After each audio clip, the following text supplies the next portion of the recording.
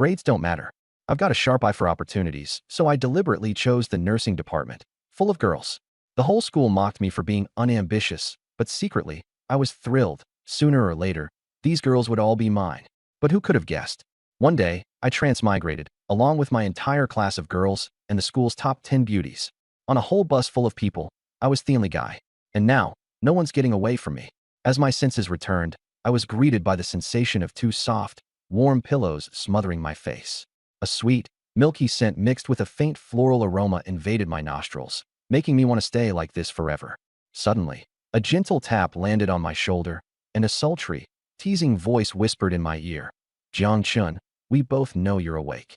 I snapped my eyes open and froze instantly. It wasn't a dream. My face was buried right in my homeroom teacher, when Rui's chest. Her body-hugging blue slip dress was on the verge of bursting at the seams. Panicking, I blurted out instinctively, "Teacher, I'm not awake yet." She mock pouted, rolling her eyes. "Stop pretending. Get up. We've got trouble." Reluctantly, I sat upright, stealing one final glimpse of her shapely silhouette. Rui's legs were crossed elegantly in her white blazer that couldn't even fully cover her curves, paired with bright red high heels that swayed playfully. She quirked a brow at me, smirking. "You got a good look yet, or do you need another second?" Darting my gaze elsewhere, I scanned the bus, and couldn't help breaking into a grin. The entire senior nursing class was here. The department's top 10 beauties were here. And me? I was the only man in this crowded space of stunning women. At the back of the bus, Lu Wanzhou, with her cotton candy pink short hair, was snoozing with her head tilted, a tiny drool stain on her lip. Her snug, sleeveless, pastel pink shirt looked like it could barely contain its contents, and beneath her denim shorts were those famous black stocking-clad, perfect legs. Dubbed the goddess of long legs, Wanzhou and I had been desk mates ever since middle school, and though we got along like siblings, neither of us ever crossed that line. Gradually, the other girls began waking up. The bus erupted into chaos. Weren't we just heading to our graduation trip? Where are we now? Before I blacked out, didn't our bus get ambushed from both ends? Wait, did we time travel? As soon as the words came out, a cold, mechanical voice boomed in everyone's minds. Welcome to the highway of endless survival. Rule 1. Teams are formed by groups of 1 to 50. Vehicles will be distributed randomly based on team sizes. Rule 2. Every person has a chance to awaken a unique ability. Rule 3. Zombies and the level of trial missions grow stronger each day. Rule 4. Beware of encountering other teams on the highway. Rule 5. A leaderboard will be published at 6 a.m. daily. The bottom 5% will be eliminated immediately. Rule 6. At 7 a.m., the entire team will be drawn into a randomized mission. Rule 7. Forks in the road lead to different trials. Rule 8. 1 hour from now, a massive zombie horde will begin chasing you. Good luck. Survive. A deadly stillness filled the air for 3 long seconds. Then came the explosion. Z-zombies. We transmigrated. Wait, eliminated. This can't be happening. I just want to go home. Wah. The bus dissolved into a whirlwind of shrieks and sobs. That's when I knew it was time to step up. Standing tall in the aisle with my 6 feet 0 inches frame, I instantly cut through the chaos. The chatter and panic faded to a hum of anticipation. Though I wasn't the class president, that role officially belonged to Wanzhou, the most trusted figure among these girls. That was him. I might just be the class fitness rep, but over the years, I'd built a reputation. I was reliable, easy on the eyes, and I treated every girl with respect and care. Even Wanzhou, self-confident as she was, always consulted me first, whether it was about big decisions or trivial matters. I clapped my hands, commanding attention. Everyone quiet. You could have heard a pin drop. All eyes were on me. Is crying gonna help? I asked coldly. Will tears take us back or make the zombies disappear? That shut everyone up.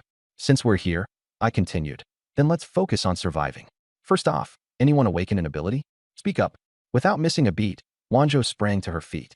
She adjusted her snug pink top, and I nearly failed to look away in time. Hands on her hips and chest out confidently, she practically glittered with pride. Little Chun, your big sis here awakened an S-tier ability. Shadow Queen S-tier. Passive, Agility Multiplier x5.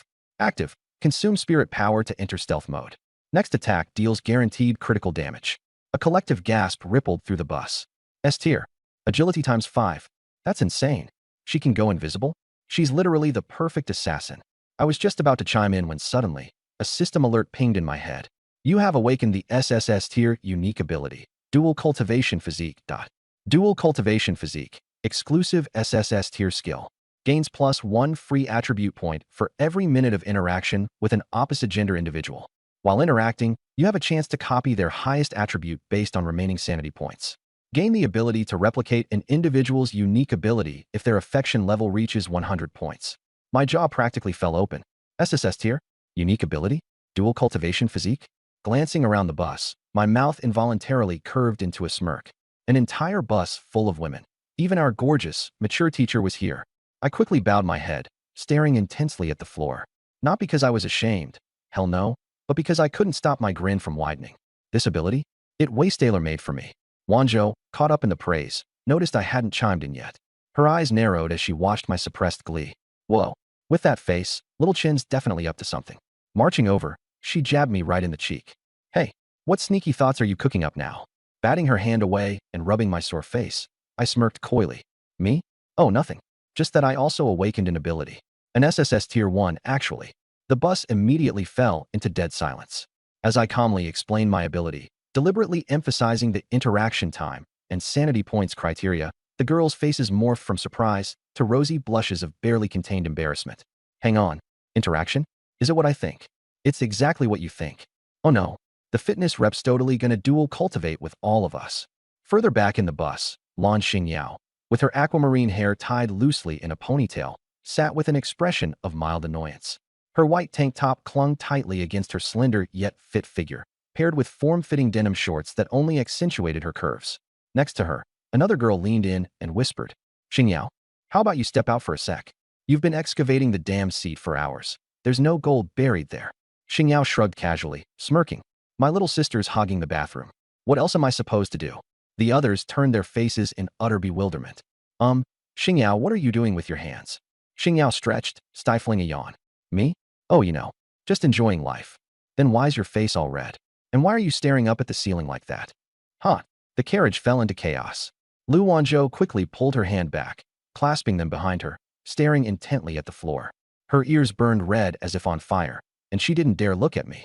On the other hand, when Rui sat gracefully, propping her chin up with one hand, a sly, knowing smile on her lips as her eyes followed me. Lu Wanzhou's heart was pounding like a drum, even faster than the time she secretly peeked at me in the shower. She refused to meet my eyes, but stubbornly muttered, Xiao Chun, I'm warning you, you can't have any funny ideas about the other girls. Otherwise, her words got stuck mid-sentence. Otherwise what? She couldn't take on this troublesome Xiao Chun anyway. And if he insisted, well, what could she do but give in? I looked at her defiant yet beet-red face and reached out to pinch her cheek gently. Don't worry. Everyone trusts me. I won't force any of you, I said calmly. She froze, crossing her arms and turning her head away with a pout. Good then, she mumbled, but then added in a voice so faint it was almost inaudible. But, if it's you, as long as you want, it's fine. Her face turned so red, it seemed blood might drip from it at any moment. Meanwhile, in the back seat, Lan Xingyao let out a wistful sigh. What a shame. I was kind of hoping the class rep would just go for it. The other girls all turned to her with synchronized astonishment. Xingyao, why on earth are you disappointed? Obviously, I'm just disappointed, she said with a deadpan expression. The awkward atmosphere lingered for a moment, until a cold and calm voice cut through it.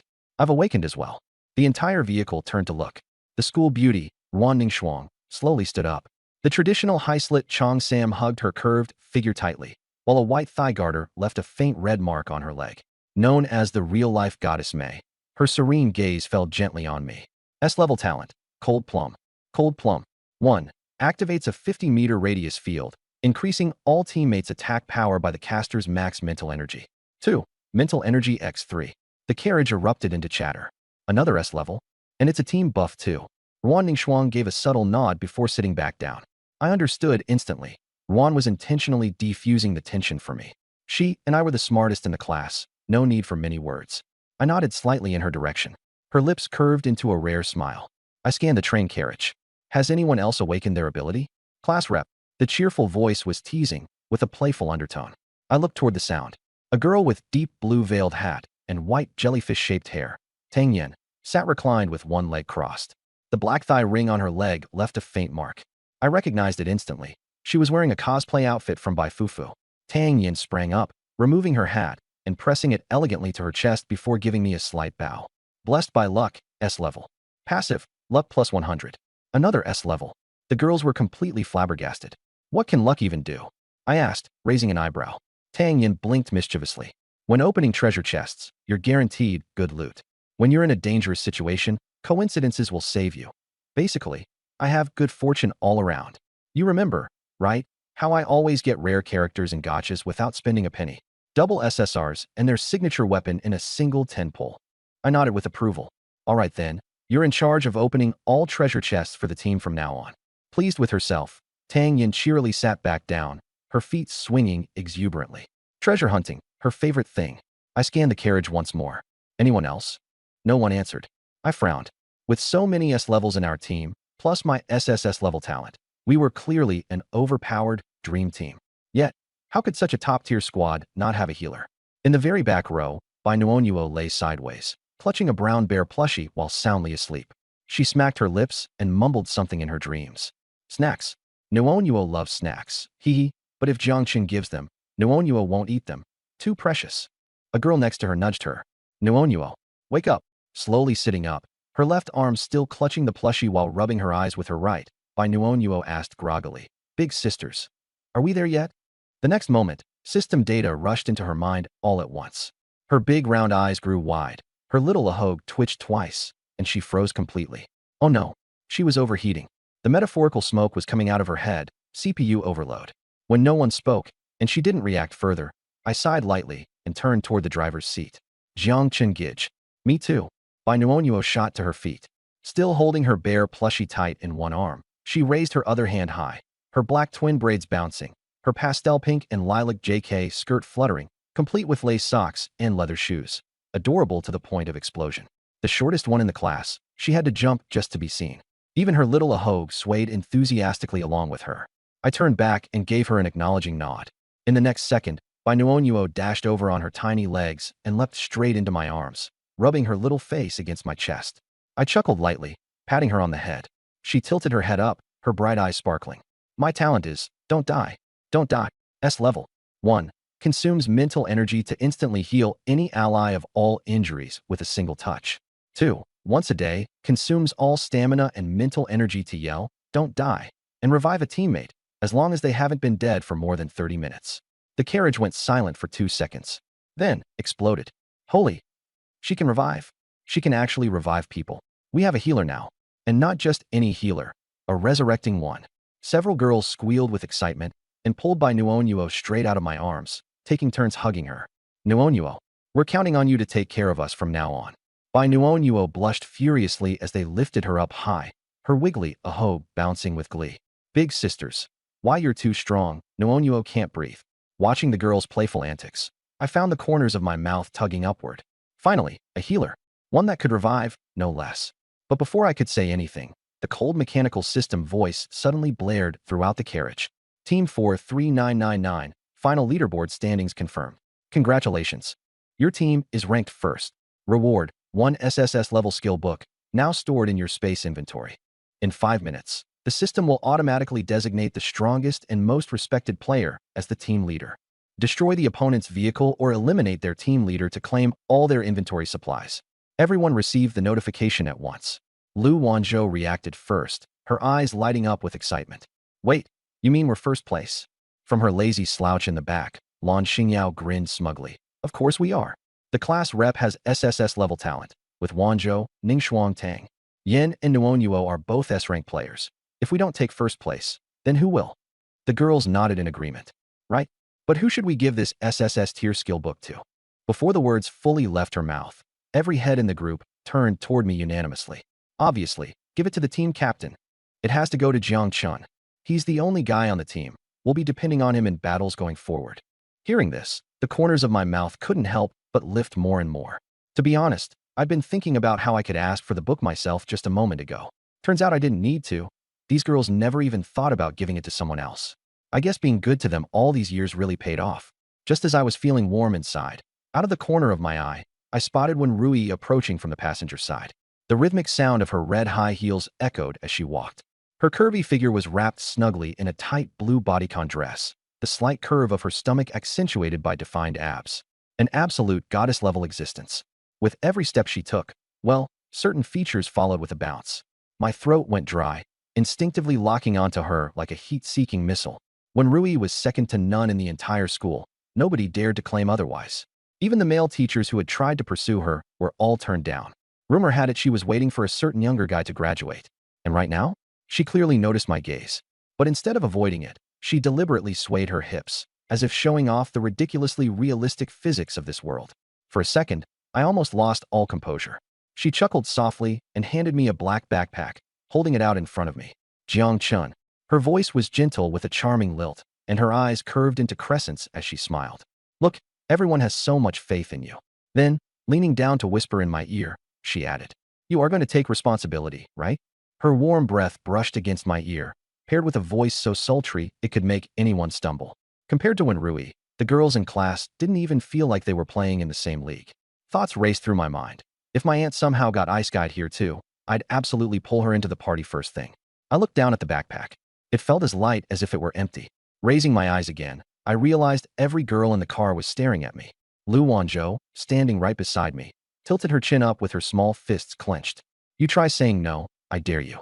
Ruan Ningxuang, on the other hand, gave me a subtle nod. For someone with her personality, that tiny gesture basically screamed approval. Bai Nuo, holding her small teddy bear, tugged at my sleeve and gave me a sweet smile, her little strand of hair swaying adorably. Tang Yin didn't say a word. She just formed a heart with her fingers toward me. The others? There were nods, thumbs-ups, basically an entire wave of unspoken encouragement. I took a deep breath, puffed out my chest, and declared, all right, listen up, everyone. No matter what happens, I'll bear the weight. As long as I'm alive, none of you will be left behind. Follow my lead, and I'll make sure we survive and make it out of here. The cabin instantly fell silent. But after a few seconds, applause erupted. Yes, our captain is amazing. I told you he's reliable. Then, Tang Yin casually dropped this bomb. If we make it back, all the 3 TB of resources on my hard drive will be saved, right? Wait, what? What kind of content is sneaking in now? Tang Yin, that's impressive. Blue Star Yao chimed in, laughing. Tang Yin, share the goods later. I almost lost it listening to their antics. This group of anime-obsessed pranksters, seriously. Turning my attention back to the backpack, I debated for a second. How was I supposed to take out a skill book? It's not like I could just reach in and grab it, right? Before I could do anything, the backpack suddenly projected a holographic screen with a light snap. 15 inventory slots, all neatly arranged, just like a game interface. The first slot glowed with a rainbow-colored book, so bright it almost blinded me. The description read, SSS Tier Skill Book X1. Without thinking, I tapped the rainbow slot. Instantly, the skill book materialized into my hand, heavy and shimmering. The girls all froze, their eyes fixed on it. Holy crap, that's so cool. Is that what an SSS Tier Skill Book looks like? Captain, hurry and use it. I clenched my hand around the book, which dissolved into a brilliant rainbow beam and shot into my body. A warm sensation surged through me in waves, making my skin tingle as it reached my head. Congratulations, you've successfully learned an SSS Tier unique skill. Black sheep wall, full map reveal /. The girls immediately crowded around me. What's the skill? What does it do? Spill it. Clearing my throat, I explained. Active effect. No mana cost, no cooldown, unlimited use. You can see all item, dungeon, and pathway information. Plus, you can view the profiles of players, NPCs, and monsters. Lu Wanzhou literally jumped with excitement, throwing an arm around my shoulder and punching my chest softly. Jiang Chun, you're insane. This is totally broken. I blinked. Wait, how does that sound like you're insulting me?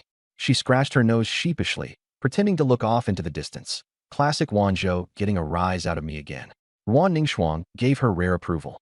Very useful. Coming from her, that was practically worship. Meanwhile, Bai Nuo tugged on my sleeve again. Jiang Chenggij is so amazing. The rest of the girls were in full-on party mode. So we can pick the easiest dungeons directly now? That's cheating. This skill is totally OP. No wonder it's SSS tier. As if on cue, several of them suddenly grinned mischievously and swarmed toward me. Captain, let me rub your arm for good luck. I want to share your luck, too. Jiang Chenggij, give me a hug. Before I could react, they'd surrounded me, tugging at my arms and pressing close. Lu Wanzhou wasn't having it. She immediately shoved everyone aside with her hands on her hips. Back off. All of you. My Jiangchen doesn't have a girlfriend yet. You're going to mess him up before he can find one. The girls burst out laughing, teasing her mercilessly. Oh wow, someone's jealous. Wanzhou, you're guarding your food way too fiercely. Haha. Queen Wanzhou lays down the law. Her face flushed red, the tips of her ears practically glowing. Who's jealous? I just think you guys are being inappropriate. He's still a precious innocent, okay? Raising an eyebrow, I pointed at myself. Me? Precious innocent. She glanced at me quickly, then lowered her elbow into my side with a subtle nudge. Say something, Jiang Chun. She's clearly leaving it up to you. I couldn't help but laugh at her adorably defensive expression.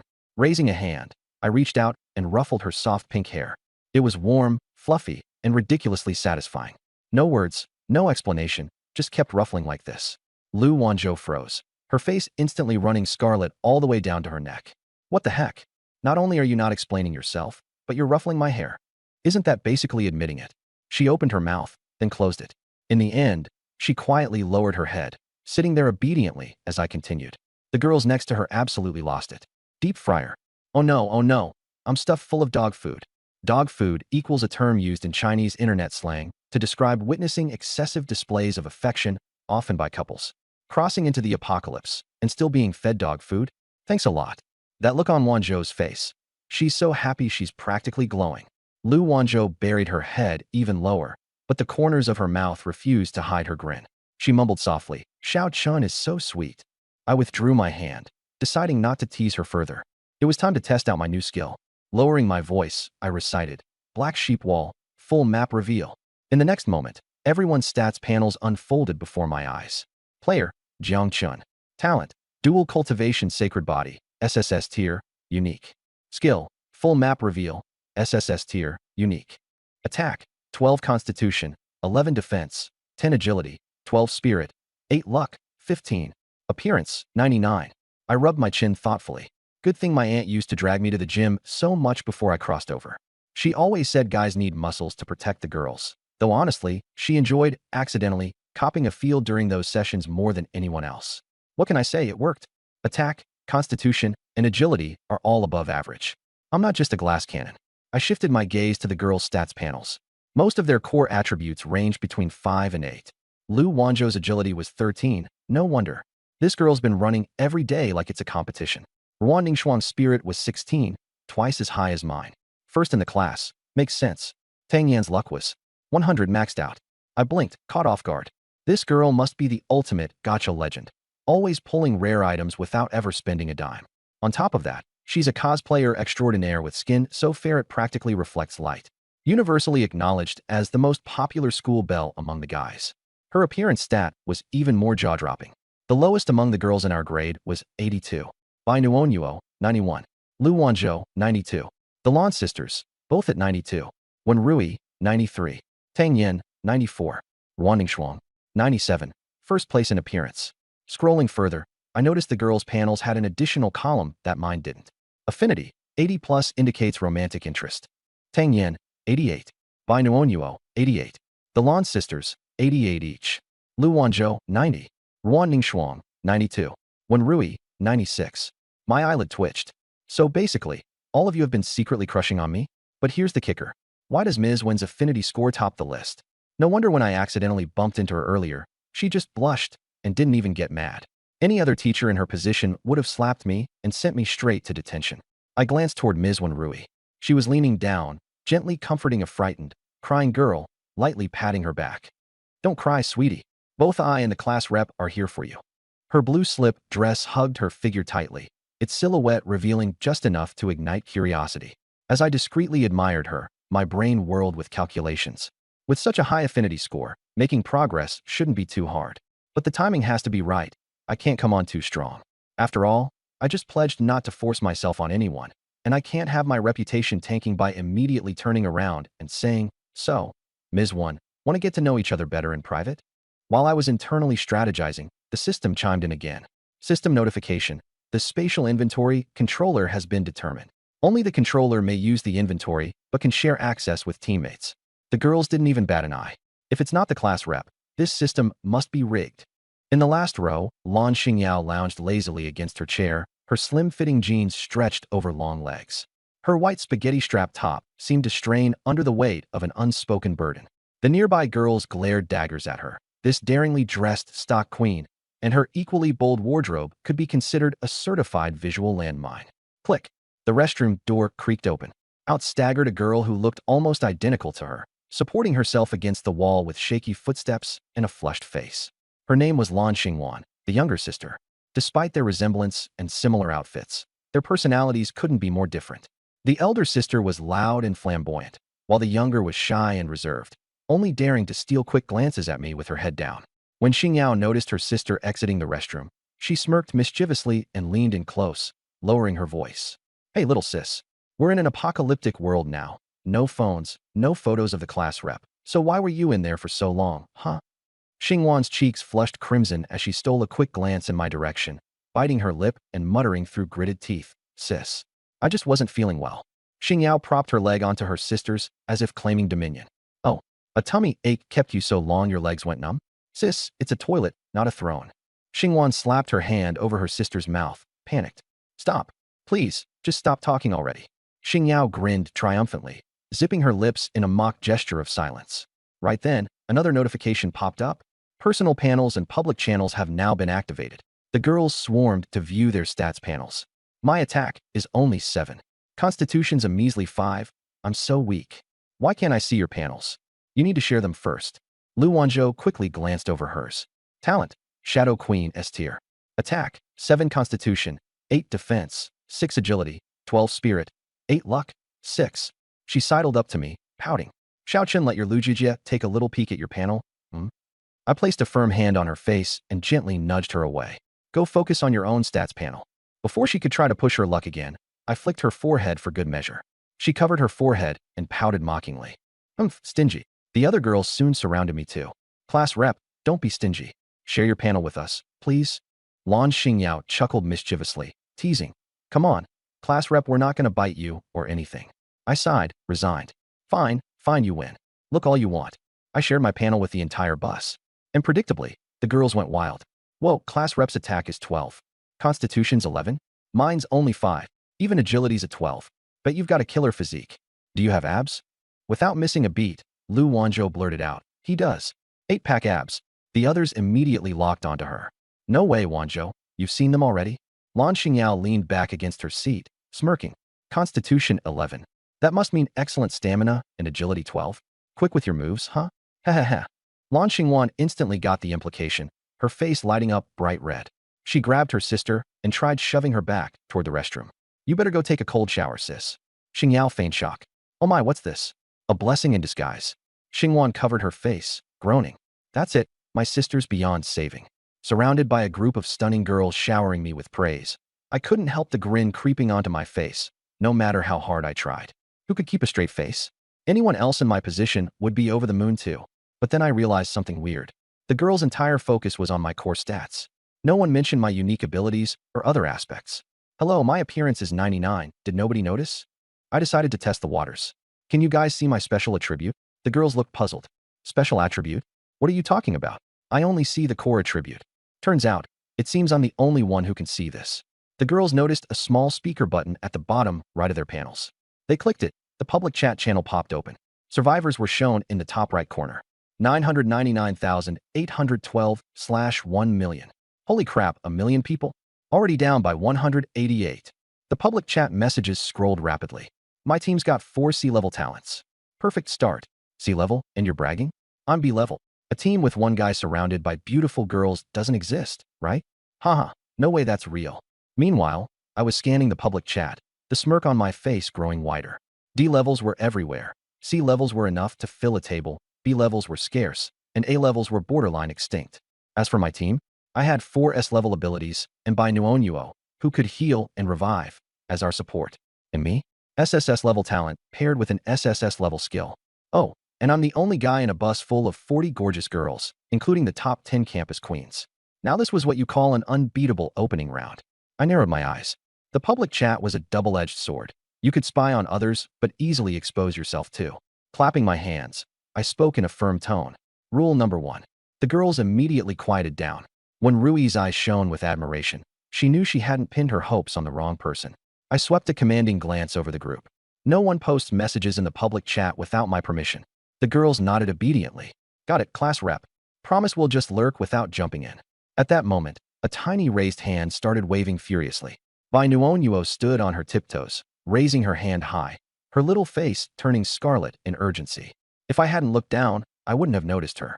Nuonuo, what's on your mind? Bai Nuonuo's hair tuft bobbed as she shyly questioned. Brother Jiangchun, is chatting with others really such a bad idea? I crouched down to meet her eye level. Nuonuo, if you had a box of delicious candy that you didn't want to share, would you go to the playground and shout, I have tons of candy, come play with me? She hugged her teddy bear tightly and shook her head. No way, they'll take all my candy. Exactly. Here, everyone is a piece of candy. The public chat isn't filled with nice people. Most of them are out to snatch the candy. If we don't yell, the candy stays ours. Nuonuo scratched her little head, looking confused. Her brain's CPU probably just overheated. But she quickly gave a determined nod. If she couldn't figure it out, there was no point overthinking it. Listening to Brother Jiangchun was always the right move. Ruan Ningxuan glanced at the bus's electronic clock, 6:06. She crossed her arms and walked over to me, her indifferent tones slicing through the air. Class rep, the zombie horde will be catching up in less than an hour. It's time to drive. The light scent of plum blossoms drifted by. I didn't even need to look up to know who it was. When Ruan said drive, she meant literally. If Lan Xingyao had suggested it, that phrase would take on an entirely different meaning. I nodded and stood, heading toward the driver's seat. Upon seeing it, I froze. I only knew how to drive a small sedan. How was I supposed to handle a giant bus? Reaching the driver's seat, my eyes lit up. Lying there was a glowing skill book. D-level driving mastery. Passive. Gain proficiency to operate all types of vehicles. No hesitation. Learn. The white glow flowed into me, and every nuance of driving seemed woven into my DNA in an instant. I twitched the corner of my mouth. Well, guess I'm officially a pro driver now. Sitting in the driver's seat, I tested the gas pedal and brakes, smooth as silk. Checking the rearview mirror, I called out, buckle up, everyone. We're moving out. The girls rushed to secure their seatbelts. Lu Wanzhou hopped into the passenger seat, her long, black-stockinged legs casually resting on the dashboard. Jiangchun, you know how to drive this big bus? Turning the key to start the engine, I replied, just learned. Her expression froze. Is that safe? I glanced at her sideways. Take a wild guess. Her legs shot back down, and she quickly fastened her seatbelt, gripping the handle like her life depended on it. With a rumble of the engine, the bus pulled onto the road. The highway stretched wide, lined with farmland and clusters of small woods. If not for the system prompts, who would have believed this was an apocalypse? We hadn't driven far before. First, 10 zombies appeared suddenly in the middle of the road. At the sound of the engine, they snarled and lunged toward us. Activating full map unlocked. Zombie stats popped up in my view. Normal zombie D-level. Attack, 20 constitution, 25. Defense, 5 agility, 8. Weakness, head. My brows furrowed. These stats were leagues above most of the girls in the group. Without Ruan Ningxuan's buffs, just one of these zombies would have the girls fighting for their lives barehanded. Take by Nuonuo, for example. With her attack power of 5, she wouldn't even scratch a zombie's defense. A new prompt from Full Map Unlocked appeared. D-level Wilderness Treasure Chest. Defeat the guarding zombies to obtain it. Sure enough, hidden in the bloodied grass behind those zombies was an old, blood-stained wooden chest. While keeping one hand on the wheel, I relayed the info to the group. Sharp intakes of breath rippled through the bus. Holy crap, attack power of 20. Aside from the class rep and Wanzhou, who else can take them on? Fear started to spread. I gently pressed the brakes, bringing the bus to a halt about 300 meters from the zombies. Now we could get a good look. Ashen, decayed skin, bulging milky eyes. One of them was missing half its face, exposing a blackened jawbone and cheekbone. The stench of decay wafted in through the bus's window cracks. It smelt like a dead rat soaking in a sewer. Lu Wanzhou jolted, holding onto my arm tightly, pressing it firmly between her softness. Watching zombies in movies was one thing. Seeing them like this up close was entirely different. Jiangchun. Her voice trembled. The other girls weren't faring much better. Some covered their mouths, others turned away, and a few even started gagging. But Tangyan, she wasn't scared at all. Instead, she pressed her face to the window, staring at them in awe. Wow, real zombies. They look just like the ones in The Walking Dead. Why do they even seem a little cute? The rest of the girls were dumbfounded. Tang the Lucky Charm, your definition of cute needs a serious revision. I felt Lu Wanzhou's shaking fingers clawing at my arm, so I patted her hand gently. Don't worry, I'm here. She gave a faint MHM, but she still clung tighter. It took some effort, but I finally managed to free my arm, still warm from the, contact. A faint, creamy sweetness lingered in the air. I stood up, quickly glancing around the bus. Stay calm, I said. The girls looked up at me, their faces filled with a mix of fear and uncertainty. Remember, sure, the zombies are tough, but we have our class rep. I reassured them, turning my gaze to Ruan Ningxuan. She sat there with her arms crossed, giving a composed yet affirming nod. Ningxuan's mental power is at 16. When she activates her field, each of you gets a plus 16 to your attack power. The bus fell silent. One of the girls started calculating on her fingers. Wait a second, my attack is at 7. If I had 16, that's 23. That's stronger than a zombie. Damn, then what are we even afraid of? The fear on their faces quickly shifted to disbelief and excitement. I pressed on. Lei Zhou's ability lets her go invisible. Plus, her next strike is guaranteed to crit. With the class reps buff, her attack power jumps to 23, which means we'll have an invisible assassin in the group who can one-shot a zombie. The bus erupted in a mix of astonishment and new energy as all eyes turned to Lu Wanzhou. Even Wanzhou herself froze in shock, pointing to her nose, stammering, "W8.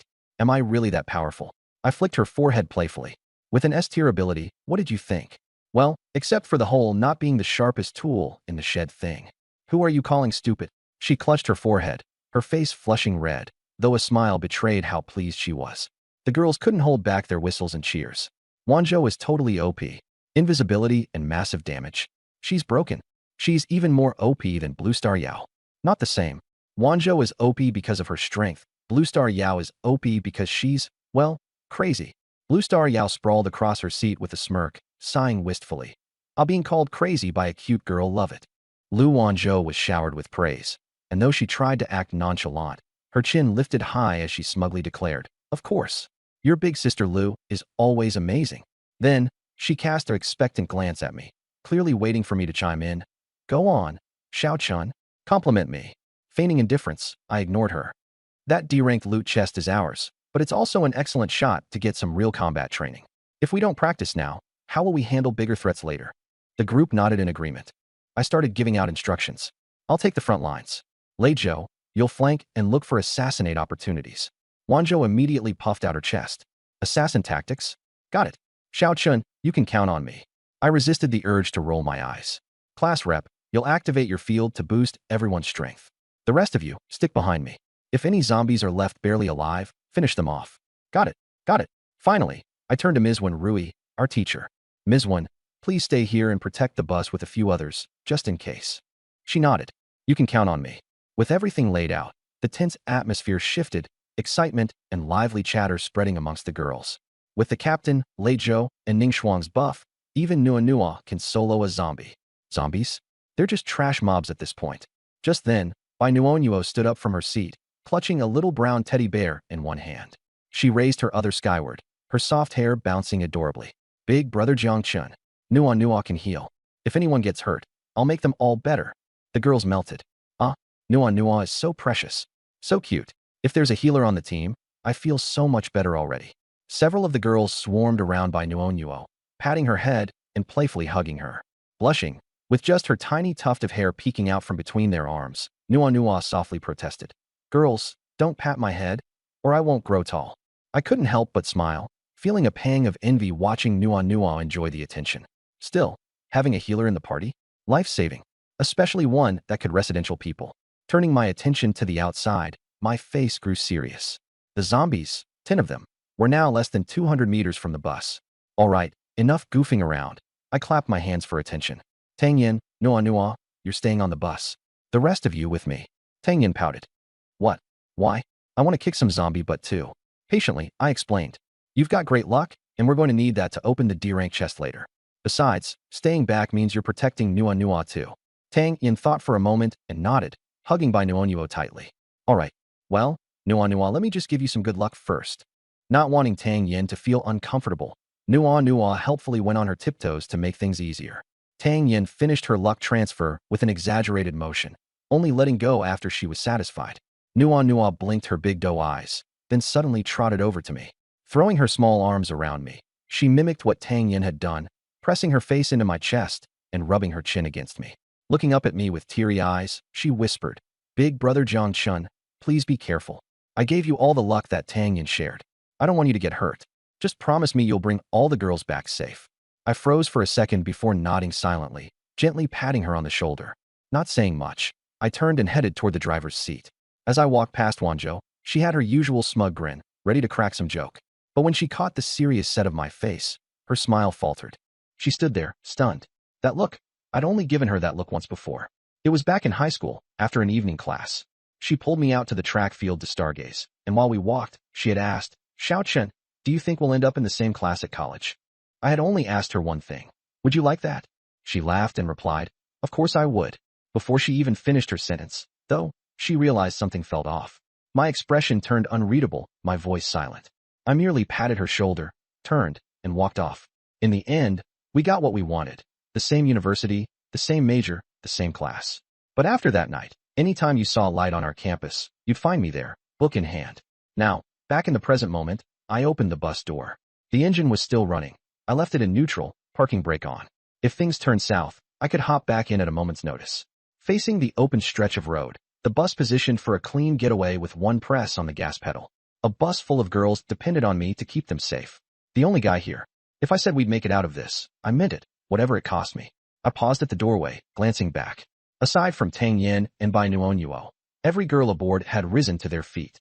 Some had sweaty palms. Others looked like their hearts were about to leap out of their chests. But none of them hesitated. Pleased, I nodded, stepping off. Everyone move out. I was the first to leap off. The cool night air filled my lungs, laced with the foul stench of rot, as Lu Wanzhou followed hot on my heels. Next up is teacher Wan Ningxuang, then teacher Wen Rui, and finally the other girls. About 40 people poured out of the bus, lining up on the roadside, all staring intently at the 10 approaching zombies.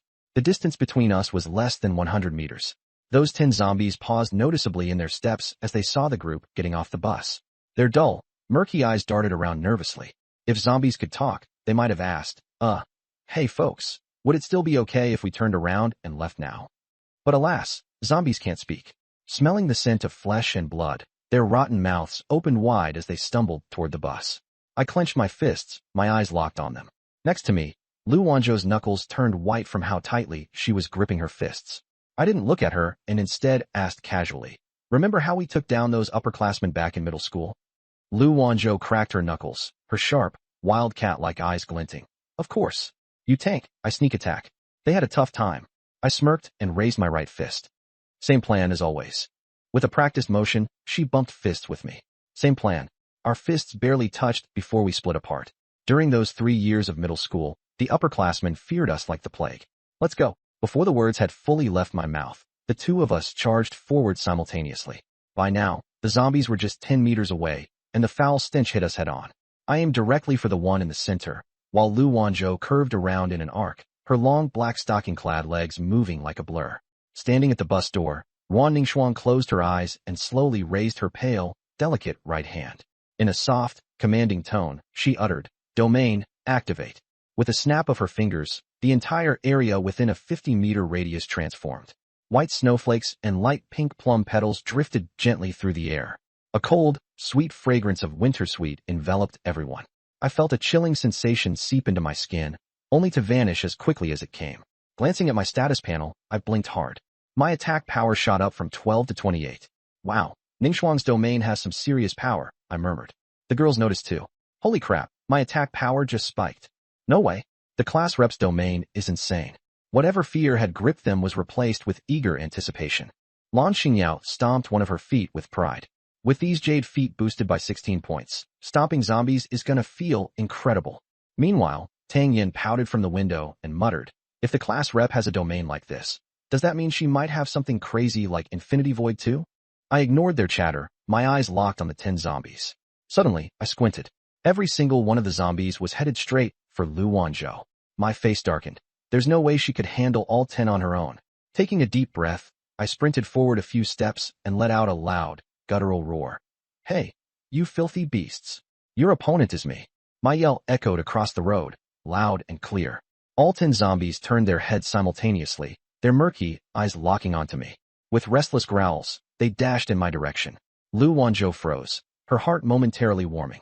"Stupid Xiaoqing, always sticking your nose where it doesn't belong." A fierce gleam appeared in her eyes, and she activated her innate ability, Shadow Queen. With a gust of wind, she vanished on the spot. The zombies didn't even notice. Their entire focus was on me.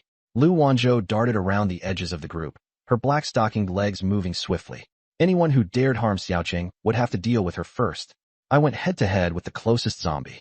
At less than 3 meters away, the stench was unbearable, making me want to retch, but I pressed on. Being the only boy in the class, how could I back down? Letting the girls take the lead? Not a chance. The zombie lunged at me, its claws aiming for my face. With my agility stat at 12, far superior to the zombie's 8, I easily sidestepped and countered with a swift kick to its knee. Crack. The sound of bone snapping was sickeningly crisp. Its knee bent backward, and the jagged bone pierced through the skin, leaving the creature sprawling on the ground. One kick to disable its leg, rendering it helpless and flailing. I had no time to finish it off, though. Another 9 were closing in fast. I took off running, leading the group in circles. Rule number 1, never stop moving. Having no weapons, I only had my bare hands and feet. If they surrounded me, I was done for. Dying was one thing. Nua could probably revive me. But if I went down even for a few seconds, what if the girls panicked and things spiraled out of control? No, I couldn't let that happen. Gritting my teeth, I kept them chasing me. Suddenly, Lu Wanzhou reappeared behind the one I'd disabled earlier. Her short pink hair fluttered in the wind, a sly grin spreading over her face. With the class rep's domain boost, her attack power soared to 23, more than enough. The zombie, still disoriented, never saw it coming. Without hesitation, she stomped down hard. Bang! Its head exploded like a watermelon underfoot. The remaining 9 immediately turned their attention to her. Lu Wanzhou raised her chin with a smug expression, as if to say, "Did you see that? Your big sis Lu is a force to be reckoned with." But she didn't have much time to gloat before vanishing again, as all 9 zombies charged at her. Her disappearance left them confused, stumbling about aimlessly. Using their disorientation, she pounced on the next closest one. Grabbing its head with one hand and sweeping its leg out from under it with the other, she slammed its skull into the pavement with brutal force. Squish! Another one down. Effortless and elegant, this rebellious teenager clearly wasn't new to fights. What followed was a tag team performance, one in the open and the other in the shadows. I drew their aggression while she delivered the killing blows. Our movements were so fluid, we could have been rehearsing this for years. In under 5 minutes, we had taken out 5 more zombies. But the remaining 3 were wising up. Instead of chasing me, they turned their sights on the group of girls. With a burst of speed, I landed a precise side kick to each of their knees. Crack, crack, crack. 3 sets of knees buckled inward, leaving them crawling on the ground. Lu Wanzhou prepared to stomp one of them, but I caught her leg midair. Hold it, I said firmly. She blinked, her face turning slightly red. Not finishing them off? What? Saving them for the holidays. Gently lowering her leg. Honestly, it felt great. I motioned with my head toward the bus. Let the girls handle the rest. They've got buffed attack stats, perfect for practice. How else are they going to gain experience if we do all the work? Wanzhou nodded, panting lightly. The last fight had used up a significant chunk of her energy. She massaged her temples, inwardly resolving to get stronger. If we encounter something tougher in the future, she might not even be able to keep up. In that moment, she suddenly thought of my innate ability, dual cultivation Saint Physique. Her face flushed, and she quickly lowered her head, pretending to inspect the zombies. It didn't need saying. Everyone knew what dual cultivation implied. Meanwhile, I watched the zombies crawling toward the girls. Among them, Lan Xingyao was the most eager, practically skipping up to the undead. I pointed at them. These 3 are yours. Your attack power's up, time to see what you've got. Don't worry, Wanzhou and I will keep watch. Lu Wanzhou gave a thumbs up in agreement. Ladies, don't chicken out. Aim for the head, 1 kick per zombie. I'm going first. Lan Xingyao rushed out ahead. A zombie lunged toward her with gnashing teeth and claws, but she raised her foot and stomped. And while stomping, she cursed furiously. Scaring me, huh? You ugly thing. With my 22 attack power feat, if I don't stomp you dead, I'll stomp you into submission. Bang. The head exploded immediately. She turned to raise an eyebrow at her younger sister. Come on, sis. It's super satisfying. With someone leading the charge, the other girls immediately surged forward. 20-something fancy shoes bombarded zombie heads furiously. I hit one. Hey, you stepped on my foot. Wait, who just grabbed my butt? Xingyao, was it you again? Lan Xingwan pushed her way into the frenzy, biting her lip as she stomped down hard. Crunch. That half-crushed head was completely flattened. Big sis, I got one. Lan Xingyao patted her little sister's head. Not bad. That's the spirit, little sis. 3 zombies reduced to mush with 0 casualties. After scanning the area to confirm no threats remained, Lan Xingyao nodded toward Ruan Ningxuang. Ruan withdrew her domain skill, rubbing her temples with a faint frown.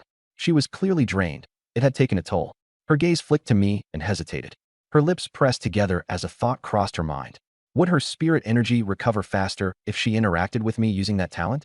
Her face flushed slightly. How could any girl just ask something like that outright? Feeling secure now, she finally relaxed with a deep breath. But her back ached, and her legs were dying from the repeated running. Her calves were even starting to cramp. Her constitution was still too low. All the attack power in the world wouldn't matter if her stamina couldn't keep up. She'd have to find ways to boost her physical fitness quickly. Meanwhile, Lu Wanzhou strolled over with her hands behind her back. Xiaoqin, put out your hand. I eyed her suspiciously. What are you up to now? She rarely acted this coy. Just do it. I gave in, extending my hand. I'd watched this brat grow up, after all. Might as well indulge her. She carefully dropped 3 coins into my palm. Here, your big sis Lu, just pick these gold coins up. See if they're useful. The coins were slightly larger than quarters and solid in weight. I activated the map, and an interface popped up. Survival coins, the universal currency in this apocalypse world. Useful for upgrading vehicles or buying supplies from NPCs. Got it. If you see more of these, pick them all up. They're super valuable. The girls nodded in unison. Yes, Captain. Lan Xingwan stood on the outskirts of the group, sneaking glances at me. When sunlight cast over my face, her heart skipped a beat. She silently resolved. Gather as many survival coins as possible. Personally hand them over. Maybe even let our hands touch. Her head dipped quickly, afraid her thoughts might be exposed. Lan Xingyao caught on immediately, shaking her head with exasperation. If you like him, just go for it. If it weren't for you, I'd have already bagged him myself. At this moment, Bai Nuonyuo stepped off the bus under Tang Yan's guard, clutching her little teddy bear. She rushed up to each girl, checking them over. Big sis, are you hurt? Nuonyuo will heal you. Standing on tiptoes, she gently patted each one's arm. After confirming no one was injured, she finally ran up to me. Brother Jiangchen, are you hurt? I almost ruffled her hair, but paused after seeing the blood on my hands. I'm fine. She took out a small handkerchief, tenderly wiping the blood off my hand. Then she placed it atop her head. Really? You're not hurt anywhere. I rubbed her head gently and shook mine. Still unsatisfied, she reached out and patted my arm. Then suddenly, her tiny hand brushed against, somewhere unexpected, and she froze completely. Looking down at her hand, her entire face turned an explosive shade of red. Flustered, she quickly pulled her hand back and hid behind her teddy bear. No injuries, that's good. Then, Lan Xingyao's eyes lit up mischievously. Hey Nuonyuo, how'd it feel? Come on, spill. I'll give you all my snacks. Bai Nuonyuo buried her face into the stuffed bear, leaving only her little tuft of hair sticking out. Lan Xingwan immediately dragged her sister aside, tugging her by the ear. Can you stop embarrassing us with your inappropriate jokes? Tang Yin playfully teased Bai Nuonyuo. Nuonyuo, are you sure you're not secretly in love with him? Nuonyuo muttered shyly. Of course not. I'm just worried about Brother Jiangchun. Lu Wanzhou crossed her arms, pouting. Not fair. I haven't even touched him yet, and Nuonyuo already got the first move. She suddenly turned, determined. Well, now it's my turn. Big sis, that was an accident for Nuonyuo. Why are you making this weird? She tilted her head defiantly, her ears turning bright red. I couldn't resist teasing her. What's up, Sister Lu? Feeling desperate? Trying to charm me now? That's against the rules. You did say we were sworn siblings, didn't you? But my gaze lingered on her long legs for just a second. Then again, exceptions can be made for the right price. Her flustered stammering gave her away. Who's desperate? As if, get over yourself. Feigning relief, I said, good. Guess I'll save my charm for someone else, then. She grabbed my ear instantly. You wouldn't dare, you jerk. At this point, I'd already gathered enough confirmation of her feelings. Maybe my dual cultivation body constitution wouldn't go unused after all. When Rui stood nearby, leaning against the bus with her arms crossed, giving us an amused smirk. She even licked her lips slightly. What on earth was she thinking? The girls gleefully rallied around the blushing Bai Nuonyuo. Nuonyuo, how could you prioritize him over us? I can't believe Nuonyuo is the first to make her move. Nuonyuo scurried behind me, clutching my shirt tightly. Being behind Brother Jiangchun was the safest place in the world to her. When Rui walked over gracefully, the tapping of her red-bottomed heels echoing. Jiangchun, don't push yourself too hard, she said with a calm smile. I nodded, but my eyes involuntarily flicked toward her. She didn't shy away or evade my gaze, either. But with the other girls watching, I didn't dare stare too long. All right, everyone back on the bus. We're running out of time. I'll go grab the loot box. Lu Wanzhou trailed after me without a word. We pushed through some brush to reveal an old wooden chest, worn and weathered. I bent to lift it. It was heavy. She grabbed the other side, carefully averting her gaze, cheeks still flushed crimson. It was obvious she wasn't upset, just embarrassed. I decided to test the waters. Wanzhou, interested in earning a few free attribute points? Her ears turned red instantly, and she gnawed on her lip without answering. She was waiting for me to ask again, clearly. As we approached the bus, she couldn't hold it in anymore and gave me an annoyed little kick. Stupid Jiangchun. I already told you. You're not allowed to pull any stunts with the other girls. Her voice faltered, getting quieter. I didn't say you couldn't with me. Her meaning, clear as day, made me grin slyly. The bus rumbled to life again, with her at the driver's seat. It was a straight, flat road. If even zombies could drive here, so could she. I paused to pat her shoulder, leaning in to whisper near her ear. Keep it steady. When we open that loot box, I'll help you boost your stats. The tiny upward curve of her lips said it all. We placed the chest in the middle aisle, instantly drawing all the girls over like moths to flame. Tang Yin crouched down, rubbing her hands together. Leave the unboxing to me, the lucky charm of the group. She knocked on the chest. Ding. An icy, mechanical voice boomed in every player's mind. Server announcement. Team 43999 has become the first team to completely eliminate the D-grade treasure chest zombie guards with 0 casualties. Bonus reward. 1 additional D-grade treasure chest. The announcement repeated thrice, and the public chat went wild. Who the hell is 43,999? So OP. How long has the game been on? And they're already the first to clear with 0 casualties. People have been dropping like flies over here. We had to abandon the D-grade chest entirely. Any guys in this super team? Asking as a flight attendant skilled at survival. Recruiting? I'm rocking a C-grade talent. Y'all need to stop sucking up. Do you really think they'd even consider you? The girls circled around the virtual display, laughter filling the air. They can't even handle regular zombies? And they lost multiple people? Brutal. Guess all they've got are the class monitor and the sports director. Bai Nuonuo tugged at my sleeve. Brother Zhangchun, we're so amazing. I patted her head with a chuckle. Lan Xingyao lounged lazily in her seat, pretending to puff on an imaginary cigar. Is this what it means to feel the loneliness of being at the top? Lan Xingwan, her little sister, couldn't help but chime in, undermining her bragging. Big sis, all you did was finish off one zombie that the sports director had already crippled. Lan Xingyao's smug expression cracked instantly. Tang Yan's eyes sparkled with excitement. Let's open the chest already. I retrieved the system reward from our inventory storage. The 2 battered wooden chests were now lined up in the aisle. Immediately, the girls swarmed around. Let Tang Yin do it. I can't take the suspense any longer. Tang Yin crouched in front of one of the chests, stretching out her hand, but then pulling it back hesitantly. Her ears flushed as she hesitated. Why aren't you opening it, Tang Yin? Bai Nuonuo asked, leaning closer. Tang Yin sis, Nuonuo is cheering for you. Lan Xingwan licked her dry lips. It'd be a miracle if we pulled out water from the chest. I'm dying of thirst here.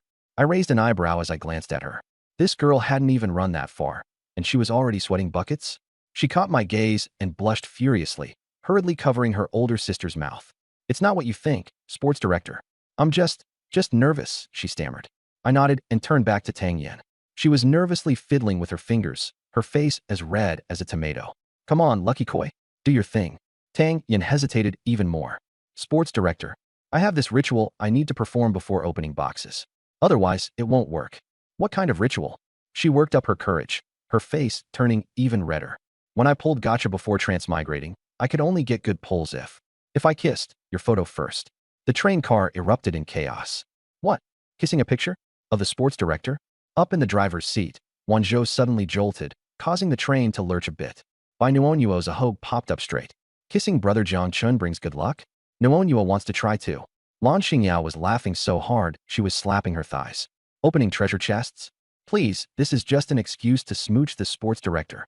Tang Yin panicked, waving her hands. No, I'm serious. I swear I'm not making this up. Her protests only made the girls laugh even harder. When Rui, sitting cross-legged in her sleek, red-bottomed heels, laughed softly behind her hand. For the sake of the team, the sports director surely wouldn't mind, right? At that moment, 2 of Tang Yan's dorm mates elbowed their way over. Sports director, Tang Yan's not lying, we swear. We've seen her do it. She always kisses your picture like her life depends on it before every draw. There was this one time she forgot, and her guaranteed pull completely went off banner. After that, she always kissed it furiously for 3 whole minutes. Every 10 pull, double rare drops, guaranteed. The train car fell silent. Everyone's eyes were fixed on Tang Yin. She bowed her head so low it nearly touched her chest, as if trying to disappear. She snuck a glance at me, her eyes filled with trepidation. She was terrified I'd look at her with disgust, but I only smiled. I tilted her little hat back into place and gently pinched her cheek. It's fine. You're just doing this for the team. Go ahead. Tang Yin stood there, stunned for a moment before her eyes lit up.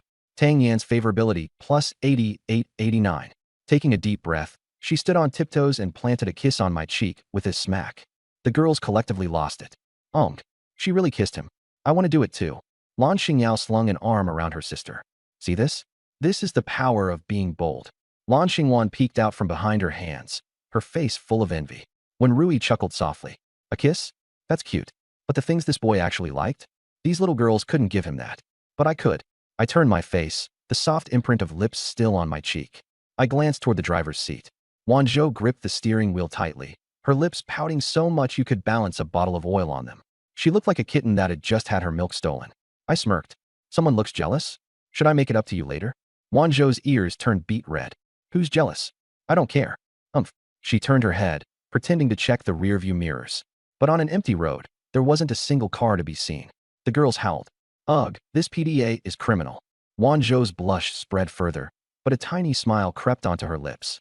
For him to say he'd compensate her publicly was practically like making it official. I tapped my cheek. Just one kiss? How about a few more? Tang, Yin mumbled softly. Oh, one's enough. All right then. Go ahead. She rubbed her hands together enthusiastically. Come on, good luck. Give me that loot. She yanked the chest open. Loot. Bottled water X40.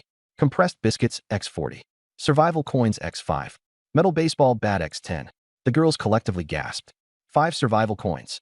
The lucky koi strikes again. I picked up one of the bats, giving it a few test swings in the air, hearing the satisfying whoosh of it slicing through. Not bad. All right, next. Tang, Yin raised a finger. Sports director, 1 kiss per chest. Feigning a serious cough, I nodded. Fine. Go ahead. This time, she kissed the other cheek. Back at the driver's seat, Wanzhou's pout deepened. But she understood. He was doing all this for the team. Still, if anything, she had to secure her spot as the top lady in his heart. The girls erupted in cheers again as a shaft of green light burst from the second chest. Loot. Bottled water X40. Bread X40. Survival coins X6. Sea gray blade. Thunder X1. Tang, Yin hurriedly held up a sleek black blade. Sports director, this sword looks awesome. Taking the katana from her, I activated its skill. Blade. Thunder, C grade. Attacks inflict lightning damage and have a 20% chance to paralyze. Attack plus 10. Adding the sword to my base stats and the scholar's field buff ability, my attack was now at 38. 1 slash, and zombies would fall apart like tofu. The girls were beside themselves. 10 extra attack points. God tier weapon. So kissing the sports director really works? I want to try too. They swarmed Tang Yin with kisses and praises while I stood awkwardly outside the circle, wishing I could trade places with her. Ruan Ningxuang silently lingered in the shadows, watching the commotion unfold. Walking over with a calm demeanor, I spoke coolly. Captain, take this sword. Top-tier gear goes to you and the class leader first. The girls around chimed in with agreements. I didn't stand on ceremony and strapped the sword onto my back. Wow, it's like it was custom-made for you. Lan Xingwan blushed slightly and ran off to the bathroom again. I opened my inventory and said, Teacher 1, you'll manage our supplies from now on. When Rui stood up, her tight pencil skirt accentuated her mature figure as she gracefully approached. Sure, she replied succinctly. She leaned closer to whisper in my ear. Thanks for trusting me, little brother. Then, with a confident sway of her hips, she returned to her seat. I inhaled sharply. Any woman with Rui in her name is bound to be extraordinary. I glanced at the watch, 6:25 a.m. Everyone eat something. We're entering the zone at 7. When Rui distributed supplies, discreetly giving extra bread to Wanzhou and me. You two need to eat more. You worked the hardest earlier. I walked to the driver's seat, handing a piece of bread to Wanzhou. She bit into it wholeheartedly, her cheeks puffing out like a hamster. 6:26 a.m. Just 30 minutes to go. Staring ahead, I murmured, Black Sheep Wall. A flow of information flooded my brain. Instance difficulty, sea level. Enemies, regular zombies times 30. Mutated sanguine zombie times 1. Estimated mortality rate, 20% to 30%. The bus would crash through a guardrail and land on the rooftop of a supermarket. On the rooftop, 30 zombies were waiting. Touch any shelf, and they'd collapse, bringing all the zombies down with them. My face turned dark immediately. Out of 41 people, 8 to 13 lives would be lost. I abruptly stood up. Listen up, everyone. The bus fell silent. I shared the information about the instance. The girls' faces turned pale in unison. The first instance is already this brutal? We're going to lose over 10 people. I raised a hand to quiet them. Calm down. Turning to Wanzhou, she immediately walked over, standing by my side with her almond-shaped eyes resolute, standing firm. Even if the sky fell, she'd always be my unyielding support. I reached out to hold her hand. Her fingertips trembled, her face turned beet red, but she gripped my hand tight in return. I'll use my ability to enhance my strength and Wanzhou's to prepare for the fight. The bus erupted into chatter. Wanzhou agreed to it. She's claiming the main role now, huh? Despite Wanzhou's scars of embarrassment turning her cheeks a deep crimson, she haughtily tilted her chin up. I'm not stepping back. Not even Jesus would change that. When Rui bit her lip, envy flashing in her eyes, Lan Xingyao teased. Girl, Looks like you're settling for second place. Lan Xingwan's heart was pounding so hard she could barely stand still. I directed my gaze to Ruan Ningxuang. Class rep, come over here. I'll teach you how to drive. At exactly 6:55, activate your defensive field to enhance Wan Zhou's attack power. Ruan Ningxuang climbed into the driver's seat without a word. As expected of a straight A student, she understood after just one demonstration. Remember, 6:55 on the dot. She glanced up at me. Got it. A faint blush appeared across her fair cheeks. The other girls couldn't resist teasing. Is the class rep part of the play too? Clearing my throat awkwardly, I shifted my attention back to Wan Zhou. She fidgeted with her clothes, stealing a glance at me occasionally, like a kitten that couldn't wait to pounce. Taking her hand, I said, "Come on, let's head upstairs." She obediently followed me up to the second floor. Low chuckles rippled through the bus. Oh wow, they're starting already. Go Wan Zhou, you got this. Captain, don't surrender midway. Lan Xingyao clicked her tongue. See? Take notes. This is the advantage of being proactive. Lan Xingwan buried her face in her hands, speechless. Bai Nuonyuo hugged her teddy bear, looking up at the stairs, her little hair bobbing slightly. Big brother Jiangchun, where are you and sister Wan Zhou going? Tang Yin quickly covered her ears. Don't ask Nuonyuo. When Rui gazed at the staircase, her expression complicated. The second floor was filled with bunk beds, the narrow corridors allowing only one person to pass at a time. We walked to the very last bottom bunk. I took a seat, and Wan Zhou sat down next to me. Our shoulders touched, and the gentle swaying of the bus brought us closer. Turning to her, I spoke with both warmth and sincerity. Wan Zhou, I will keep every promise I made to you. If you feel uncomfortable, we can. Before I could finish, she gave me a fierce yet playful glare. At this point, why are you even asking?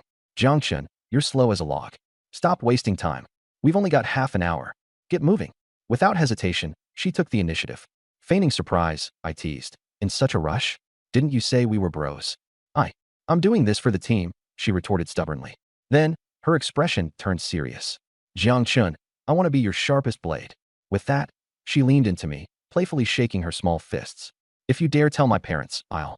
Her threat was cut off as I silenced her in my own way. Wan Zhou's remaining rationality, 90%. Really? That's all you've got? Wan Zhou's remaining rationality, 70%. Still pretending to be tough. Wan Zhou's remaining rationality, 50%. Huh? What's going on? Downstairs, the bus was eerily silent. All the girls perked up their ears. Lan Xingwan hid in the bathroom. Lan Xingyao strolled to the back seat and plopped herself down. Bai Nuonyuo sat wide-eyed, her little feet swinging back and forth. Tang Yin pressed her hands firmly over Nuonyuo's ears. Your hands are so warm, Tang Yin. Nuonyuo likes it. Nuonyuo nuzzled deeper into Tang Yan's palms, making her giggle from the tickling. When Rui bit her lip, her legs shifting positions repeatedly. The other girls either fiddled with their fingers or pretended to nap, staring out of the window. The only sounds were the hum of the engine and faint noises from the second floor. 6:55 a.m. True to instruction, Ruan Ningxuang activated her defensive skill. Snowflakes danced in the air, accompanied by a faint scent of plum blossoms, cooling the skin and sending attack power surging upward. On the second floor, taking advantage of the buff, I went all out. Wan Zhou's remaining rationality, 20%. Oh ho ho. Wan Zhou's remaining rationality, 0%. Brains completely offline. Wan Zhou's affection, 92%. This session resulted in 29 minutes of contact, awarding both parties 29 free attribute points. Successfully copied Wan Zhou's attack power, plus 23 points. It was finally over. Wan Zhou leaned against me, her clothes neatly back on, though new tears adorned her black stockings. Her face still displayed a lingering expression of contentment, and her breathing was uneven. Jiangchun, you brute. You tore my stockings. I sheepishly scratched my head. I'll buy you new ones later. Let's add our attributes now. I'll guide you. She quickly opened her menu. Agility, 14, Spirit, 10, Attack, 4, Stamina, 1. No need to boost defense. Focus on dodging with invisibility. Player, Lu Wanzhou. Attack Power, 711. Constitution, 89. Defense, 6. Agility, 1282. Spirit, 818. Luck, 6. The moment the points were allocated, Wanzhou froze. She looked down, swung her fist experimentally. Her punch left afterimages, the sound of breaking air exploding. Her eyes lit up instantly. She jumped off the bunk and disappeared from sight in a flash. The next second, I felt a poke on my back. She was behind me, making a face. Hee hee. Come catch me if you do. I'll let you, but, oh well, you can't catch me. I tried to grab her with a swift motion, but she let out a giggle and dodged effortlessly, her short pink hair leaving afterimages as she flickered throughout the train car. Missed her again. She dashed back in front of me, put her hands on her hips, and tilted her chin up. How's that? Isn't your girl Wanzhou awesome? I ignored her and opened up my stats panel to allocate my points. I saw the duplicated 23 attack points had already been credited to my account. Plus 18 to Constitution, immediately restored my stamina, my muscles tightening with power. Plus 7 to defense, plus 3 to agility, and plus 1 to spirit. Player, Jiang Chun. Attack power, 1235. Constitution, 1129. Defense, 1017. Agility, 1215. Spirit, 89. Luck, 15. Adding the 10 attack points from Katana, Thunder. Total attack power, 45. Right now, I'm the team's main tank and warrior. 45 attack power, 29 constitution. More than enough firepower and resilience. The girls took a look at my stat panel and collectively gasped. Holy crap, Jiang Chun has 35 attack power now. 29 constitution? Who could ever take him down? And Wanzhou's got 82 agility and can literally vanish. Who could even touch her? She's officially a top-tier assassin now. Wanzhou stood in the aisle with her arms crossed, her chin all but touching the sky from the praise. Bai Nuonyuo toddled over, holding her little stuffed bear, and looked up with her sparkle-eyed gaze. Wanzhou Jijia, you're amazing. Wanzhou crouched down and patted her little head. Nuonyuo, don't worry. Jijia's super strong now, and Jiang Chengij and I will definitely keep you all safe. Nuonyuo's eyes glowed, and she nodded firmly. Ranning Shuang stood up from the driver's seat and gestured for Wanzhou to take over. Jiang Chun, check the instant's death rate again. I nodded and took a deep breath. Black Sheep Wall, reveal map. The dungeon info instantly flooded my brain. The train car grew quiet as a pin drop. Everyone was staring at me in tense silence. A moment later, my brow relaxed and I turned back with a smile. Don't worry. Death rate dropped to 0%. The train exploded into cheers. Thank God for Jiang Chen's talent. And Wanzhou's courage, haha. All fear dissipated. I gripped my katana and nodded at Wenrui. Ms. 1, distribute the baseball bats. Prioritize those who can contribute most. Wenrui reached into her dimensional bag and pulled out 10 metal baseball bats, handing them out one by one. Wanzhou was the first to grab one, grinning as she weighed it in her hand. Lan Xingyao took one and gave a mischievous grin at her sister. Little sis, later let's go smash some zombie heads together. Lan Xingwan muttered quietly. Just don't hit the wrong person, sis. Wenrui kept one bat for herself, then passed 3 others to the girls protecting Ningxuang. She doesn't fight, so make sure she's safe, she instructed. The remaining bats went to the girls guarding the train. Nuonyuo held her teddy bear and looked on longingly. I want to help too. I walked over and gave her an affectionate pat on the head. You'll be our healer, okay? A good little healer is super important. Her eyes sparkled instantly. Nuonyuo will heal everyone with all her effort. And just as the mood relaxed, a massive advertisement screen suddenly appeared in the middle of the highway ahead, blocking the route entirely. The screen was blank, save for a black arrow pointing toward an adjacent side road. I squinted into the distance. The main road ended a full kilometer ahead, cut perfectly clean as though sliced by a blade. Beyond it lay an endless black chasm, faint zombie groans echoing up from the abyss. I nodded toward Wanzhou. Turn right. She spun the wheel, smoothly guiding the bus into the side road. The rearview mirror showed the empty highway. We were the first ones there. The bus crawled forward until another massive screen appeared 5 minutes later. This time, the display flashed with black text. Matching teams, 1 to 2. Instance level, C. Objective, eliminate all zombies in the instance within 1 hour. Park here. Wait for the other team, I said, tapping Wanzhou's shoulder. Information on the instance was scarce, just a single line permitting entry. The atmosphere in the bus was laid back. Nuonyuo swung her legs while hugging her teddy bear. Tang Yin fiddled with her hat and muttered about treasure chests, while Lan Xingyao perched herself over the chair in front of her like a faux tough guy gnawing on a rolled-up wrapper pretending to smoke. With a smack, Lan Xingwan slapped her sister on the leg.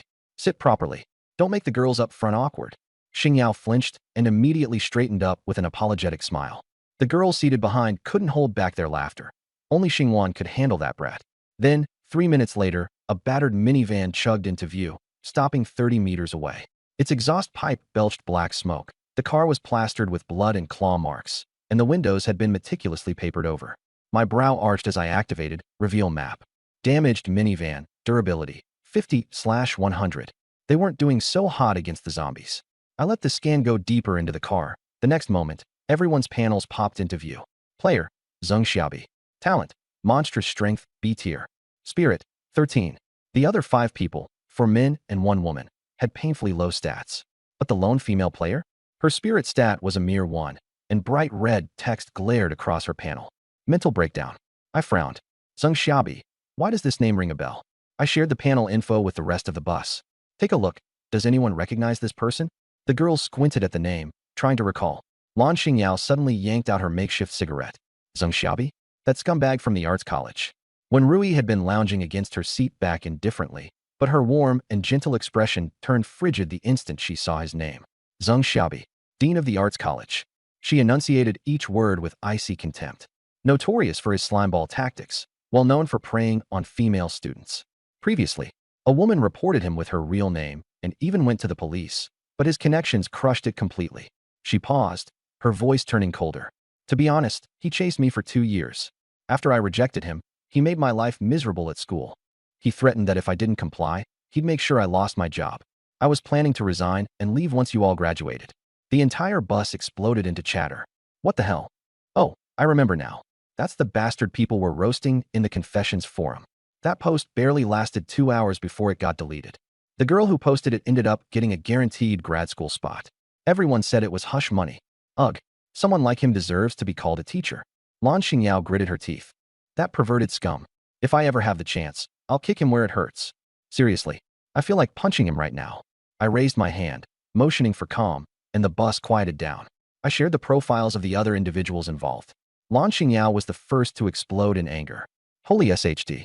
These male teachers are all in on it together. The girl's fury was palpable. Exactly. All part of the same damn group under that loser Zun. The female members on their team all conveniently got grad school offers. Wait, Professor Fong Ting? You're saying Professor Fong is involved? How could she work with him? She supported over a dozen underprivileged girls to go to college. When I was out of money for meals, she paid for me in the cafeteria. But if Professor Fong is in that car, then doesn't that mean? The air in the bus turned icy cold. I glanced at the girls' faces, their anger visible, as a deeper resolve formed in my heart. In a rundown van, at the back corner, the young Professor Fong Ting was curled up in a ball. Her cream-colored blouse was torn to shreds, buttons scattered everywhere. Her exposed skin was covered in bruises and finger-shaped marks, with deep scratches on her arms still bleeding. Her gaze was vacant, a broken doll discarded and played to ruin. A strange smile curved on her lips, but tears streamed uncontrollably. Her body spasmed occasionally, as if reliving the trauma. In the front passenger seat, Zheng Xiaobi, his bald head glaring with a sheen, pushed his beer belly hard against the broken seatbelt. He spat toward the back as he twisted to look. God damn it. Already lost her mind? What a buzzkill. Once we're in the dungeon, just throw her to distract zombies. For other male teachers in their 30s or 40s, dressed in suits with glasses that gave a facade of sophistication, sat nearby. Their belts hung loosely around their waists. Zheng Xiaobi waved dismissively, barking out. Get dressed, prep for the dungeon. The 4 male teachers scrambled to button up, their movements mechanical and practiced. This wasn't new to them. A lanky deputy dean leaned in, obsequiously holding half a ration bar. Dean Zheng, your B-class talent is practically a godsend. With you, we've got this dungeon in the bag. The other 3 chimed in immediately. Exactly. Dean Zheng's talent is perfect for combat. No doubt. And for other things too, huh? Buffed. Forget C-class. Even A-class dungeons are no sweat with Dean Zheng leading us. Zheng Xiaobi basked in their praise, rubbing his shiny bald head. He glanced down at himself and let out 2 self-satisfied chuckles. Before crossing over to this world, he had always indulged in certain habits. That indulgence had manifested into his awakened talent, colossal limb dominance. The deputy dean sneakily peeled back a corner of the newspaper covering the van window and peeked outside. The next second, his eyes widened in delight. Dean Zheng, look at that bus across from us. Isn't that the group of pretty girls from nursing class 2? Our school's entire top 10 beauties are on that bus. The other 3 instantly crowded over to peek through the gap. No way, it really is them. Isn't that Lu Wanzhou, the long-legged beauty? I've dreamed of touching those legs. Ruan Ningxuang's there too. That Qipao figure of hers is something else. Wait, isn't that by Nuon Yuo? The cutest little legal loli, hee my favorite. Lan Xingyao and her twin sister are on there too. TSK, TSK. The men's faces were practically glued to the glass now. Their expressions shifted from surprise to greed, smirking sinisterly. The deputy dean swallowed hard. When Rui is on there too. That flirt. She used to play the pure and innocent act, but now, she'll have no choice but to obey in this apocalypse. At the mention of Wen Rui, Zheng Xiaobi immediately perked up and shuffled to the window. Even from dozens of meters away, he locked his eyes on Wen Rui inside the bus. She wore a blue-fitted cami dress, paired with a white knitted cardigan. Just from her upper half alone, his oily tongue licked over his chapped lips. His yellowed teeth showed through a grim grin, his eyes narrowing to slits like a venomous snake fixated on prey. The deputy dean leaned in sycophantically. Dean Zeng, you've pursued her for so long. This time, you'll finally get her. After the dungeon, she's all yours. The rest of the beauties, we can split up among ourselves, right? Realizing the audacity of his own words, the man slapped himself. Of course, whomever you fancy, we wouldn't dare to touch. Zeng Xiaobi nodded in satisfaction. The others quickly chimed in. This apocalyptic world is amazing. Those girls we could only pine for from afar are finally ours. I want Ruan Ningxuan. I'll make her icy demeanor melt. What an achievement. Screw it. I'll take them all. Ha ha. The academic director's brow furrowed suddenly. Wait, why isn't their bus damaged? Did they avoid zombies? The deputy dean waved dismissively. They're probably too scared to leave the bus and fight zombies. Pathetic cowards. A bunch of girls plus one guy? How strong could they possibly be? Bet they're even scared to stop for loot boxes. Huh? Zeng Xiaobi raised his hand for silence, his voice dark and calculated. Patience. The best meals are savored slowly. He raised a single finger, outlining his plan. That man on their bus. Once we're in the dungeon, send him ahead to clear out zombies first. When the dungeon's almost done, we'll stab him in the back. Throw him to the zombies, and keep the prettiest girls for ourselves. The ones who don't cooperate, make them end up like the one in the back, broken and tossed to the zombies. His gaze flicked toward Professor Fong Ting, slumped at the back of their van. The four male teachers collectively turned their eyes toward her lifeless form, devoid of a shred of pity. The deputy dean gave Zeng Xiaobi a thumbs up. Brilliant as always, Dean Zeng. The academic director chimed in with flattery. Two birds with one stone. Clear the dungeon and get the women. Using our authority as teachers to get close, those students won't suspect a thing. Zeng Xiaobi stroked his bald head with a chilling laugh. Students are naive. Never had to deal with the real world. Easy to fool. Once the dungeon's over, we'll. It was an unexpected move. Ha ha ha. The four male teachers cheered in unison. At the back, the bound female teacher, Fong Ting, overheard the conversation between these five beasts. Her hollow eyes glimmered faintly with clarity. Her fingernails dug deeply into her palms, causing blood to drip through her fingers onto the seat. Her gums were bitten so hard, they too bled. She thought to herself, since I've already been defiled by this pack of animals and I don't wish to live anymore, then why not take one bold move before I die? I must not let them harm Teacher 1 or her students. At that moment, the giant advertisement screen flashed white. Team match complete. Dungeon has been opened. A massive green portal suddenly appeared, wide enough for two cars to drive side by side into it. I sat in the passenger seat, fingers grazing the leather sheath of my weapon, katana, thunder, with my eyes locked onto the portal. Drive. Go in. Wanzhou floored the gas pedal, and the bus roared as it rolled steadily toward the portal. She glanced at the rearview mirror, her almond-shaped eyes narrowing before sneering coldly. Xiao Chun, that junky little van is still tailing our rear. Such a haunting pest, ugh. A fleeting half-smile stretched the corners of my lips. My right hand rested on the hilt of my blade. Let them follow. If they dare approach, we'll deal with them. Both vehicles entered the portal, the green light sealing behind them. The bus emerged from the other side of the portal. The sky was a murky gray, and the air reeked of rust and damp earth. On either side of the road, abandoned farmland stretched out, overgrown with weeds taller than a person. Approximately 500 meters ahead stood a dilapidated supermarket. Its exterior was peeling and weathered, the sign above stripped of lettering. Through a narrow, shattered glass door, scattered supplies could be glimpsed on the inside shelves. Behind the supermarket loomed a small hill, barren and blanketed with withered trees. Around a sharp curve in the road, a broken guardrail revealed a damaged bus, overturned and wedged on the supermarket's roof. The bus's frame had twisted grotesquely, its windows shattered into shards. On top of its crushed roof, 30 zombies aimlessly wandered. Their skin was ashen gray, their clothes tattered. Some were missing limbs. Others bore gaping stomachs, their intestines dragging along the ground with maggots writhing atop them. At the center of the rooftop, a large section had caved in, forming a deep puddle. With every sluggish footstep from a zombie, the water level rippled, and the collapsed area grew increasingly unstable. At any moment, the rooftop could give way. The roof featured a waist-high red brick perimeter wall. From ground level, the extent of its dangerous terrain would be entirely invisible. But thanks to my innate ability, I saw right through it. What awaited atop wasn't just regular zombies. There was a mutated one among them. Bloated zombie. Mutant zombie / class C. Attack, 9. Constitution, 16. Defense, 3. Agility, 5. Weakness, entire body. This creature spits acidic bile to blind its targets, luring other zombies for an all-out assault. It charges directly into crowds to self-detonate, splattering everything around it. Its insides are filled with highly pressurized corrosive fluid, ready to erupt at the slightest impact. To put it simply, it's a walking balloon full of acid. Standing at the aisle inside the bus, I shared this piece of intel with the girls in our group. This dungeon's greatest threat isn't the zombies.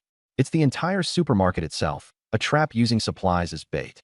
The moment someone enters to search the shelves, the bloated zombie crashes down from the ceiling. It detonates in the middle of the group, blinding everyone. And then the 30 rooftop zombies jump down, swarming and tearing into us while we still can't see a thing. The girls collectively gasp, their faces turning pale. I soften my tone to ease the tension. Relax. We've already uncovered the trap in advance. Its teeth are blunted now. The girls exhaled with relief and started chatting nervously. No wonder the death rate here is 20% to 30%. So cunning. Thank goodness the class reps got full map visibility. Otherwise, can you imagine how many of us would have died rushing in? You can see supplies through the window. Who wouldn't be tempted to go in? As they spoke, Lu Wanzhou smoothly parked the bus roughly 200 meters from the supermarket. She shifted into neutral, pulled the handbrake, and kept the engine running, just in case we needed a quick escape. This was a habit built into her reflexes. Clutching the pitch-black katana, I interrupted their chatter. Listen carefully, follow my instructions, and no one will be left behind. My gaze scanned the cabin. Get off the bus. The girls stood up in unison. Those holding weapons gripped their gear tightly. Those without weapons hardened their expressions with resolve. I was the first to jump down. The nauseating stench of decay and rust hit me like a wall. Lu Wanzhou followed closely behind me. Her pink bobbed hair whipped slightly in the wind, twirling her baseball bat with a practiced flourish. Pink shorts paired with fishnet stockings gave her the appearance of a feral young tigress, poised for the hunt. In a low voice, I spoke to her. Wanzhou, hide yourself behind the bus for now. You don't have to stay invisible for long. Just don't expose yourself immediately. If something goes wrong, aim to strike where they won't expect. Prioritize your own safety above all. Her cold expression softened into a warm smile, nodding with a playful okay gesture. Moments later, Shadow Queen activated. Her silhouette, her scent, her footsteps, all vanished. With this elite assassin around, I could breathe easier. Honestly speaking, she'd probably be enough to wipe out those 5 scumbags, Zheng Xiaobi and his gang, on her own. But killing a man wasn't something Wanzhou had experienced before. Whether she'd go through with it when push came to shove was another matter entirely. I clenched my fists. If she hesitates, that's fine. I'll do the dirty work myself. To protect these girls behind me, I'll play the part of the killer monster if I have to. That said, in a survival world like this, they'll all need to cross that line themselves, eventually. And this time, they'll dive headfirst into reality. Ruan Ningxuang gracefully exited the bus next, the hem of her cheongsam fluttering slightly, revealing a white leg band against her fair skin with every step. Lastly, Lan Xingyao hopped down, tossing a baseball bat over her shoulder. She produced a crumpled foil of compressed biscuit wrapping, pretending it was a cigarette and letting it hang lazily from her lips. Walking with exaggerated bravado, she swaggered along, humming an old Cantonese tune. Who's to say what's righteous, who's undefeated in battle? The girls froze momentarily, all of them turning simultaneously to look in her direction. Lan Xingwan smacked her older sister on the back of the head. Sis, cut it out. Do you really think you're a mob boss like Chan Ho Nam? Lan Xingyao stuck out her tongue, rubbing the back of her head sheepishly. Come on, I was just trying to set the mood. A brawl without background music. That's lame. I shook my head, stifling a chuckle. That sister really can't stay serious. But I have to admit, in a way, she's kind of charming. Just then, the rickety van pulled up 5 meters away. Its exhaust pipe belched out black smoke like a wheezing old man. The sliding door creaked open, and Zheng Xiaobi stepped out, flanked by the 4 other male teachers. The 5 of them pretended to dust off their clothes, crafting an outwardly respectable image befitting educators. Yet the greedy glint in their eyes couldn't have been more evident. Among them, Zheng Xiaobi did the best job of masking it. Jutting out his beer belly, he clasped his hands behind his back and strutted toward me with a practiced, official air. In truth, he'd been planning to approach Ms. Wan. Sure, here is the translation. Sure, wishful thinking. But all these girls stand behind me, clearly treating me as the leader. Zheng Xiaobi stops right in front of me, scanning me up and down. Who is this punk? And why are all these beauties siding with him? His gaze lingers on the katana in my hand for a second. His eyes glint, the greed almost oozing out. Then, his attention shifts to the metal baseball bats in the hands of the girls, and he looks visibly shocked. Only an hour after getting transported here, and these students already managed to get their hands on such quality gear? Zheng Xiaobi clears his throat. postures himself like a dignified leader. Ahem. Fellow students, finding ourselves suddenly in this strange place, it's normal to feel scared. But don't you worry, the teachers are here now. We'll make sure you all get through this safely. He pauses intentionally, waiting for expressions of gratitude and relief to appear on the students' faces. The assistant dean quickly jumps in, his tone smug. Students, do you even know? Director Zeng here has awakened with a B-rank ability. As long as you follow his lead, forget C-rank. Even A-rank dungeons can be cleared while lying down. The other 3 male teachers start piling on the praise like lapdogs. Director Zeng unleashed. 18 attack, 16 defense. Zombies are nothing more than warm-ups for him. Hand over the weapons. We'll lead you to victory. You over there? That katana you're holding looks pretty good. Hand it over to Director Zeng. Your stats are too low to make proper use of it anyway, so it's just going to waste in your hands.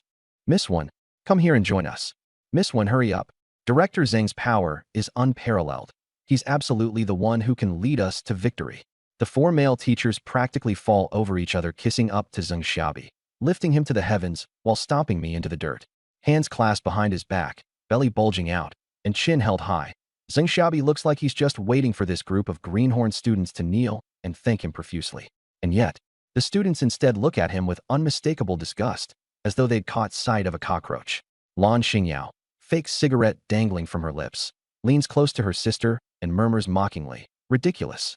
Even after triggering his ability, his attack power is only 18. The PE committee rep has 35 base attack without any equipment. Add that katana, 45. And if the class rep activates her field ability, 61 points.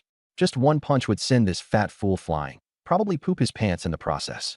Lan Xingwan clenches her mouth shut, shoulders trembling, fighting to keep from bursting into laughter. The other girls catch on and start murmuring disparaging remarks amongst themselves. What a joke. Trash like him, trying to boss us around.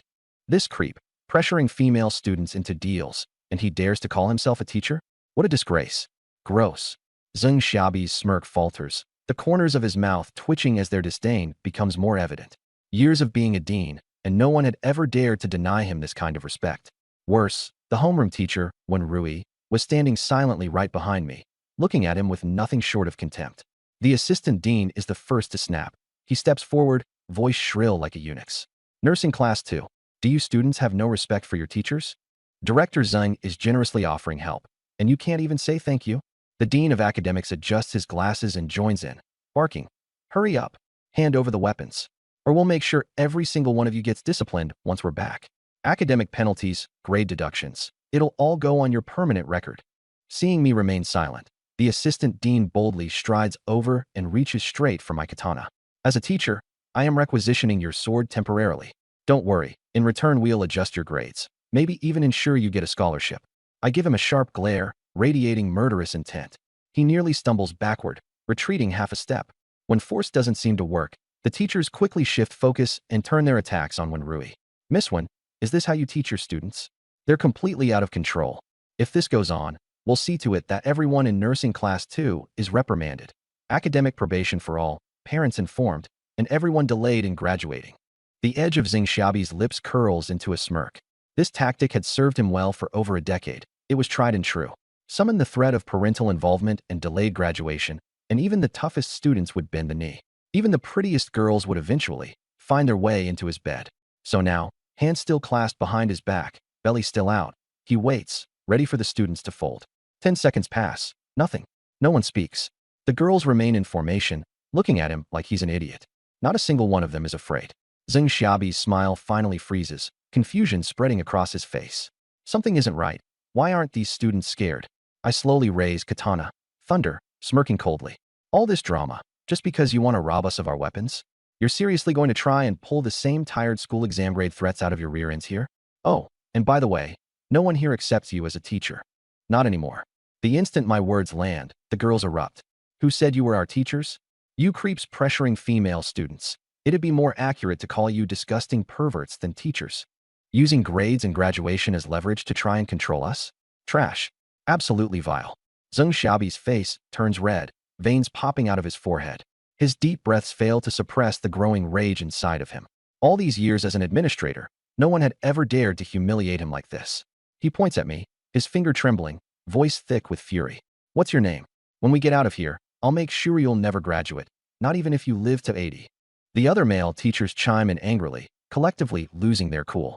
Unbelievable. Every last one of you, the entire class, is getting disciplinary action and a 10,000-word apology essay from each of you. This is insubordination, a revolt against your school superiors. Unheard of. Miss Wenrui, what on earth are you teaching this class? How will you account for this? A barrage of furious threats fills the air, but the girls do not move a muscle. Instead, they huddle closer together, forming a tight wall. From the back of the coach bus, Lu Wanzhou grips her metal baseball bat tightly, her knuckles pale from the strain. Her eyes bore through the bus window, fixed intently on the group of 5 men. She's only waiting, one single word from me, and she'll charge out, bat swinging with no hesitation. Whether they're considered teachers in some other world or not wouldn't matter. She'd shatter their kneecaps first and ask questions later. If they dare so much as lift a finger against Xiaoqing or bully her sisters, she wouldn't hesitate to cripple every last one of them. At that moment, the van door swung open. Fang Ting stumbled out, almost falling onto the pavement. Blood was pouring down her legs, running in slick lines along her shins and dripping onto the road. She could barely move without her face twisting in pain. Halfway across, her knees gave out and she collapsed. But she refused to stop. Biting down on her lip, using her arms, she crawled, dragged herself toward the group. Miss Fang. The girls gasped, covering their mouths as a collective scream escaped. Fang Ting lunged forward suddenly, clutching onto the academic director's leg for dear life, her nails digging into his flesh. She tilted her head back and screamed hoarsely, her voice barely human. Miss One, get the students to safety. Don't believe them.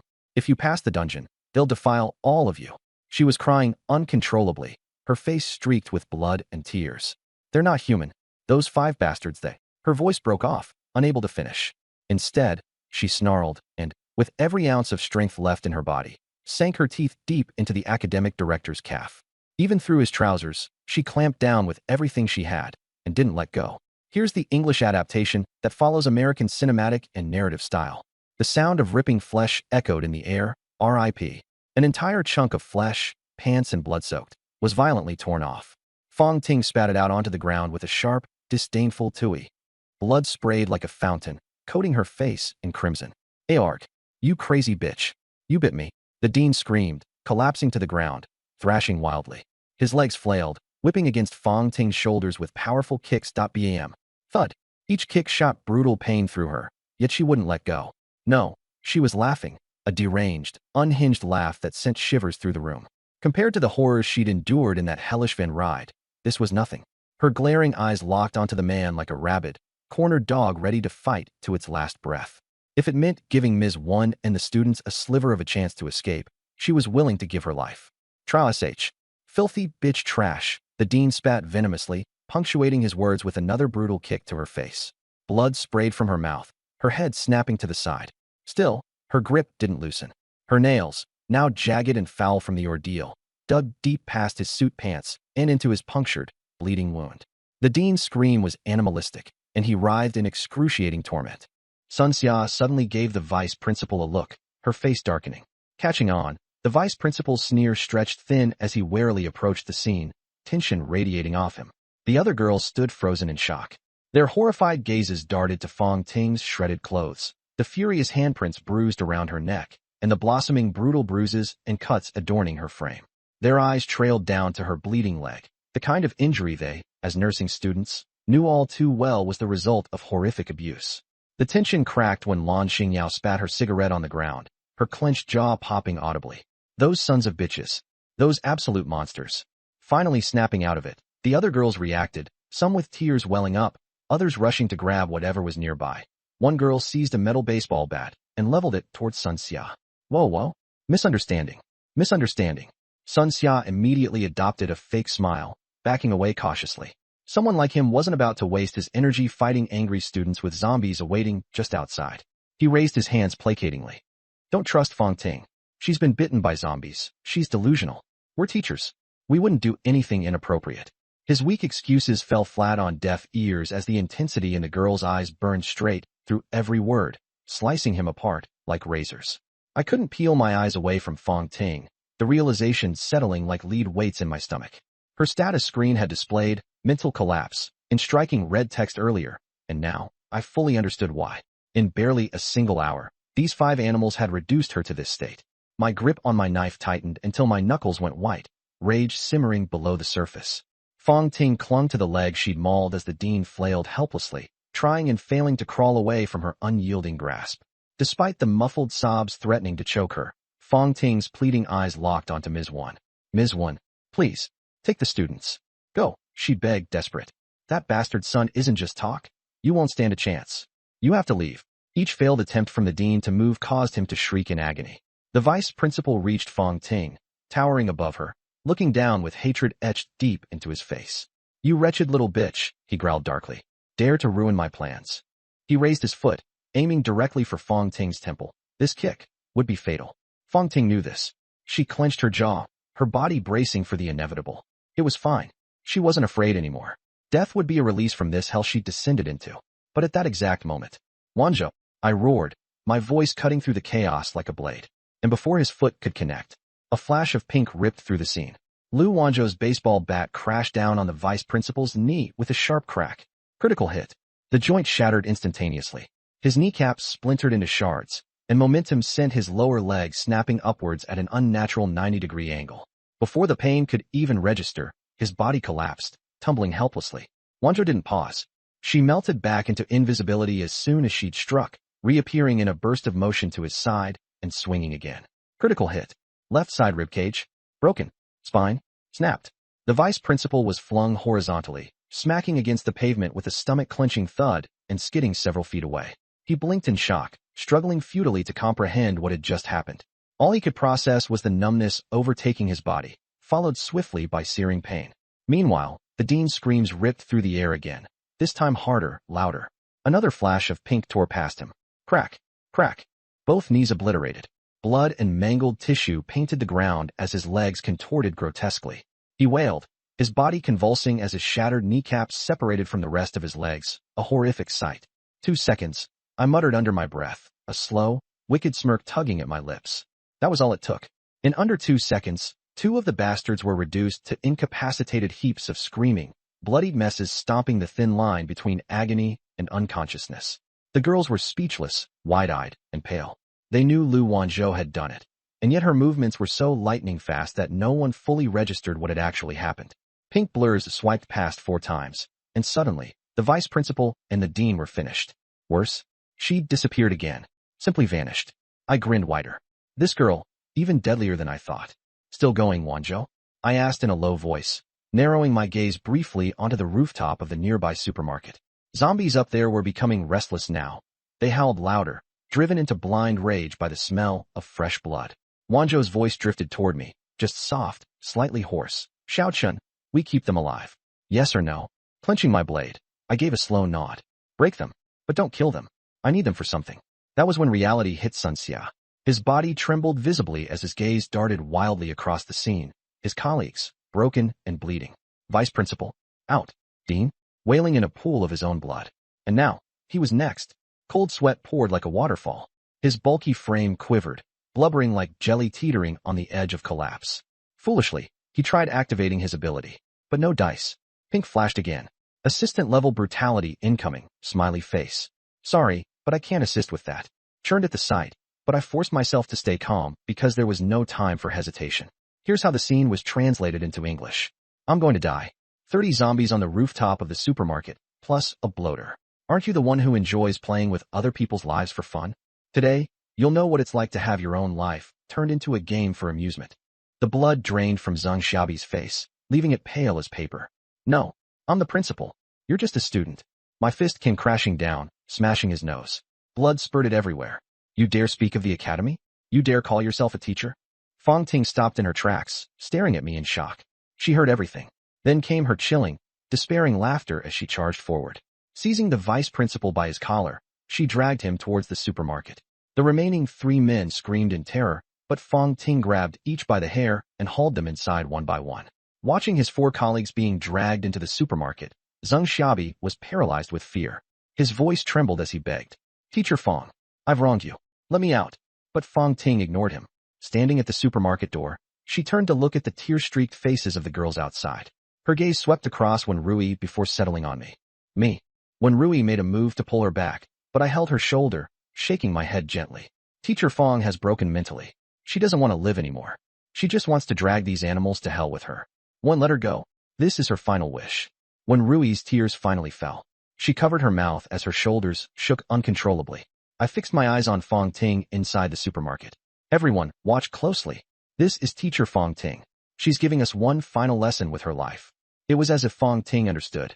A sliver of clarity appeared in her wild eyes. Her trembling hands reached into her pocket and pulled out a crumpled piece of bloody paper. Using the last of her strength, she threw it out of the supermarket. Then, with an unhinged laugh, she slammed the shutter door down. In the final second before the gate closed with an ear-shattering sound, a single tear slipped from the corner of her eye. Clang! The next second, a deafening crash echoed from inside the supermarket. Shelves toppled. The ceiling gave way. Through the cracked glass, dozens of zombies fell through the ceiling. The bloated figure of the massive zombie hit the ground with a sickening splat, its body bursting on impact, spewing green bile everywhere. The piercing screams of Zheng Xiaobi and the others mixed with frantic zombie growls.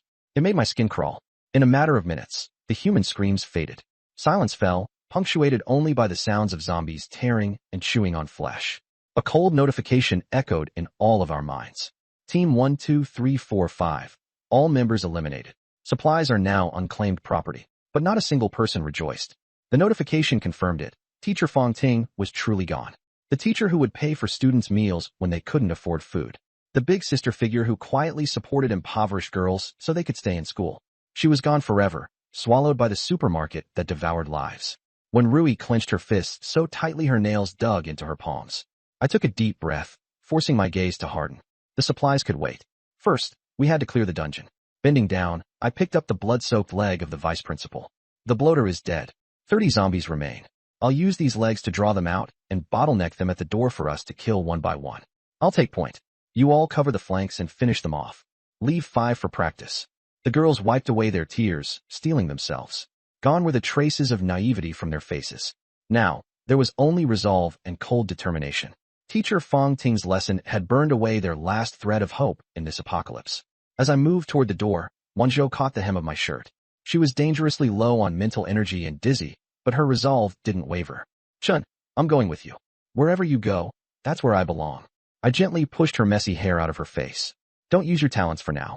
Stay beside me and back me up. As long as I'm here, nothing will hurt you. Her lips pressed into a pout, but a faint blush crept up her ears. Finally, she nodded obediently, gripping her baseball bat as she stood by my side. It was a ritual we'd shared since childhood. I'd take the hits while she finished them off. Making my way to the supermarket door, I bent down to pick up the blood-stained paper Fong Ting had thrown out. One glance was all it took for my pupils to contract. Written in blood were the names of 14 girls. Wang Zhaodi, Chen Lanhua, Zhao Jinyu. The final line was blurred by tears. They are all good kids. Please deliver a message for me. Tell them to stand tall and live with pride. My throat tightened, but I said nothing, handing the note to Wenrui. She received it with trembling fingers. Her eyes turned red as she recognized every name. These were girls Fong Ting had mentioned before, students abandoned or despised by their families. Even though Fong Ting had little to spare, she'd always made sure these girls had new clothes during festivals. Fighting back the sobs, when Rui read the letter aloud to the other girls.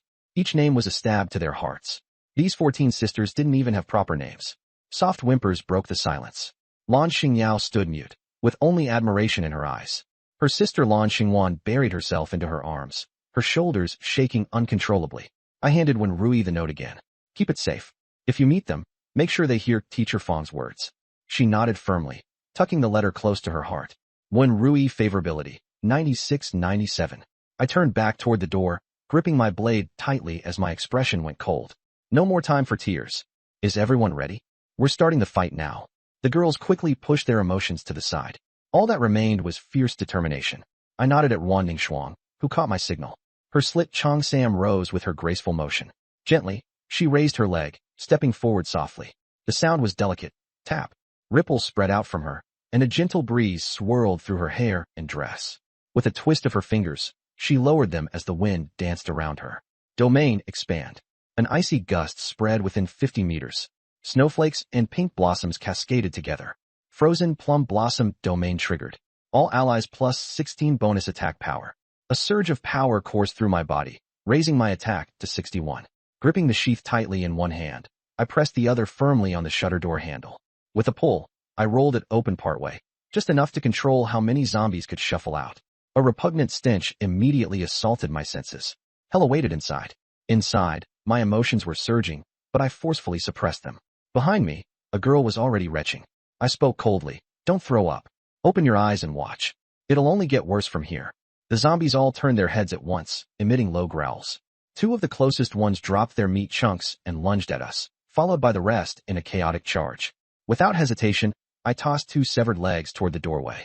The zombies immediately redirected their attention and began tearing into the meat. The sound of bones cracking made my scalp tingle. Shing! Katana, Thunderblade, emerged from its sheath.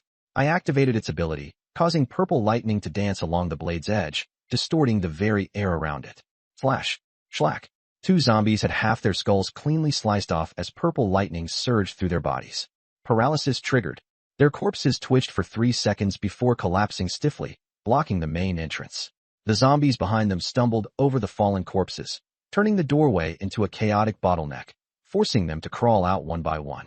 And as each emerged, it was greeted by my lightning-infused blade. One strike, one kill. No second swings needed. I didn't blink, standing like an indomitable wall. Not a single zombie managed to cross me. Lu Wanzhou stood guard at my side, unable to get a hit in at all. But then, crash. The floor-to-ceiling glass beside the door shattered, and 4 zombies clambered out over their fallen comrades. Holy crap, Lan Xingyao cursed, grabbing her baseball bat and charging forward.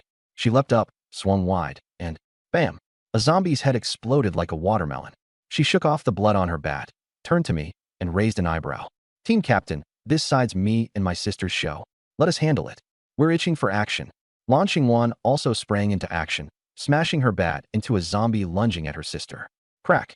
The sound of a skull shattering filled the air, black blood spurting over her hand. She froze momentarily, and then her eyes sparked with excitement. I did it. I can kill zombies too. Other girls joined the fight, emboldened. I didn't stop them. This was the apocalypse. Learning to defend yourself was essential for survival. Before long, all the zombies were taken care of. 2 of the girls had scratches on their arms. A small, delicate white hand was placed over one injury. A flash of light, and the wounds visibly started to heal. Don't worry, big sister, it'll stop hurting soon. The Lan sisters, exhausted from fighting the hardest, were leaning on their bats, panting heavily.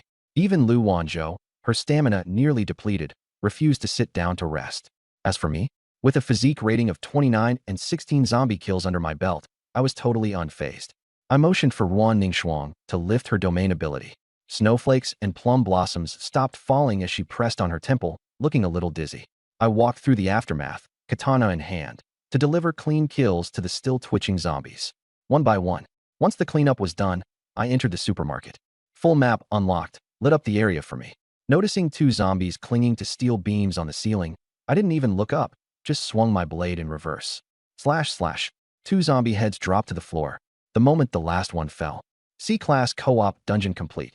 Completion time, 18 minutes, 47 seconds. Team casualties, 0. Score S-Class. Rewards, C-Class treasure chest ×2. Distributed. Out on the street, a green portal began to form slowly. The girls froze for a moment, then erupted into cheers. We cleared it. S-Class clear. 3 treasure chests.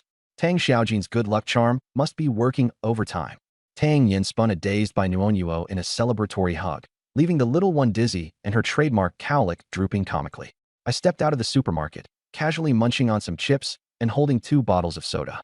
Just as I opened my mouth to speak. Global announcement. Team 43999 has become the first team worldwide to clear a dungeon with 0 casualties.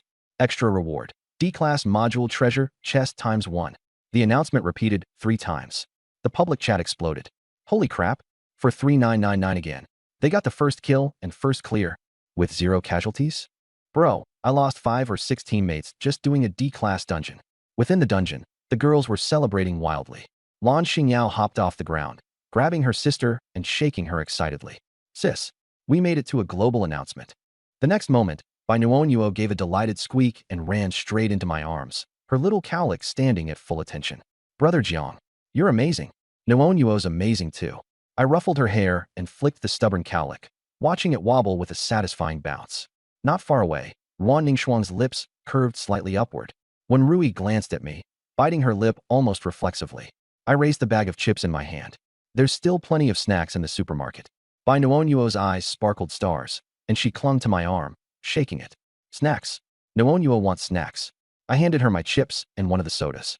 She tore open the package, crunching on a chip before picking up another and standing on tiptoes to feed it to me. When I ate it, her cowlick perked up like an antenna again. By Noonyuo affection +1, 88-89. Nearby, Lu Wanzhou stood, arms crossed with mock indignation, clearly not pleased. What about me, Xiaoqing? I want soda too. Smiling, I twisted open the other bottle and handed it to her. For you. The other girls immediately started teasing. Oh, looks like the official girlfriend treatment is a cut above. Lu Wanzhou's cheeks turned pink as she gulped down the soda, sneaking glances at me with a smile she couldn't hide. After a quick break, I organized the team to gather supplies. Taking charge, when Rui efficiently coordinated everything, and the girls worked quickly. We dragged the zombie corpses aside, scavenged every last survival coin, and loaded the bus with all the supplies we could carry. Someone let out a startled cry as they explored further. One of the bloated zombies had dropped 3 survival coins. Those who'd fought the most slumped onto the bus seats, beyond exhausted, yet glowing with satisfaction. Lan Xingyao sprawled out on a seat, her grin wide enough to rival the sunrise. With my physique at 29, I wasn't even sweating. Seeing that they had this part under control, I picked up my katana and headed for the shabby van further down. Lu Wanzhou quickly followed. I turned back. I'm just going to check it out. Don't follow, it's gonna reek in there. No way. What if it's dangerous? Approaching the van, the stink of sweat, blood, and some indescribable acrid stench hit us like a wave. Lu Wanzhou instantly covered her mouth, stumbling back several steps, her face bright red. The smell was all too familiar to her. Okay, you win. Just go on your own. I chuckled. Told you not to follow. Inside, shredded fabric and blood stained the seats. My gaze immediately landed on a spatial backpack, with a few items scattered next to it. Water bottles ×2, compressed biscuits ×1, survival coins ×3. Is that all? I searched the car thoroughly but came up empty-handed, so I got out feeling a bit helpless. Lu Wanzhou glanced over and said, "That's it." I shrugged. Now you understand how impressive Tang Yen the little lucky charm is, right? The two of us got back in the car. Once the supermarket supplies were loaded, the bus rumbled to life again. Ruan Ningxuang volunteered to take the driver's seat, her slit Cheongsam showing off graceful curves. Turning her head slightly, her cool voice softened a bit as she said, "You and Wanzhou look tired. I'll drive." I gave her a nod before settling into the front seat. When Rui approached with a list in hand, elegantly crouching down while holding her dress in place with her left hand. Her mature silhouette was unmistakably emphasized by her clothing. Her soft, nurturing voice, an unmistakable tone typical of married women, reached my ears. Jiangchen supplies have been inventoried. Not much left in the supermarket. She handed me the list. 40 bottles of mineral water, 60 beverages, 40 packs of compressed biscuits, 50 pieces of bread, 100 snacks, 12 packs of cigarettes, survival coins ×13, 2 C-grade supply chests, 1 D-grade module chest. I skimmed the list, and then ended up glancing another dozen times at Rui's elegant curves. Her efficiency was top-notch, outperforming the younger girls, no doubt about it. I passed over the supplies found in the van. Add these to the tally. But the girls weren't exactly impressed. That's it. Those 5 brutes had almost nothing. A team with B-grade talents living this poorly? One treasure chest from us was worth more than all this combined. Tang Yen, clearly flattered by the compliments, leaned back in the chair with her arms crossed and one leg kicked over the other. I stood up, clapping my hands sharply. The bus immediately quieted down. As of today, our team will adopt a more work, more reward system. The harder you work, the higher your priority for resources. If you want to survive, if you want to get stronger, then you'll have to fight for it. The girls cheered in unison. Class rep, you're the best. Follow the class rep, and you'll go 3 days starving, 9 days stuffed. Suddenly, Lan Xingyao stood up and declared loudly, "I announce it now. I'm the class rep's loyal dog." Me? In the next second, her sister grabbed her ear. "Jia, what nonsense are you spouting?" Lan Xingwan said, her face flushed red with embarrassment. Lan Xingyao winced in pain, but still flashed a silly grin. I could only shake my head helplessly. Lan Xingyao was practically the class clown at this point. In contrast, her younger sister Xingwan was much more well-behaved, though she had this habit of running to the restroom more than anyone I had ever seen. I looked toward Tang Yen and pulled out 3 treasure chests. The 2 C-grade chests had a bronze finish, while the D-grade module chest had a silver exterior with a metallic sheen. "Tang Yen, it's your turn to open them." Her eyes immediately lit up as she slid down on her knees in front of the chests in one smooth motion. Her cosplay outfit, fashioned after Fanina, only made her fair skin seem even more flawless, rivaling the beauty of Ruan Ningxuang. But here came the issue. I was standing directly in front of the chest when she knelt down, looked up at me with her small mouth slightly open, like she was waiting for something. The air instantly grew awkward. I took an embarrassed step backward. Lan Xingyao, always quick on the uptake, grinned mischievously. Huh. This time Tang Yin isn't kissing the class rep to open the chest. She's switched to, well, you'll have to ask the class president about the flavor. The girls covered their mouths, stifling their laughter. Tang Yan's face turned beet red. She looked ready to bury herself 6 feet under. Even Lu Wanzhou, remembering a certain taste, had her cheeks flare as she covered her face. When Rui lounged back in her seat, licking her lips as she murmured under her breath, maybe that taste isn't so bad after all. Once again, I sighed. Lan Xingyao's humor could take any conversation straight into scandalous territory. The real question was she equally shameless in other aspects of life? Brushing the moment aside, I activated the probability map for treasure chests. C-grade chest. Water, 25%. Food, 25%. Survival coins, 20%. Melee weapons, 15%. C-grade weapons, 10%. Team attribute points, 5%. D-grade module chest. D-grade blueprints, 90%. C-grade, 7%. B-grade, 2%. A-grade, 1%. Huh. Team attribute points? What's that about? A quick lookup revealed that every team member would receive the corresponding points. The girls erupted into chaos. Holy crap. The whole team gets boosted. I'm adding mine to endurance. Moving supplies has left my legs like jelly. Lan Xingyao leaned back in her seat, propping up her legs arrogantly with a smirk.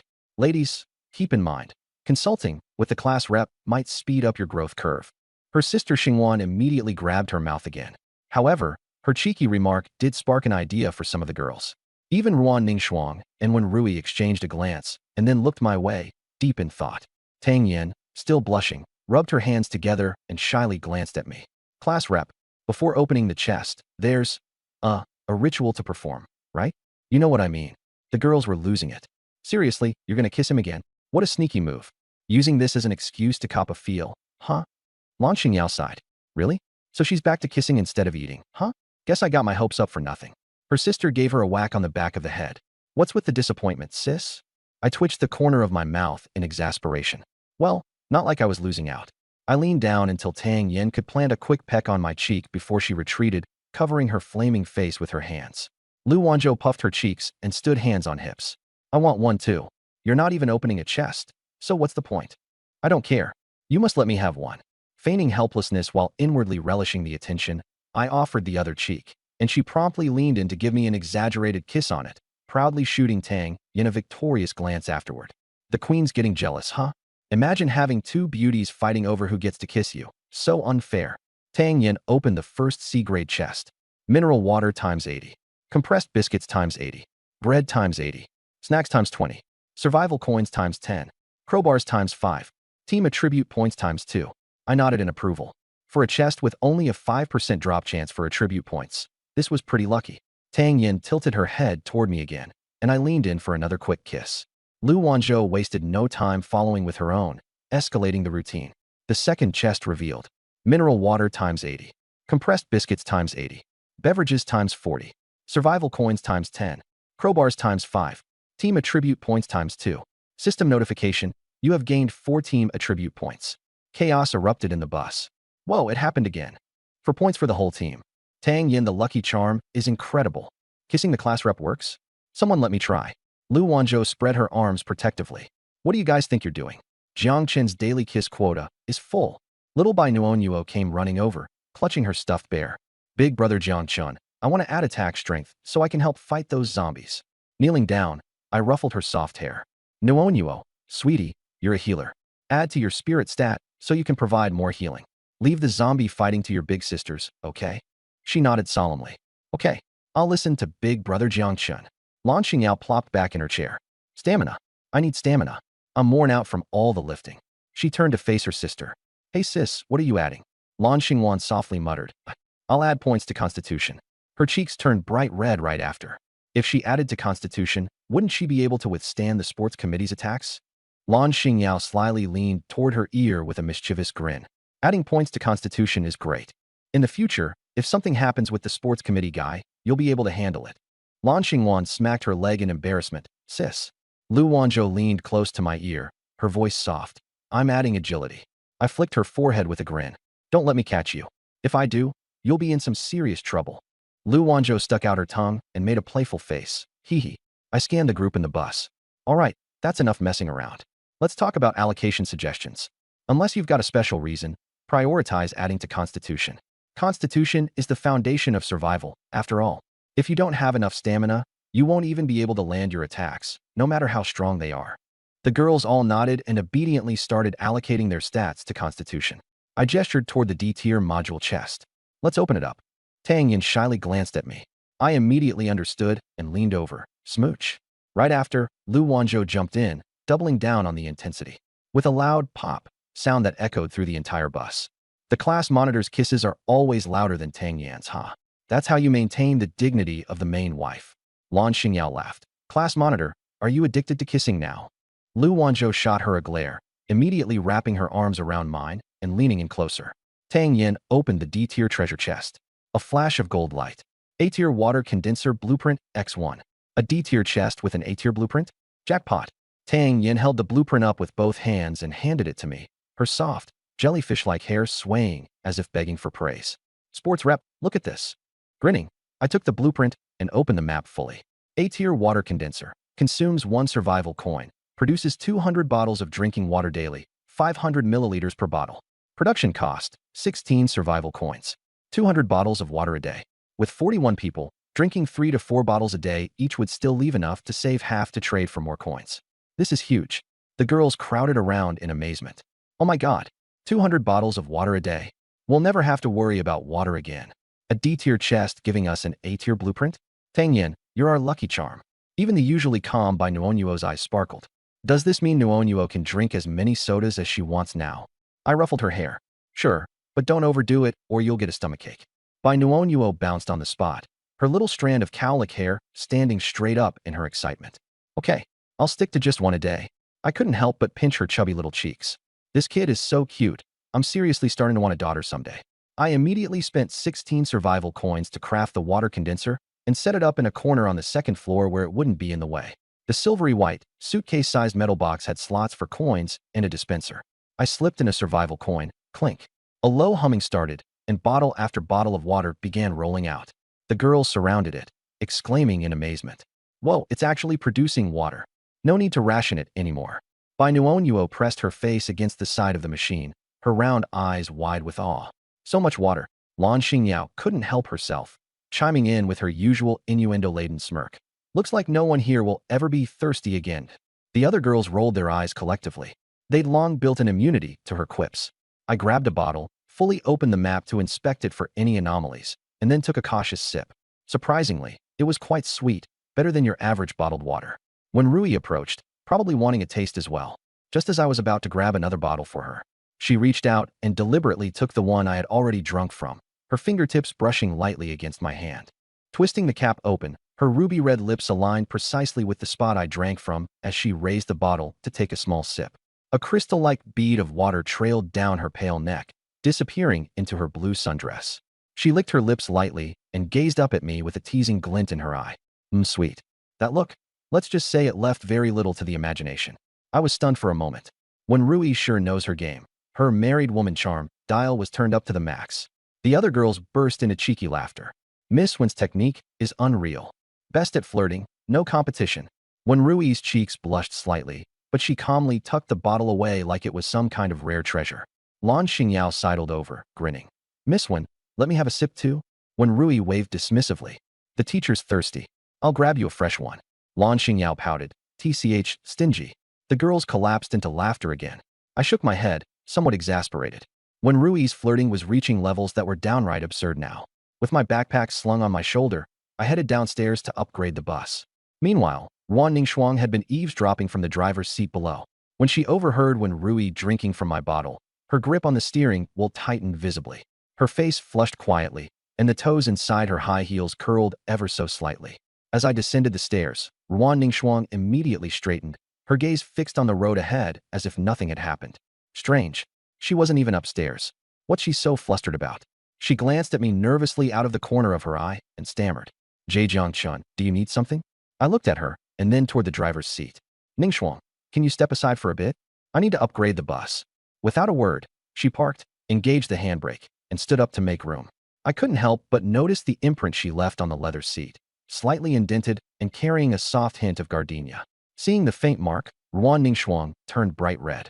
Flustered, she pretended to brush off the seat as though clearing dust, hoping to smooth it out. But before she could, I had already plopped down, adjusting myself into the spot for comfort. Ruan Ningxuang immediately looked away, her hairpin tassels swaying with the motion. The lingering warmth from the seat and that faint floral scent, not bad at all. Focusing on the dashboard, the vehicle stats popped up. Vehicle, double-decker bus. Level 1. Speed, 10 kilometers per hour. Fuel, 74%. Distance to million zombie horde, 7.5 kilometers. Lu Wanzhou hurried down and leaned over beside me. Xiao Chun, what are you doing? I gestured to the stats. The zombie horde is less than 8 kilometers away. We need to upgrade this bus ASAP to boost our speed. I trust you. Lu Wanzhou nodded firmly. The other girls chimed in as they crowded around. Yeah, this clunky thing's slow as a turtle. Hurry and upgrade it. Class monitor. Maybe there's a first upgrade bonus. I didn't waste time. Clicking upgrade. Upgrade vehicle. Costs 30 survival coins. Yes. The entire bus began to gently sway. To someone unaware, it might have looked like the bus was, well, let's just say shaking for less innocent reasons. Bai Nuonyuo clutched her teddy bear, her big doe eyes blinking in confusion. Jiang Chenggij, is this an earthquake? I patted her soft little head with a chuckle. Don't worry, Nuonyuo. The bus is just getting stronger. Just then, a gentle white light enveloped the double-decker bus. After 10 seconds, the light faded, and the shaking stopped. Vehicle upgraded. I immediately glanced at the dashboard. Vehicle, double-decker bus. Level 2. Durability, 200/200. Speed, 20 kilometers per hour. Fuel, 100%. Features. Class D defense. Reduces damage from Class D zombies. Class D recovery boost. Rest on the second floor to accelerate stamina and mental recovery. The bus exploded with chatter. Whoa, the speed doubled to 20 kilometers per hour. Now we'll fully recover after a zombie fight with just one nap. This upgrade is amazing. I nodded in satisfaction, but my eyes drifted to the rearview mirror. On the horizon, a black line was expanding rapidly. A dense swarm of figures surged forward, instantly making my scalp tingle. A million-strong zombie horde, coming straight for us. Damn it, I slammed the gas pedal to the floor. The bus roared from 10 kilometers per hour to 20 kilometers per hour, engines growling as it left the tide of death in the dust. Ruan Ningxuang rolled down a window and peeked back, her usual calm demeanor momentarily cracking into grim concern. And then, server announcement. Team number 43999 has become the first team server-wide with a level 2 vehicle. Reward, 1x C-Class talent chest. The announcement replayed 3 times, and the public chat immediately exploded. Seriously? 43,999 again. I'm still stuck at level 1, and they're already level 2. Who are these people? They're sweeping all the first clears, first kills, and first upgrades. The girls around me beamed with pride. This is the 3rd server-wide announcement now. A C-Class talent chest. Time for Tang Xiao to show her luck. The team captain's face is going to suffer again. As the commotion died down, a private notification whispered into my ear. Talent dual harmony physique, usage +1. Remaining, 1/2. A sly grin crept across my face. I had already used 1 charge with Wanzhou this morning. Just 1 left? Who should I give it to? I motioned for Lu Wanzhou to take over the wheel. She obediently sat down, cheeks puffed like a pouty pufferfish. Of course, she knew what was coming next. Watching Tang Yin kiss me while she had to focus on driving, I leaned down and murmured in her ear, "Don't be jealous. I'll make it up to you tonight." Lu Wanzhou's ears turned visibly red as she huffed and looked away. I couldn't resist adding one last teasing remark. Tang Yin can only kiss my cheek, but you get everything. Her face blushed bright crimson like a ripe tomato, but deep down, she couldn't help being overjoyed. That's right, I am the main wife. Xiaoqun belongs to me. Her lips curved into a subtle smile as she feigned focus on driving. With my little childhood sweetheart placated, I pulled out the C-Class talent chest from my inventory.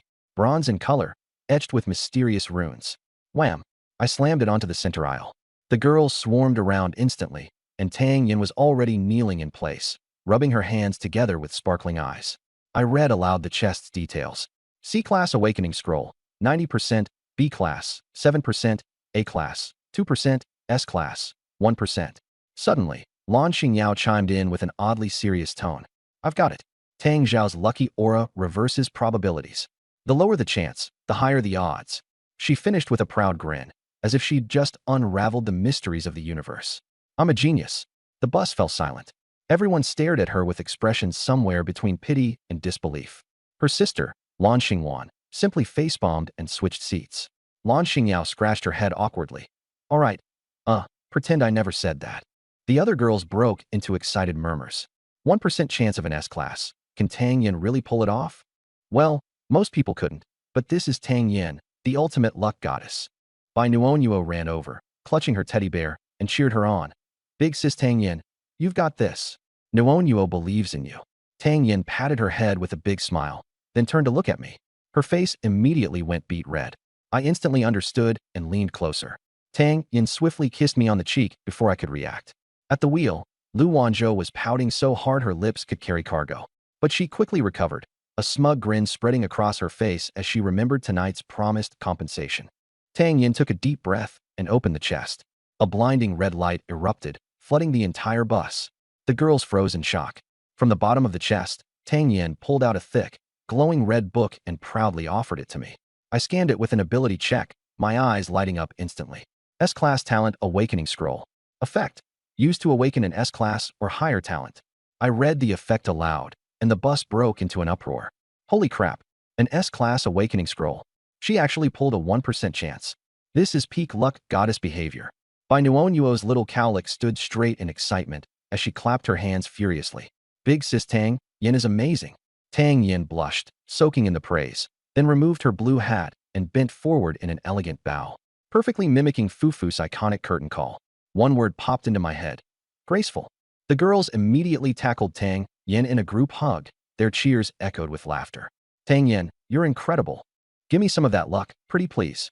Tang Yin was smothered in affection, her face nearly buried in sweetly scented chaos. Meanwhile, Bai Nuonyuo bounced outside the circle, struggling to join in, but even her highest jumps only reached the girl's knees. Lan Xingyao let out a click of her tongue. Look at that. This is the royal treatment reserved for supreme luck. Captain, bet you're green with envy, huh? Okay, I'll admit it. I was dying of jealousy. If only I could just swap places right now. No, I need to keep my cool.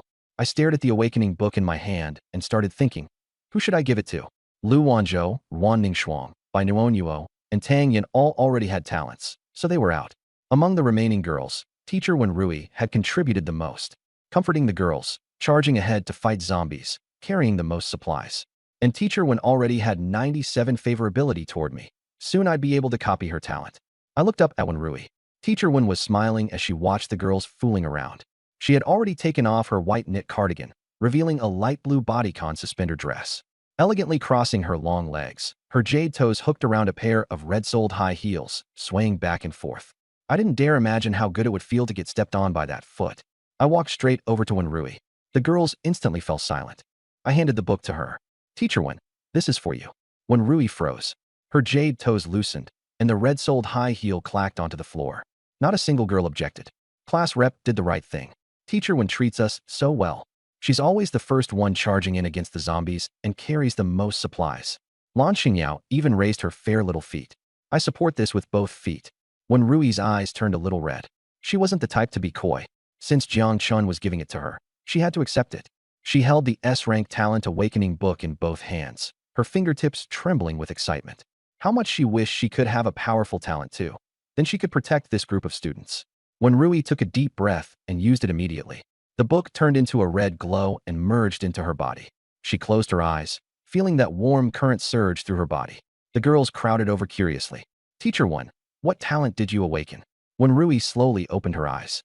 The talent I awakened is called Painful Little Me, so I maxed out defense instead. Talent.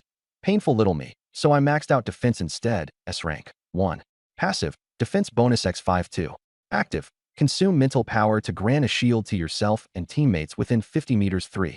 Active, attack power equals own attack power plus defense. The girls exploded on the spot. Holy shit. Group shield. Within 50 meters, the whole team gets it. Defense X52. If Teacher Wen stacks defense to the max, wouldn't she become an iron turtle? Lan Xingyao scratched her head. I thought Teacher Wen was a healer, but she just became the team's biggest shield. The girls all looked at Wen Rui's chest in unison and nodded. Wen Rui blushed and folded her arms across her chest. Tang Yin counted on her fingers and analyzed. Class rep as warrior, Wanzhou as assassin, class monitor as support, Nuonyuo as healer, and now we've got a tank too. Our setup is insane. I nodded in satisfaction. With a tank on the team, the whole squad survival rate just maxed out. Teacher 1, have you used your 4 free attribute points yet? Not yet. From now on, put 3 into defense and 1 into mental power. Don't add anything else. When Rui nodded without hesitation, the girls crowded over again. Teacher 1, what's your defense now? When Rui shared her panel. Player 1 Rui, defense 6, plus 3x5, 21, mental power 8, plus 1, 9, defense 21, so when you pop a shield it's 11 points. I nodded. With 11 points of shield, ordinary zombies can't even bite through it. But when Rui wasn't satisfied, 11 points, not enough. What happened to teacher Fong Ting still wouldn't leave her mind. She had to stack defense as quickly as possible and make the shield thicker. Only then could she protect the students. But the problem was, where were free attribute points supposed to come from? When Rui frowned in thought, then suddenly looked up at me. I was standing in the aisle, talking with the girls.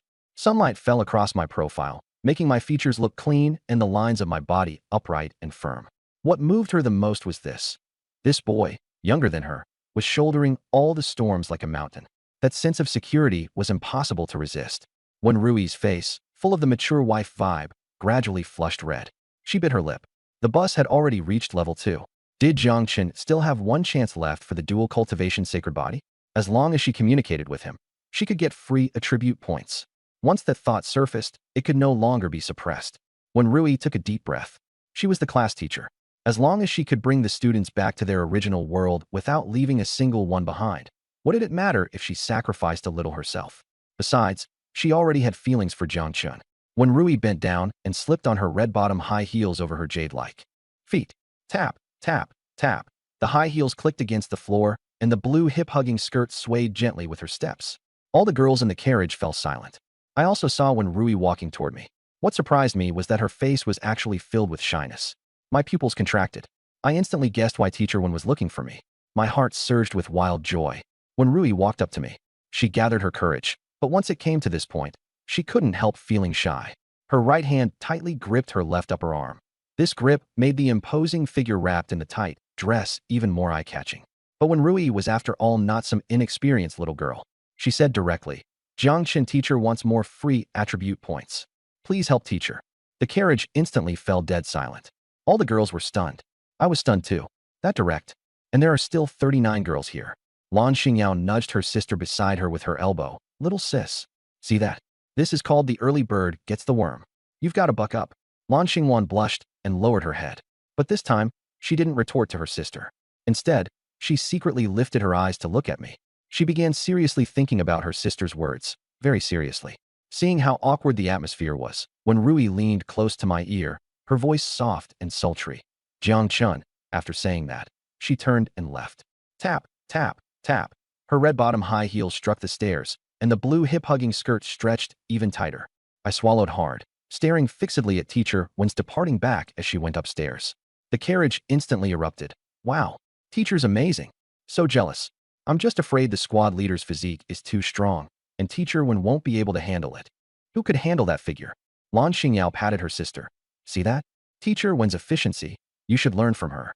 Lan Xingwan covered her face and didn't dare look anymore. I withdrew my gaze and pressed a hand toward the girls. What are you laughing at? Teacher is doing this for everyone. You think teacher wants to? It's all for the team. The girls laughed even harder. Lan Xingyao grinned. Squad leader, go ahead and head up. We won't overthink it. Get more free attribute points. Try to max out teacher 1's defense. I nodded in satisfaction and turned to head for the stairs.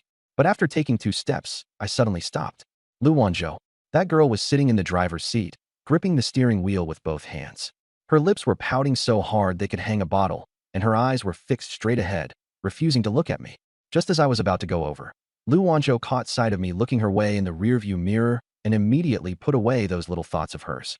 She took a deep breath and straightened her back. No trouble. Xiao Chun and teacher 1 exchanging time was for everyone's safety. At a time like this, the main wife absolutely couldn't drag things down. At most, she'd find Xiao Chun tonight to make it up to him. I walked over to her side, narrowed my eyes, and stared without saying anything. Lu Wanzhou was getting creeped out by the stare and turned to glare at me. What? What do you want? I kept staring, the corners of my mouth slightly raised. She broke first and punched me. Still looking. Hurry up and go. Turning her face away, she muttered. Don't let it get forcibly interrupted later and waste the chance. I leaned close to her ear and lowered my voice. Don't worry. Tonight's matter. I'll keep my word. I patted her shoulder and turned to go upstairs. Out of the corner of my eye, I saw her ears instantly turn bright red. From behind me came a haughty snort. Tisich smelly Xiao Chun. Who cares? As I just reached the second floor, I froze. When Rui was sitting on the edge of the bed, arranging the water and food neatly, like she was setting up a stall. Her cheeks were flushed, and her voice was soft and seductive. Welcome home, dear. Tilting her head, she lightly pressed her index finger against her lips. Let's eat first, eat. My pupils shook. Oh my god, who could handle this? As expected of teacher one. She was way too good at this. I coughed twice and walked over. She grabbed the corner of my shirt and yanked it downward. I sat down along with the pull, and the bed creaked. Leaning close, she brushed the tip of her nose against my face. Teacher's first time? Go easy on me. When Rui sanity 90%, that's it? A little disappointing. When Rui sanity 70%, still trying to act tough. When Rui sanity 50%, HM? So this is what it feels like. The bus kept driving forward, the road shaking a little. Several zombies on the highway were swaying around, and when they heard the noise, they all turned their heads in unison. If zombies still had any humanity left, they would have been totally confused. Why is this crappy bus rocking while it's moving? And there's a woman singing inside. Before the words were even finished, bang. The bus smashed straight into them. The zombies instantly turned into a pile of mush. When Rui sanity 20%. Oh ho ho ho. When Rui sanity 0%. My brain is broken. When Rui affection 97100. This exchange lasted 64 minutes. Gained 64 free attribute points. Successfully copied When Rui's talent. Afraid of pain, so I put all points into defense. I looked back at When Rui. She was leaning against my shoulder, breathing slightly heavily, a tired yet satisfied smile on her face. With great difficulty, she gave a thumbs up. Jiang Chun, teacher really underestimated you. I smiled in satisfaction, twisted open a bottle of water, and handed it over. Teacher, in front of the classmates, call me Jiang Chun or class monitor. I won't take offense. I leaned a little closer. So now, what should you call me? Her cheeks turned bright red as she murmured softly. Tilda, the corners of my mouth lifted. That's more like it. I gently lifted her chin and made her look up at me. Seeing her shy expression, my desire to conquer her was completely maxed out. I let go of her, straightened my clothes, and walked toward the stairs. Allocate the attribute points the way I told you. Get some rest first. When Rui watched my back, her eyes full of tenderness and dependence. She knew it. She had completely fallen. I had already finished allocating the points on my way downstairs. 64 free attribute points. Constitution plus 8, Defense plus 30, Agility plus 6, Mental Power plus 20. Player, Jiang Chun. Attack Power, 35 Constitution, 39 Defense, 167 Agility, 22 Mental Power, 30 Luck, 15. Looking at the panel, the corners of my mouth lifted. 167 Defense, then using the talent to convert it into Attack Power, straight up to 202. Add the bonus from the Frost Domain, and that's 218 Attack Power. Tanky as hell, damage explosive, and I can still stack an 84-point shield. Twin Cultivation Sacred Body. This SSS tier talent is seriously ridiculous. As soon as I poked my head out at the stairwell entrance, the girls all fixed their eyes on me. Lan Xingyao was the first to fire. P-Rep. Pretty good haul, huh? Hee hee. I coughed twice. Pretty satisfied. The carriage instantly exploded. Ooh, Jiang Chun is over the moon. Where's teacher one? Why didn't she come down? Probably still recovering. The P-Rep has 39 physique. I directly shared the panel. A light screen popped up, and the whole crowd was dumbfounded. Holy shit. 167 defense. 202 attack. These stats are way too freakish. Tang Yin suddenly leaned in front of the light screen. Whoa. Brother Jiang Chun copied teacher Wen's talent. She counted on her fingers. To copy a talent, you need 100 favorability.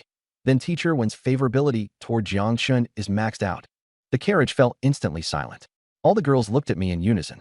Tang Yin leaned close to my ear. Brother Jiang Chun, did teacher Wen show you her special CG? Me? What special CG? What the hell was this girl talking about? Seeing my blank face, she was overjoyed inside. She crossed her arms and circled around me, her face getting redder and redder. Tang Yin favorability. 8990. I was completely dumbfounded. I didn't do anything at all. How did you end up ing yourself? I scanned around and realized Lan Xingwan was missing. Lan Xingyao pointed at the bathroom door. Their master Lan is inside fixing the door handle. I looked in that direction. The bathroom door was actually moving by itself. Instantly getting it, I coughed twice and pulled my gaze back. Bai Nuonyuo ran up to Lan Xingyao. Xingyao Jijia, why is Xingwan Jijia a war god? Lan Xingyao was just about to speak. I coughed once, the warning obvious. She instantly understood and made a zipper on the mouth gesture. The bus continued forward. 11:26 a.m. I stared ahead. 500 meters away, a group of zombies was surrounding a bronze chest on the highway. I activated full map reveal. C-grade wilderness treasure chest. Guardians. 20 common zombies. 1 mutated pus-burst zombie. A grin curved my lips. Wanzhou, pull over. Lu Wanzhou slammed on the brakes. The girls instantly perked up. Another treasure chest. Tang Lucky Star is about to open it. I stood up first, lifting my katana. This time, I'll go alone. Rolling my shoulders, I said, perfect chance to try the new talent. Lu Wanzhou stood up too, hands on her hips. I'm going with you. I smiled. No need, I can handle it myself. She tipped her chin up. What if there's an emergency? Shouldn't Sister Lu save your dog life? Helpless, I couldn't beat this little childhood sweetheart. I'd better spoil her. The two of us got off the bus, and roars came from afar. 20 zombies, bearing their fangs and claws, charged over. I remained calm and activated my talent. Because I'm afraid of pain, so I put all my points into defense. A pale yellow crystal shield rose over both me and Lu Wanzhou. Lu Wanzhou lowered her head and poked it. Pretty hard, but not as hard as mine. I glanced at the panel. Shield value. 84 points. Satisfied, I nodded and smiled at her. Master Lu, you stand right here and don't move. Your old son will be right back. She rolled her eyes at me, and the moment I turned around, she immediately covered her mouth and snickered. The girls on the bus all stuck their heads out to watch the show, and some even started munching sunflower seeds. Not the slightest bit worried. No choice. My sense of security was just that strong. The second floor window opened, and when Rui curiously poked her head out, she leaned by the window, watching my back as I held my blade, the corners of her lips curling slightly. I drew my blade. Shing. The bluish-purple blade reflected a cold glint. I walked toward the charging horde of zombies, my steps so slow it was almost like a stroll. The first 3 zombies rushed up to me and opened their mouths to bite my arm. I didn't dodge or flinch, letting them bite. Their teeth hit the shield and only stirred up a slight ripple, not even leaving a crack. Another wave of zombies leaped at me, their claws scratching wildly. The shield didn't budge. I looked down at the panel and was stunned. The shield could actually inherit my defense. Zombies with 5 attack points hit my 167 defense, and their damage went straight to 0. I thought this was boring, so I tensed my arm. A single, simplest horizontal slash. Buffed. My 212 attack power cleanly sliced off half the heads of 3 zombies at once. It was like cutting tofu. The blade flashed again, and with every swing, 2 or 3 more fell. Blood splattered on the shield, and not even my clothes got dirty. How was this killing zombies? This was a one-sided massacre. Lu Wanzhou stood behind me, dumbfounded. She had originally been worried whether I'd get hurt if 20 zombies surrounded and attacked me. Now she was worried about this. There weren't enough zombies for me to kill. The girls on the bus exploded. Holy crap. The sports committee guy is way too fierce. 3 with 1 slash. From now on, we can just lie flat. Lan Xingyao's eyes lit up. Sports committee, you're awesome. I'm the sports committee's dog. Lan Xingyuan smacked her sister on the back of the head. Sis, shut up. In less than 30 seconds, all 20 ordinary zombies were lying flat. I flicked my blade, sending a crescent of black blood flying. At that moment, the mutated zombie finally arrived. Its limbs were swollen like water-filled balloons, and it had a beer belly too. The most disgusting part was that its whole body was covered in pus-filled blisters. Yellow-green bile kept seeping out, and the stench could be smelled from dozens of meters away. The girls retched on the spot. Damn, that's way too gross. Tang Yin, however, had stars in her eyes. Wow, this fat zombie is awesome. The girls all turned to look at her. Your taste is seriously messed up. The pus-burst zombie closed in and opened its mouth. Puff. A huge spray of yellow-green bile came straight at me. I didn't move an inch. My shield blocked everything. The next second, more than a dozen roars exploded from the grass on both sides of the highway. A group of zombies lunged in from all directions. I instantly understood. This thing used its bile to attract hordes of zombies for a gang-up attack. If it got sprayed in the supermarket, it wouldn't be just 30 zombies. This dungeon's difficulty was something ordinary players couldn't handle at all. But for me here, easy. A flash of blade light. More than a dozen zombies were all decapitated. I charged straight at the pus-burst zombie. Just as it was about to open its mouth, I threw my saber directly. Thud. The blade pierced through its huge belly and nailed it firmly to the highway. Boom. The pus-burst zombie exploded on the spot. Killed C-rank pus-burst zombie. Dropped 3 survival coins. I walked toward the treasure chest, passing by my katana and pulling it out on the way. With a flick, bile splashed onto the highway. I spun the blade in a flourish, jaju the blade with my left arm, held the hilt with my right hand, and slowly drew it, wiping the remaining bile onto my shield. Another crisp blade flourish. Ching, the katana was sheathed. The whole sequence was as smooth as flowing water. The girls on the bus completely lost it. Damn, the class rep is insanely cool. That blade wipe. That sheathing. Unreal. Class rep, I want to marry you. Blue Star Yao slapped the car window wildly. Daddy. Blue Star One didn't hit her sister, because she was staring blankly too. Lu Wanzhou stared dumbly at my back and muttered, Bastard Xiao Chun. Why make it so cool? I strode toward the treasure chest, unable to suppress my grin. That one-handed, bent arm blade wipe earlier was purely to show off. And the result, it was actually cool as hell. I picked up the C-rank treasure chest and carried it back to the bus. Lu Wanzhou squatted down to pick up the coins, a full 12 of them. But the zombies lured by the bile dropped no coins at all. Was the system afraid people would farm coins? Honestly, I had just been tempted to do exactly that. Back on the big bus, I set the treasure chest down in the aisle. The girls swarmed around it. Tang Yin was already kneeling nearby, rubbing her hands together, eager to try. As usual, she and Wanzhou each kissed me once. Lucky Cat opens the chest.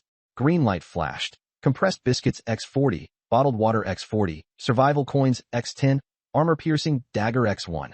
I picked up the dagger. It was entirely black, with a cold gleam along the blade. It boosted attack, agility, and could pierce armor.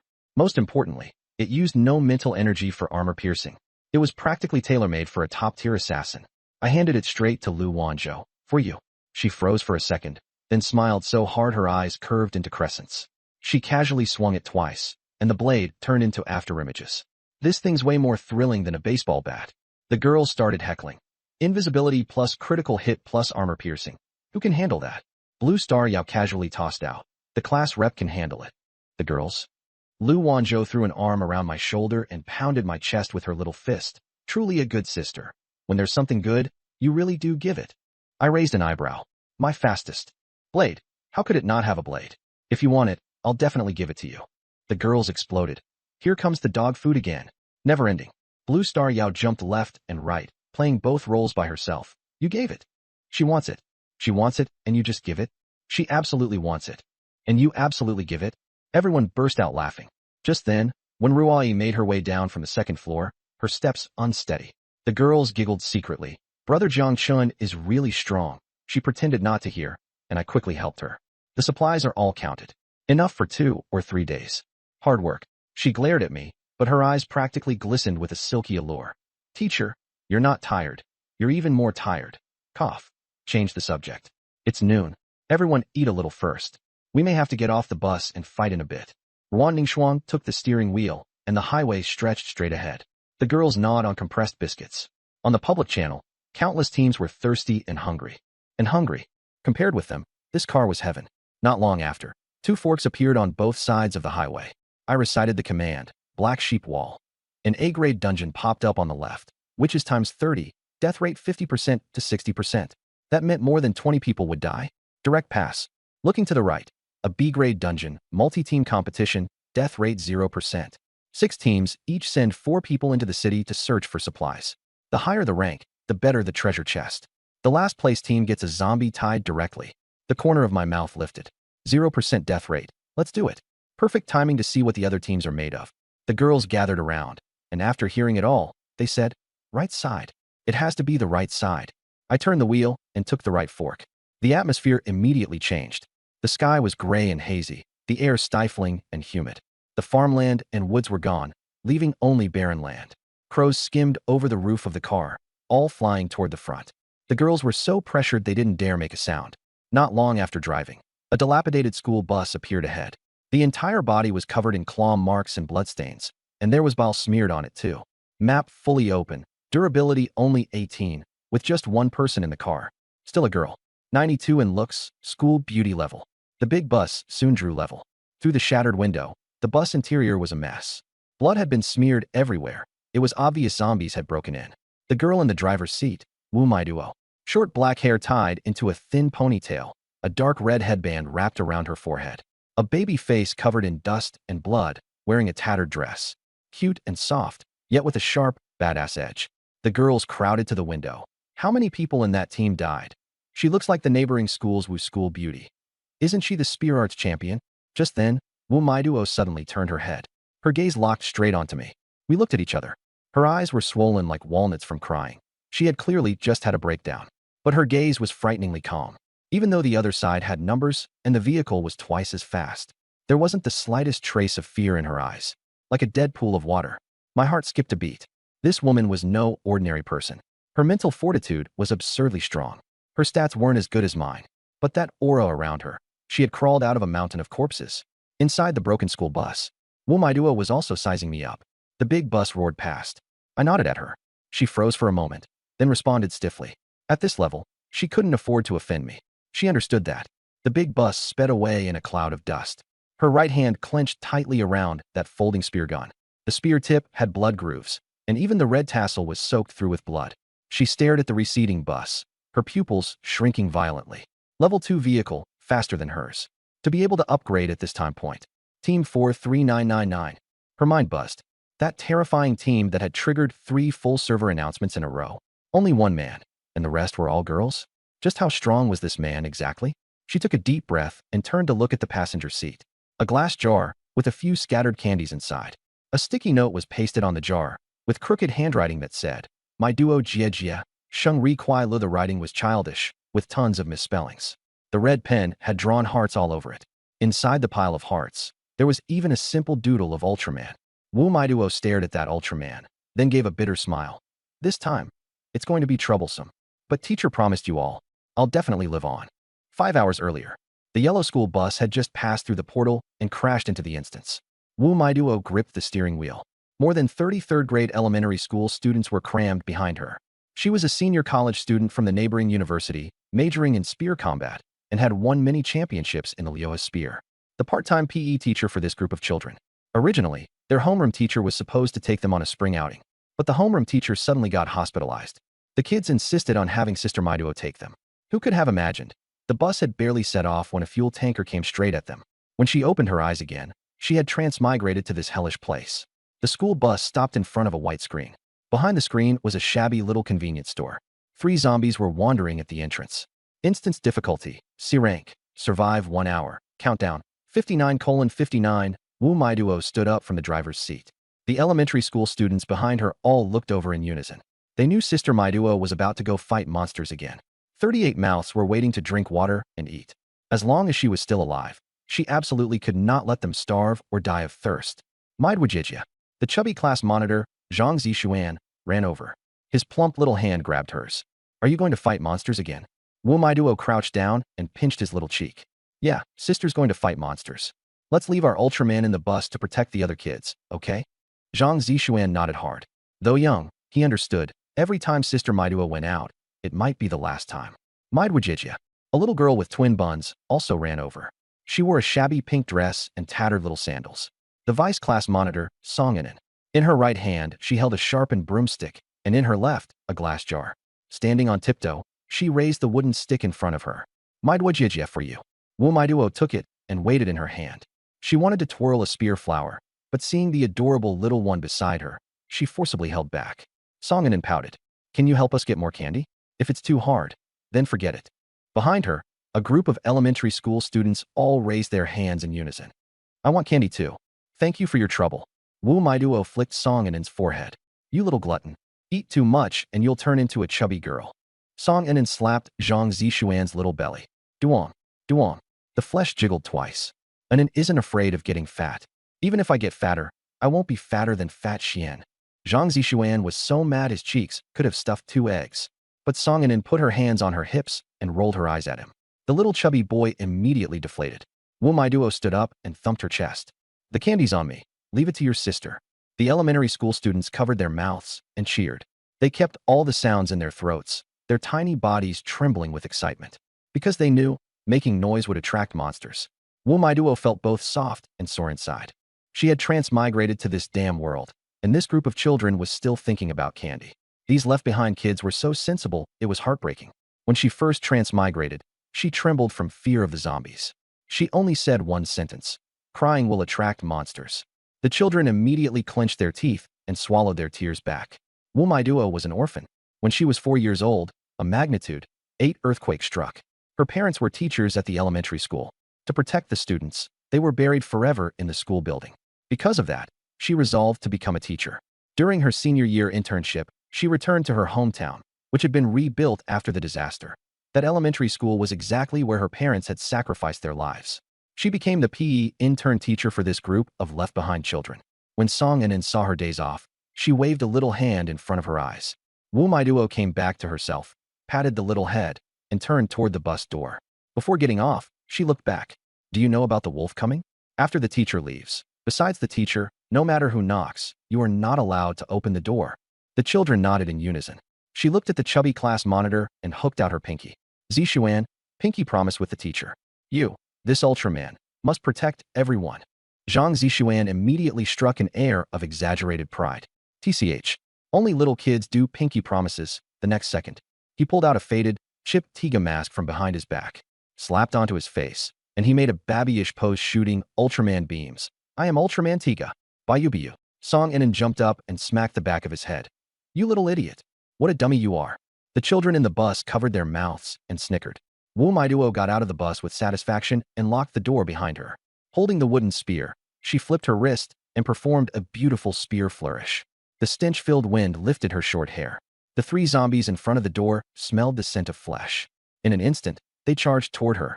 Wu Maiduo suddenly opened her eyes. Her pupils ignited with orange-red light. Full vision inactivated. 360 degrees with no blind spots. The only blind spot was overhead. She held the spear at an angle and rushed toward the three zombies.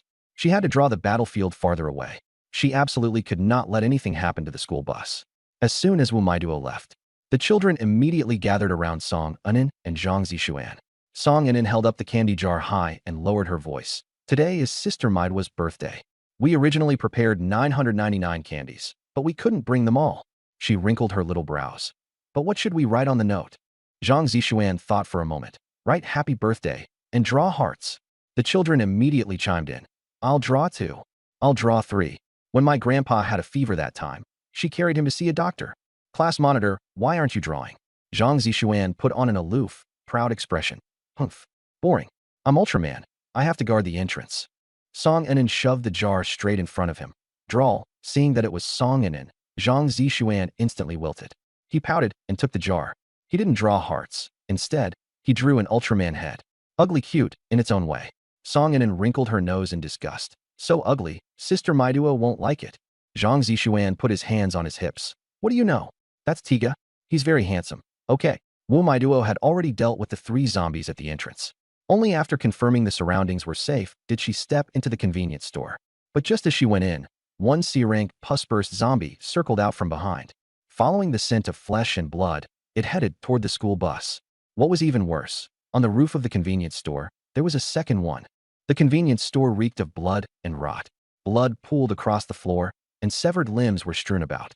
The shelves were completely empty. Behind the shelves was a door leading to the storeroom. Just as she stepped inside, the corpse behind her silently stood up.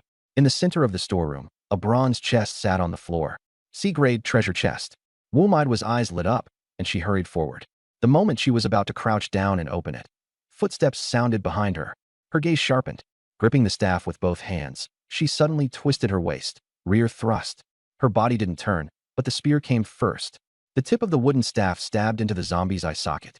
Dark brown blood gushed out. With a flick of her wrist, she yanked the staff free, spun a clean spear flourish, and swept it aside. Dark blood splattered everywhere. Thud! The zombie fell straight down. Wu Maiduo glanced at the wooden staff. The tip had shattered. It was ruined. If only I had a proper spear. She turned and opened the treasure chest. A pale green light glowed from inside. Purified water. X3. Compressed biscuits. X3. Foldable 6-section spear. C-grade. X1. Her eyes lit up, and she grabbed the foldable spear. It felt heavy in her hands, the shaft black and cold. She pressed the latch with her fingertip and snapped it forward hard. Click. The 3 sections of the spear instantly sprang open and locked into place. The spear tip was sharp, with blood grooves on both sides. A red tassel was tied beneath the tip, bright as a flame. Foldable 6-section spear, C-grade 1.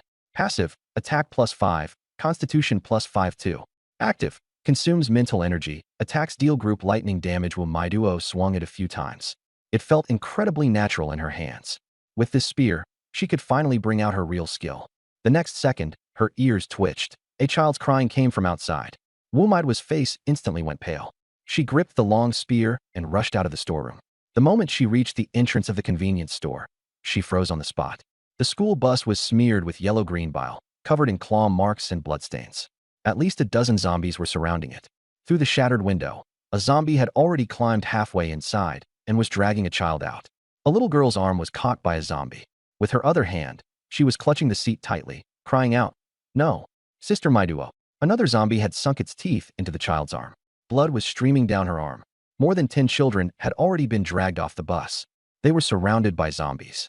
At the bus door, several zombies were frantically pounding on it. The metal had warped, and claws were reaching through the gaps. That C-grade pus-burst zombie was quietly crawling toward the underside of the school bus. Its swollen belly had been scraped open by the concrete, and bile was seeping everywhere. Wu Maiduo's mind went blank for an instant. She suddenly whipped the long spear outward. Crack! The six-section spear unfolded instantly, rising to twice her height. A foul wind lifted the red tassel. It looked like a blazing flame. Wu Maiduo's face was expressionless, but her eyes were full of killing intent. A person who truly wants to win shows no expression on their face. She dragged the long spear behind her and charged toward the school bus like a madwoman. The spear tip scraped the ground, sparks flying everywhere. The red tassel trembled violently in the wind. But she had only rushed out 1 or 2 meters. A shadow suddenly appeared overhead. She looked up. Too late. A bloated pus-burst zombie smashed down directly from the rooftop. It landed 1 meter in front of her. Boom. The moment its body hit the ground, it exploded. Yellow-green bile and minced flesh splattered everywhere. It drenched her completely. The stench was so strong it was suffocating. Sticky bile dripped down her face. But full vision prevented her sight from being affected.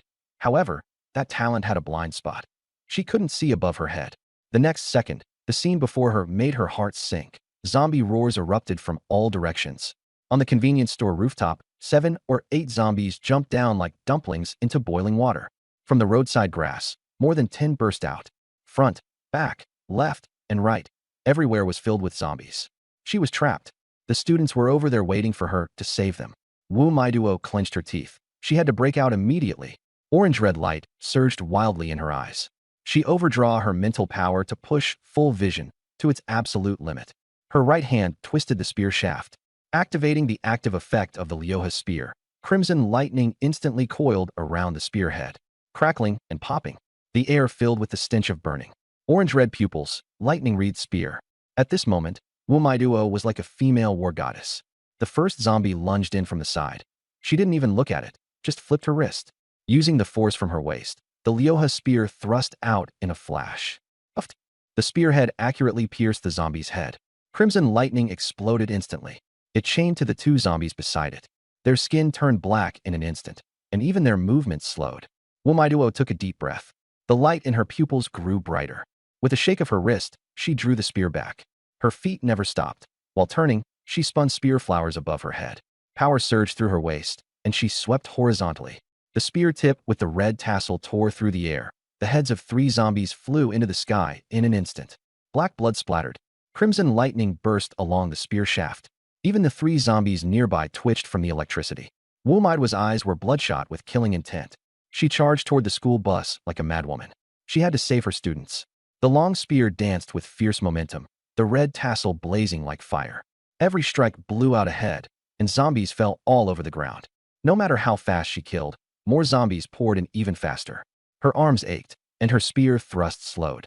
Inside the school bus, Zhang Zixuan wore a Tiga mask and braced himself desperately against the door. His arms were covered in bloodstains, trembling from the pain. But he didn't dare let go. The children behind him were crying into a heap. Songanan had been dragged out. He watched as zombies bit into her arm. He wanted to save her, but he couldn't let go. The mask was full of tears and snot. Bang! Another chunk of the door was smashed away. I'm scared. I want my mom. Zhang Zixuan didn't dare turn around. Ultraman can't cry. Bang! The door was ripped off completely. The zombies' eyeballs were nearly falling out as they squeezed into the bus. The children shrieked and shrank back. The little Tiga stood at the very front, legs trembling, hands shaking. He took a deep breath and shouted at the top of his lungs. We can all become light. Anyone can be Tiga. The little kid charged at the monsters. Bang! The monster fell off the bus. He made it. The next second, the zombies all pounced on him. Ah! That little class monitor's voice grew weaker and weaker. Gone. 1 minute later, Wu Maiduo killed the last zombie. Leaning on her spear, she panted, covered head to toe in black blood. A zombie tossed out the Tiga mask. It slid to her feet, stained with warm blood. All she could hear were screams and chewing sounds. They stabbed at her ears like knives. She froze, her spear dropping. What exactly did I protect? The next moment, she suddenly looked up, biting down hard. Even one. Just one. Let me save one. Whoosh. The spear flew out, piercing a zombie through the head. She went mad and flipped herself into the bus. The carriage was full of blood. Sister Maiduo, I hurt so much. Run. She lowered her head, tears welling in her eyes. Searching for signs of life. None. They were all dead. Zombies rushed in, and she struck back with a sweeping spear. More swarmed in. The long spear was like a cutting machine, one stab per zombie. 5 minutes later, all the zombies were down.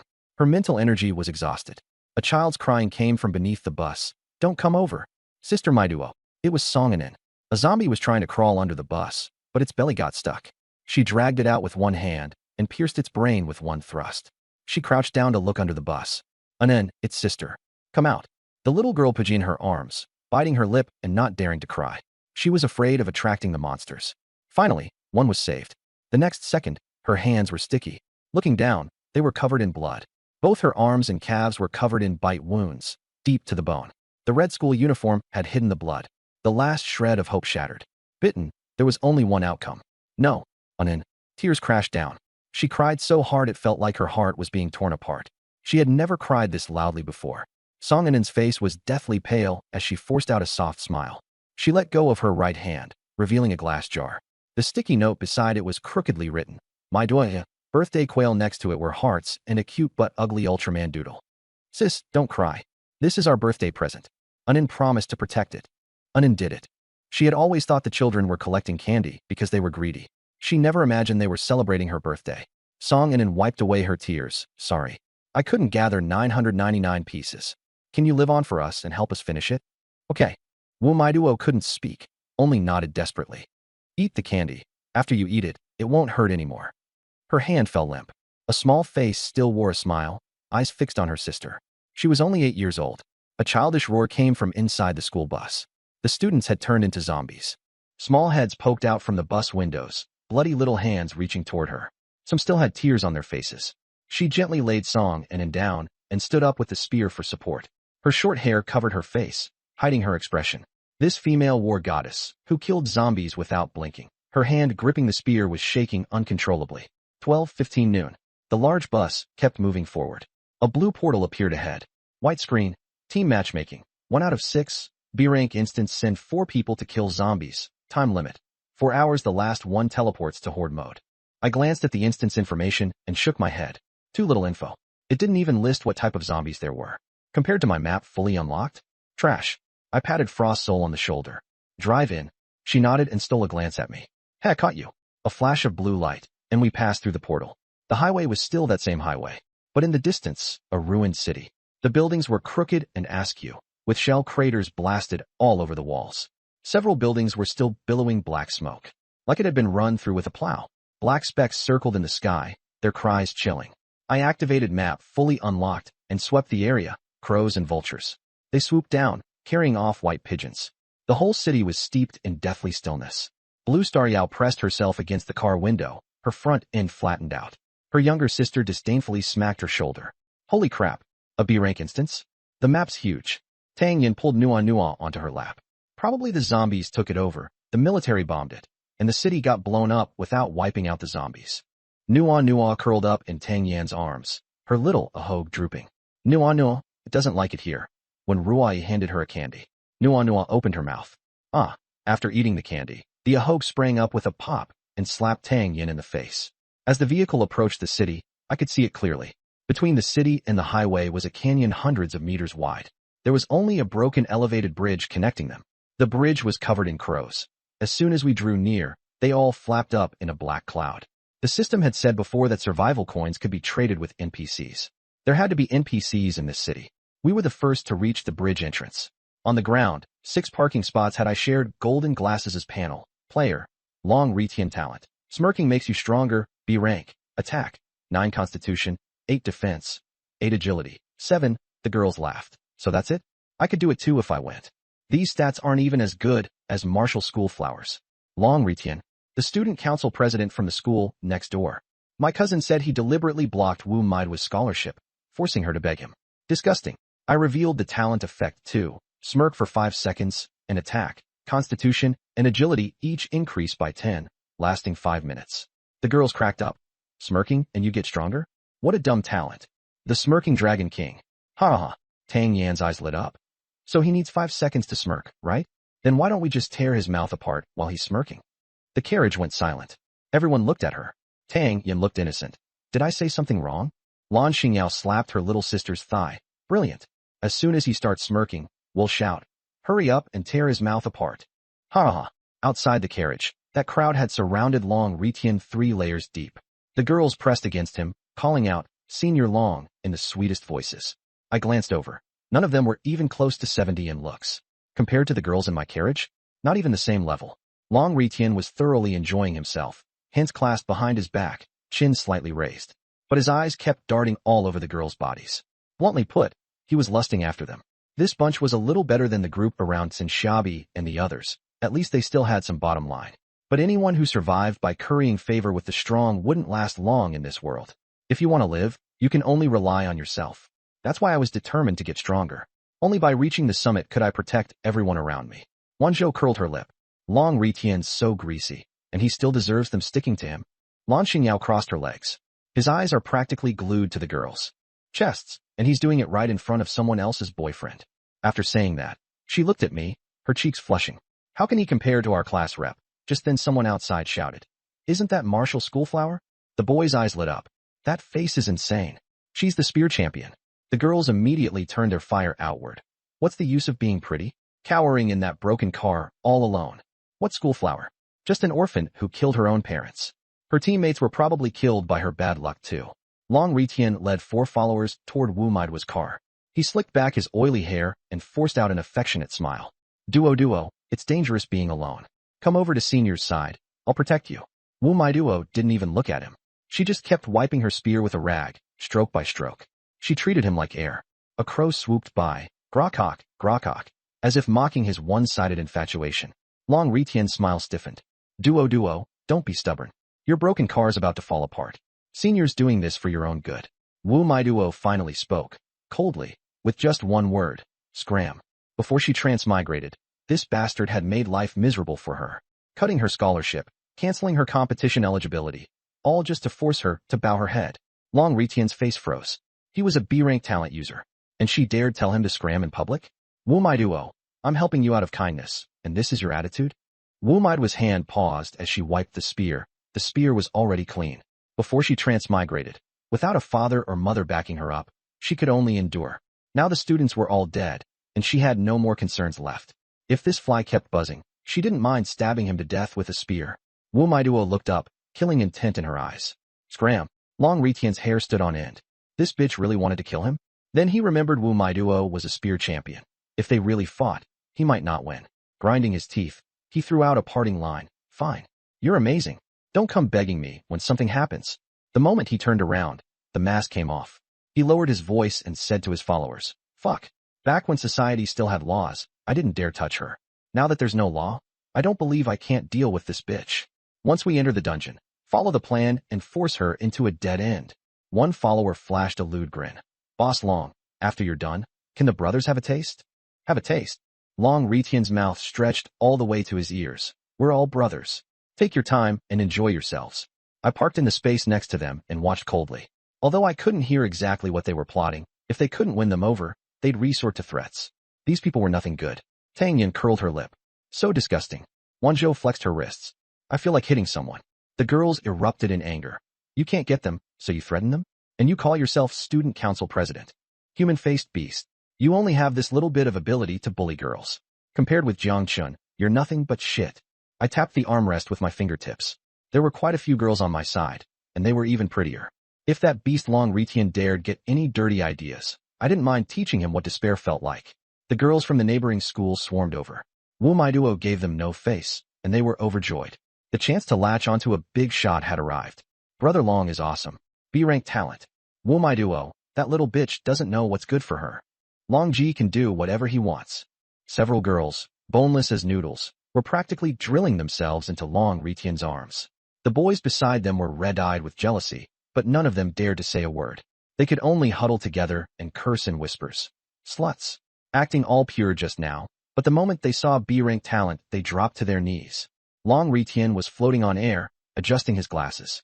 Relax. Your bro here has B-rank talent, and a B-rank dungeon is nothing.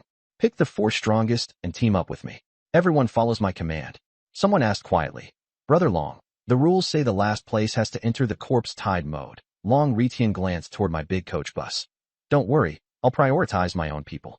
Last place? It definitely won't be us. A group of them instantly understood, grinning viciously. It's not from our school anyway. If they die, they die. I watched them loudly plotting in the bus, the corners of my mouth curling up. Interesting. So I'm being looked down on? These student punks, who had never been beaten by society, were as transparent as glass compared to Xinshabi. You really don't know that the dungeon has a B-rank mutated zombie that can kill you all in seconds. Let's see whether your crooked mouth Dragon King can still laugh then. The people outside the vehicle were so hungry their eyes were practically seeing stars. They crowded around and begged Long Ritian. Brother Long, give us some water. Since we got transported here, I've only eaten half a biscuit. Long Ritian was cursing in his heart. I only have 10 bottles of water. I don't even have enough for myself, share my ass. But on his face, he forced out a smile. Don't worry, we'll look for more after we get into the city. At that moment, the ponytailed girl spoke up. Senior Long, my talent is seek items. Trembling, she pointed at my big bus. There are so many supplies in that vehicle it's terrifying. At least 200 or 300 bottles of water, and over 100 packs of food. The entire scene fell silent. Everyone looked over here in unison. A naked greed flared in Long Ritian's eyes. Some students were already unable to hold back and rushed over. Go. Let's take a look. We're all classmates. What's wrong with sharing some? I was assigning roles. Tang Yan and I will enter the instance. Wanzhou, Teacher 1, and Ningxuang stay in the bus. Wanzhou was the strongest in combat, and Ningxuang could boost attack, so it was safest to leave them there. I brought Tang Yan because the lucky koi could find supplies and open treasure chests. Wanzhou pouted, her pink short hair practically bristling. She had originally wanted to go into the instance and hold my hand. I patted her head, and only then did she calm down. Out of the corner of her eye, she caught sight of something outside the window and immediately tightened her grip on the dagger. Xiao Chun, trouble's here. I turned to look. That group of students was swarming over in a dark mass, with Long Ritian at the front. One by one, their eyes were shining, clearly up to no good. I let out a cold laugh. What had come after all. The bus was full of beautiful girls, and there were so many supplies. Who wouldn't be jealous? Looks like a few more souls were about to fall under the blade. Wanzhou swung her dagger. Should I just send that bastard Long packing? I shook my head. Don't rush. Let's see what they want first. Maybe we can trade some water and food for survival coins. I curled the corner of my mouth. 1 survival coin, for 1 bottle of water. Outside the bus, the group of students caught a clear glimpse of the situation inside, and they were all dumbfounded. Holy crap, the entire bus is filled with top-tier beauties? Any one of them could run circles around the girls at our school, in terms of looks. That's Lu Wanzhou, the campus belle of Tsinghua and Peking, known for her stunning long legs. The one in the Qipao driving, that's Ruan Ningxuang. The one cosplaying as Fu Hua is Tang Yan. Oh my god, the top 10 campus belles of Tsinghua and Peking are all here. The guy's eyes nearly popped out, some even literally drooling.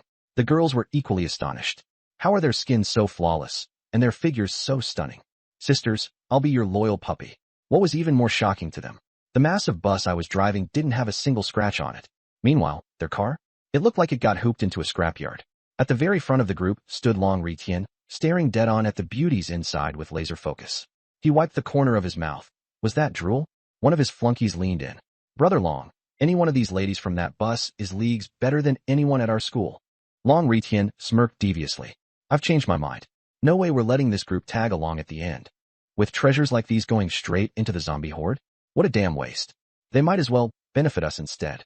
His lackey caught on instantly, grinning suggestively. Brother Long, you're a genius. Just then, one of the girls gasped loudly. The guy in that bus, he's super handsome. Way hotter than Brother Long. Isn't he Jiang Chun? The campus hunk of Tsinghua. Long Ritian's smirk froze on his face. What's the use of being handsome in the apocalypse? This world is about strength. With my B-rank ability, I can crush that punk in seconds. Taking a deep breath, he stood tall and composed himself. All right, everyone stay calm. I'll go talk to them myself. They're students, just like us. I'm sure they'll be reasonable and share some supplies. The crowd nodded fervently. With Brother Long stepping up in person, they'll definitely give us some face. I don't care how good-looking that guy is. Against a B-rank ability holder, he's toast. Long Ritian fixed his hair, tilted his chin confidently, and strode purposefully toward me. Me. Just as he raised his hand to knock on the door, the car door clicked open on its own. He had been hoping it was some pretty girl who opened it. But there was no pretty girl. Only me. Knife in my left hand, right hand in my pocket, looking down at him from above. The smile on his face froze. He awkwardly pulled his hand back and simply ignored me as he looked into the carriage. Hi ladies. I'm the president of the Huaijing University Student Union. Before he could finish, his view was blocked.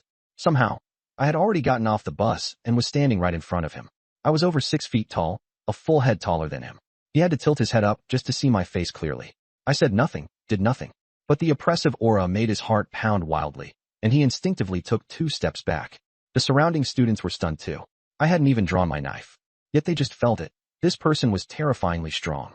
One boy's voice trembled as he said, I finally get what it means to just by the stance. You can tell he's absurdly strong. Long Ritian forced himself to stay calm and extended his hand toward me. This classmate, I'm very familiar with Dean Zeng from your place. We're all struggling here.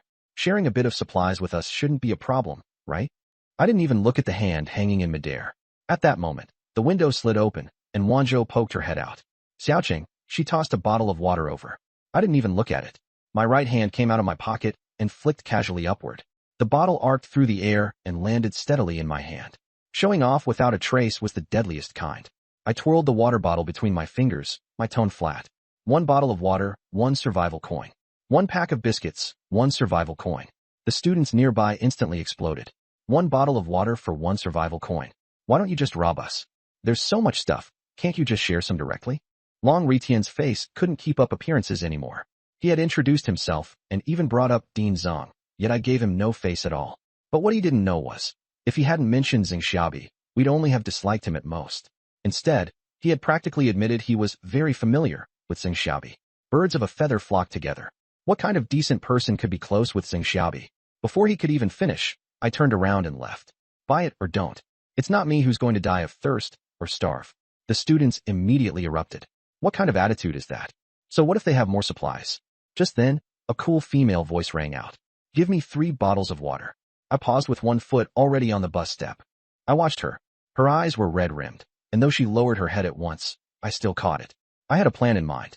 Wu Maiduo, the shooting champion, a rare hard-hitting combatant. When we enter the instance later, I'll see what her strength and character are like. If she passes, I'll bring her into the team. I glanced at the other college students. No one dared come forward to buy supplies. I turned and got back on the bus. Bang! The door slammed shut hard. Long Ritian tried to step forward to negotiate, but he was rebuffed completely. He stared at the tightly shut door, his face livid. One of his lackeys leaned in and lowered his voice. Brother Long, what do we do? Long Ritian gritted his teeth. That kid's definitely the one controlling the spatial backpack. Once we enter the instance, kill that bitch Wu Maiduo first, then slaughter him. All the supplies will be ours. He glanced at the beauties inside the coach bus. Everyone on this bus is mine.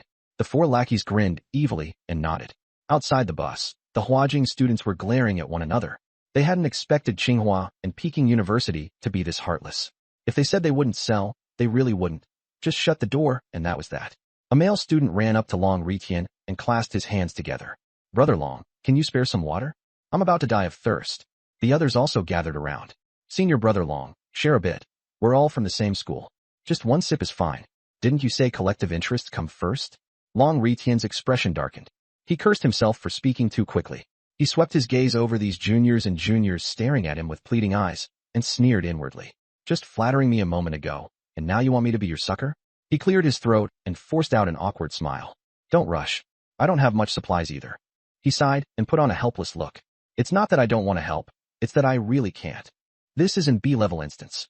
If I hand out my supplies, I won't be able to hold out myself. Who's going to carry you through the clear? The students' faces fell, and they muttered in low voices. You were just saying you'd take care of us, and now you won't even give us a sip of water. There are so many supplies, sharing a little isn't too much to ask, right? He said B-level instances are nothing to him, total nonsense. Long Ritian's smile stiffened. He wanted to explain, but didn't know how. He couldn't really hand out supplies, otherwise what would he eat? The murmuring grew louder, and the looks they gave him changed from admiration to contempt. His fists clenched, his face turning ashen. It wouldn't be so easy to use these juniors anymore. Suppressing his rage, he glared at me, his eyes full of resentment. He had guessed that I never intended to do business at all, and was deliberately stirring things up. I leaned against the car window, the corner of my mouth lifting slightly. That's right. The high price wasn't meant to make the poor students buy. It was meant to pour oil on the fire. You act so impressive? You're the boss, while your juniors and juniors are thirsty and hungry, with not a bite to eat, not giving them anything. Then all that bragging about your divine skills was just bullshit, wasn't it? The students were already disunited, and with me stirring things up, the loose sand scattered even more. Though I didn't care, having too many people around was still annoying. At that moment, 6 giant screens flashed with white light, and everyone squinted. Team matching completed. 6 out of 6. The roar of an engine came from far away. Everyone turned their heads as a blazing red motorcycle sped over. It was like a red bolt of lightning in the gray sky. Riding it was a tall girl. Her snow-white hair was tied into a high ponytail with a crimson ribbon. Her white hair streamed behind her in the wind like a cape. Her pupils were crimson, her gaze cold and sharp. On her back was a scarlet tachi. Her white shirt clung tightly to her body, the buttons seeming ready to burst open at any moment. She wore a red high-slit mumyan skirt, with a slender waist and long legs. Black strappy high-heeled sandals, with small bells tied around her ankles. The motorcycle whipped into a sharp drift, the tires screeching against the ground. It came to a steady stop on the left side of the coach bus. The girl stepped down, her snowy legs revealing themselves, and the bells rang softly. Leaning against the motorcycle, she crossed her arms around the tachi and closed her eyes to rest. She didn't say a word, nor did she look at anyone. Long Ritian and the Huajing students were stunned. Damn, another top-tier beauty? Her aura was explosive, keeping people at arm's length. I stared in shock at the white-haired, red-eyed tachi girl, Sakura Feishue. Player Sakura Feishue, S-rank talent. Sever the cage, a rank weapon. Tachi, a ice cutter. Attack power, 50, looks, 95, top tier. I thought to myself, attack power 50 at this stage is insane. Even though I activated my active skill, my attack stayed around 150. But my defense is 167, solid. I shared her panel with the girls in the bus, and everyone gasped. Attack 50? S-rank talent, a rank weapon. Beautiful and powerful, definitely the female lead. Tang Yin held by Nuonuo in her arms, excitedly stamping her feet. White hair, red eyes, and a katana girl, perfect match. The girls looked confused. Tang Xiaojinli, are you being Chinibu again? She giggled. What do you know? White hair and red eyes are super popular. Bai Nuonuo tiptoed and said, she's so cool, and the car is cool too. At that moment, Long Ritian smoothed his slick-back hair and walked toward Feishue. He put on a polite expression and introduced himself. I'm Long Ritian, student council president of Huajing University, B-rank talent. His eyes secretly glanced at her jade-like feet. Yet Feishue remained cold and ignored him. The breeze lifted her white hair and red dress, icy and aloof like a rose in a glacier. Long Ritian wasn't willing to give up. You're alone? A B-rank dungeon is dangerous. Why not join our team? He waited for her to nod. Instead, she slowly opened her eyes, and her red pupils flashed with cold light. No discussion. Those 3 words echoed through the entire venue. Get lost, trash. Long Ritian's smile froze, as if he had been slapped. The surrounding area instantly fell silent. The Huajing students exchanged glances, wanting to laugh, but holding it in. Long Ritian's mouth twitched. He thought bitterly, what bad luck today. Why do I keep getting scolded by beauties? Wu Maiduo just cursed at me, and now this white-haired beauty too? I'm the student council president with B-rank talent. Why won't anyone show me any respect? He wanted to say something harsh to save face. But Feishue had already closed her eyes and was ignoring him. At that moment, Blue Xingyao's laughter came from inside the bus. Ptaha! The laughter was completely unrestrained. Long Ritian whirled around and glared at Blue Xingyao by the window. What are you laughing at? Get out here and fight me one-on-one. Blue Xingyao crossed her legs arrogantly and made a face. Sorry, I've never received professional training. No matter how funny it is, I'll laugh. Unless I can hold it in. Veins bulged on Long Ritian's forehead. The Huajing students laughed along, covering their mouths and shaking with suppressed laughter. He wanted to rush onto the bus and grab Blue Xingyao. But then he remembered that the system rules forbid non-teammates from entering vehicles. I met him with a cold gaze, and my killing intent made him swallow hard and stop in his tracks. He suppressed his rage. The dungeon hadn't started yet. He had to save his strength. He thought, someone has a talent that produces bile. Once the dungeon starts, I'll throw a bottle at him, blur his vision, then add zombies, and he'll definitely die. Long Ritian gritted his teeth and turned to leave, with his 4 lackeys following close behind. I watched his back, and a flash of murderous intent crossed my eyes. This guy is already my enemy. He has to die? I absolutely can't let him go. Lu Wanzhou shrugged and laughed. Oh ho, someone's doomed. Just then, the 6 advertising screens suddenly changed. A flash of white light, and they were replaced with bright red words. Dungeon activated. A gentle guitar melody began, followed by a clear childlike voice. Amani Nakapenda. The lyrics condemned war and evoked deep emotion. The Huajing students fell silent. The girls frowned. What kind of lousy song is this? Changed to another one. I recognized it as Beyond's Amani. I liked it a lot, but hearing this song play in the city of ceasefire, I had a bad feeling.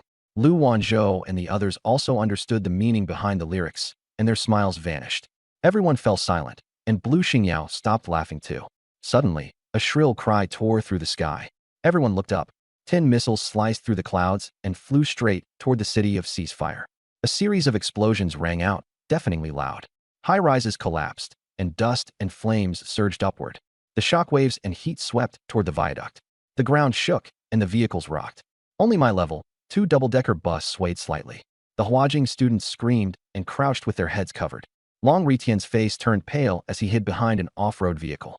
Then the roaring of engines came from behind us. 10 transport planes flew overhead, each bearing an eagle insignia. When they reached the airspace above the city, the bellies of the planes opened. Countless black dots poured down, dense as rain. With a series of thump sounds, white parachutes bloomed in the sky. I narrowed my eyes and activated map fully unlocked, sweeping my gaze over the dangling figures beneath the parachutes. My pupils shrank sharply. What's hanging there isn't supplies, it's zombies. The zombies are all tied beneath parachutes, swaying as they descend. My heart turned cold. The missiles blow up the ruins first, then release the zombies to hunt the survivors. This brutal war is a massacre. Taking a deep breath, I told the girls the truth.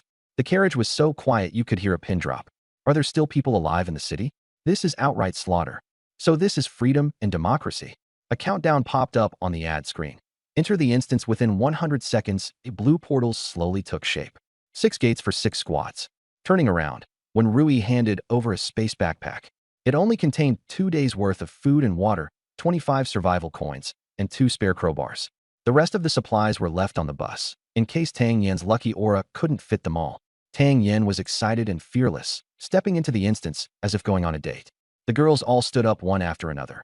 Be careful, PE rep. Lucky Koi, earn us more coins.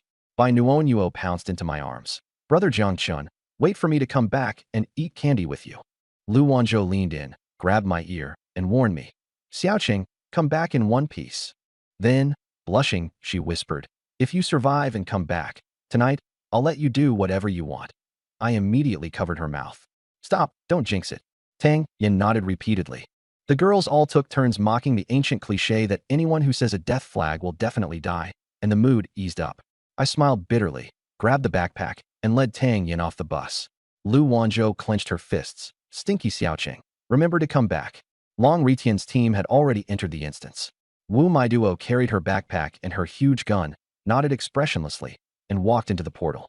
Ing Feishua leaned against her motorcycle with her eyes closed, resting. When she reached the portal, she suddenly stopped. Her red pupils shrank as she sensed a powerful aura behind her. Her blood surged, and goosebumps rose all over her. Turning around, she saw me walking toward the portal with Tang Yan. A warning rang out in her mind. The other side was extremely strong and could kill at any moment.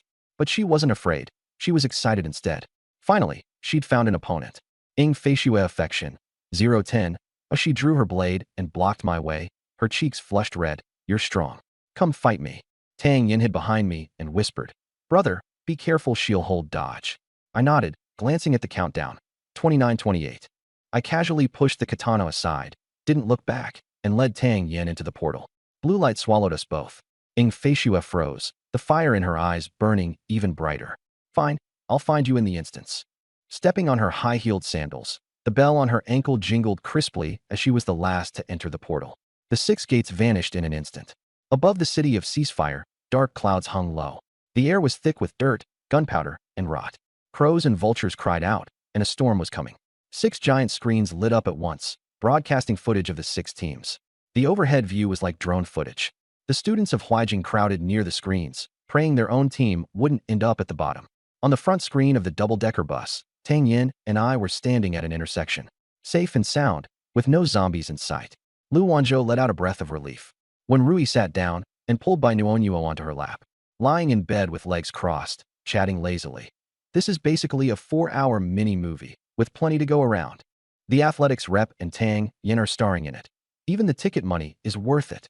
They don't realize we're watching them, so they're not really going to put on a mini-movie, are they? Lan Xingyao was brimming with anticipation. On the screen, Tang Yin sweetly called out, "Brother Jiangchun, where are we going first? Does this count as a date?" Tang Yin and I had just come out of the teleportation gate.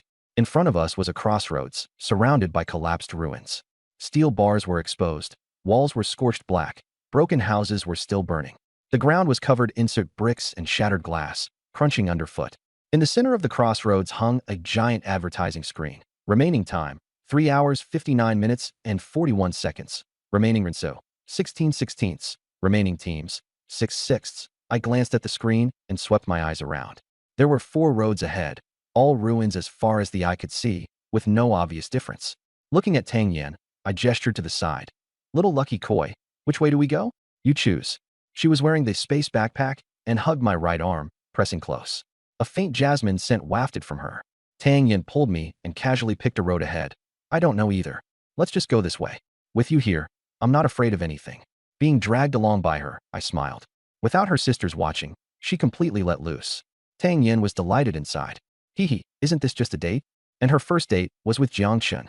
Although the environment was a bit rough, she was super happy, super blissful. Tang Yin favorability, 90/91. I looked at Tang Yin. White jellyfish hairstyle, dark blue top hat, slim waist, blue and white dress, like a little cake. I raised an eyebrow. Something's off. Is she countercourting me? I didn't even do anything.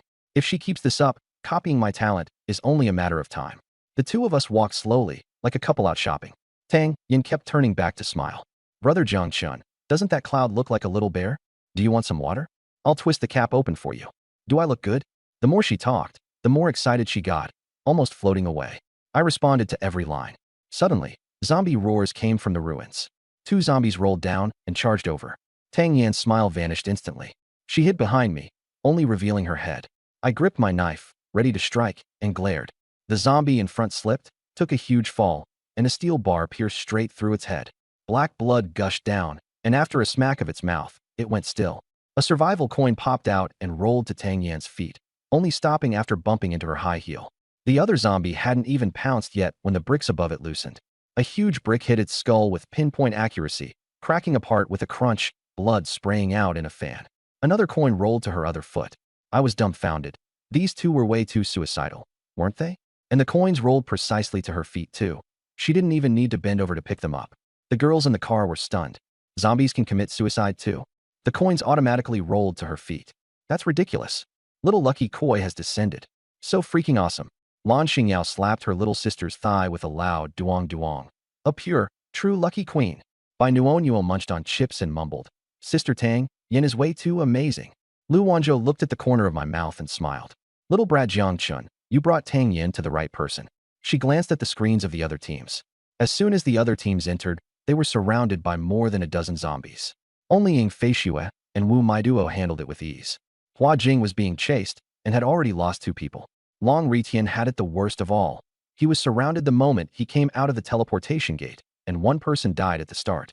The students from Jinghua looked over here in confusion. Why wasn't Tsinghua and Peking surrounded? The zombies literally committed suicide.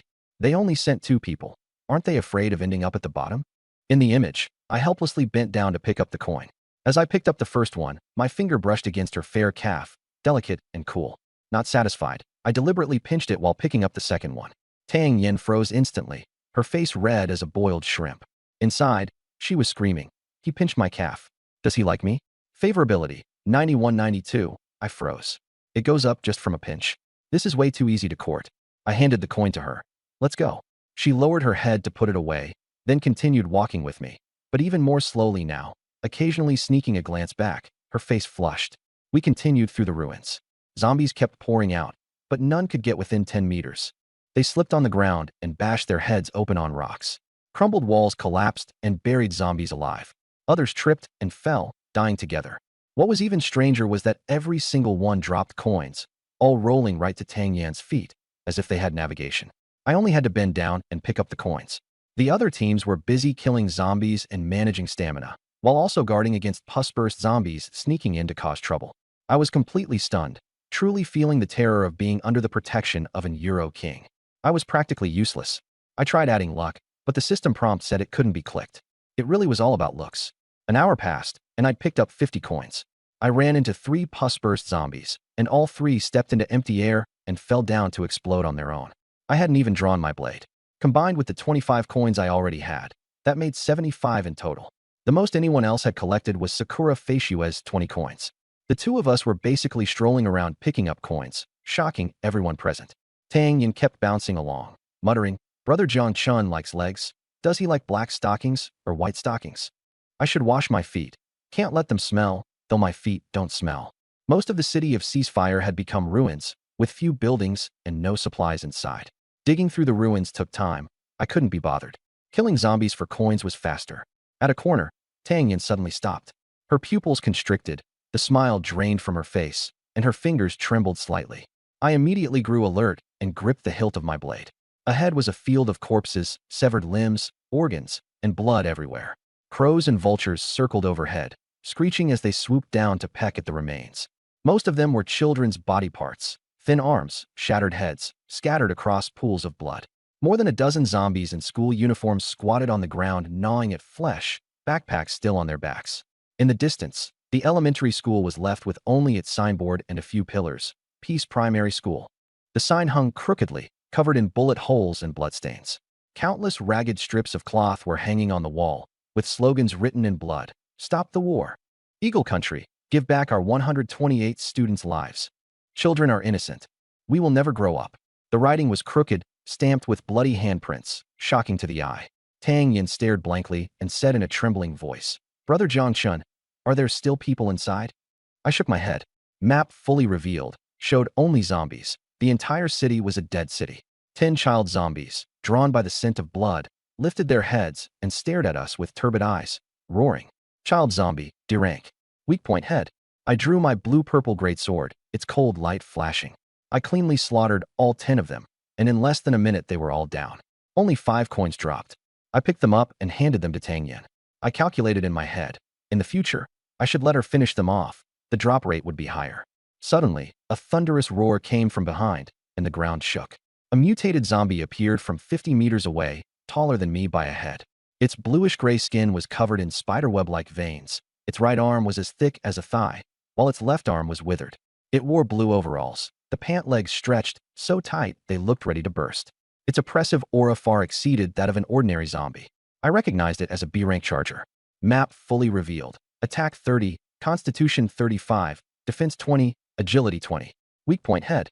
Attack method, straight line elbow charge, grabbing the player and slamming them repeatedly into the ground. The charger stared fixedly at us, then roared and hunched down, elbow pointed forward. With a fierce stomp, the cement cracked and stones flew as it charged over like a runaway bus. In half a second, it was rushing straight at Tang Yin. I shielded her with a cold expression. "Back off. I'm about to show off." I didn't dare gamble on luck. Relying on myself was more reliable. With me behind her, Tang Yin felt at ease. Clang. My blue-purple greatsword left its scabbard, releasing an eye-searing flash of cold light. I tightened my fingers and activated my skill. Lightning crackled around the blade. The static made Tang Yin's hair explode outward. Not enough. I took a deep breath and spent more mental energy. I activated all the effects of my talent. I'm afraid of pain, so I put all my points into defense. A pale yellow crystalline shield enveloped both of us, able to absorb 84 points of damage. My attack stats surged to 202. Lightning suddenly burst from the blade, spreading into a purple thunder field. Arcs of electricity jumped wildly, and gravel was melted red by the heat. With the next strike, I swung with all my strength at the charger's head. Hiding behind a cement wall, Tang Yin peeked out to watch, and only one thought filled her mind. Brother Jiang Chun was insanely cool. Affection 9293. Just as she was about to speak, the sky suddenly darkened, black clouds pressing overhead like ink. A bolt of lightning tore through the clouds and struck toward the high-rise, sending bricks and stones flying. Thunder boomed, and torrential rain poured down. The purple lightning beside me is unaffected by the rain. The raindrops evaporate the moment they land. Enveloped in vapor and electricity, I face the enemy with a cold, stern air. The chargers only see blood and rush at me desperately. When they are less than 10 meters away, I step forward steadily and swing my blade. Purple lightning surges outward. At the other end of Stopwar City, Sakura Feishue draws her ice blue longsaber. Behind her, more than 10 zombies are covered in frost like ice sculptures. She spins the blade in a flourish and sheathes it, slicing a zombie's head clean off as its body hits the ground. Just as she is about to pick up the coins, her red pupils shrink. She senses an extremely fierce and violent pressure coming from the other side of the city. It's that boy. Her heartbeat quickens. Her breathing becomes rapid. Lightning splits the sky, thunder shakes the heavens, and crows scatter in all directions. Immediately after, a purple blade light, 5 stories tall, sweeps across the ruins. Her pupils tremble violently. The hand gripping her blade shakes, and her slender jade-like legs tighten beneath her skirt. She knows she is no match for him, but still wants to give it a try. Abandoning the coins, she grips her blade and runs toward where the lightning fell. Rain soaks through her white blouse, and the gale whips up her white hair and crimson hair ribbon. Only one thought remains in her mind. Find him, fight him to the death, and lose beneath his blade. Just thinking about it makes her thrilled. Sakura Faciua Affection. 1020. Wu Maiduo stands on the roof of a 3-story building, a Lyoha spear in hand, orange-red light flashing in her eyes. The fierce wind whips her blood-stained dress, and the red tassel on the spearhead sways like flames. She spots a charger 2 streets away. After the clash, she confirms that in her current state, she cannot kill it. Just as she is plotting a detour, her orange-red pupils suddenly widen. Purple lightning flashes among the ruins, and a suffocating pressure tears at the sky. Lightning strikes, thunder shakes the buildings, and raindrops batter her face. A purple blade light taller than the buildings itself flies past, carving a trench through the road. The charger is split cleanly in 2, still wrapped in purple electricity. Jiang Chun. Her heartbeat races. Nearby zombies are drawn in and swarm toward them. After an hour and a half of fighting, her mental energy is exhausted, and she can only occasionally activate full vision. She descends the stairs and moves toward my direction. Only able to kill zombies and pick up coins, she doesn't want to end up last. Her figure disappears into the curtain of rain. At this moment, Long Ritian steps out from the neighboring building, soaked to the skin, his slicked back hair flattened by the rain.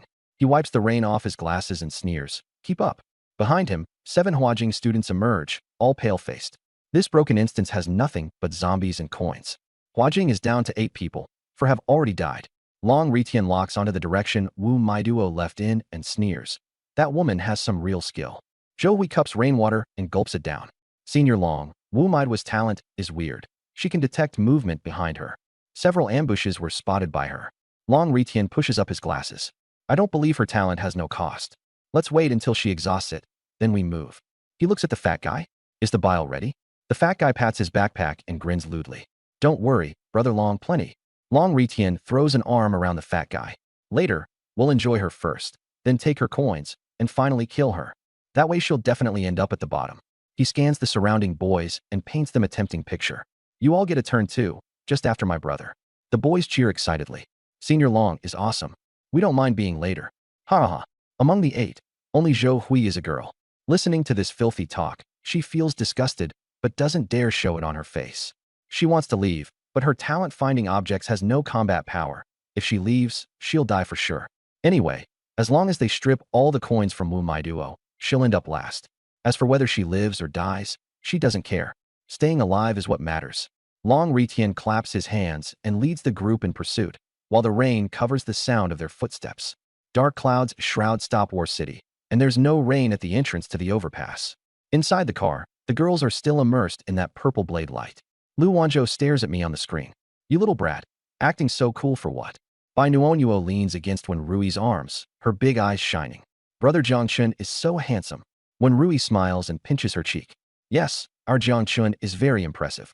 In her heart, she silently says, my resident is so handsome. Lan Xingyao slaps her sister's leg with a loud duong-duong sound. Sis, did you see that? The class rep is way too fierce. Blue Starwind stood dumbfounded beneath that blade, her mind filled entirely with my image wrapped in purple lightning, her heart racing. When my older sister teased her, she shyly lowered her head. The students from Huajing also saw that blade and all froze in shock. They had originally thought I was dead for sure. Long Ritian and the others had taken 10 people to surround and assault the charger, losing 2 before they finally killed it. Wu Maiduo hadn't managed to kill it either. I killed the charger with 1 slash, and the whole crowd was stunned. Is that reasonable? 1 slash kills a B rank. My brain is fried. The folks in Huajing went quiet.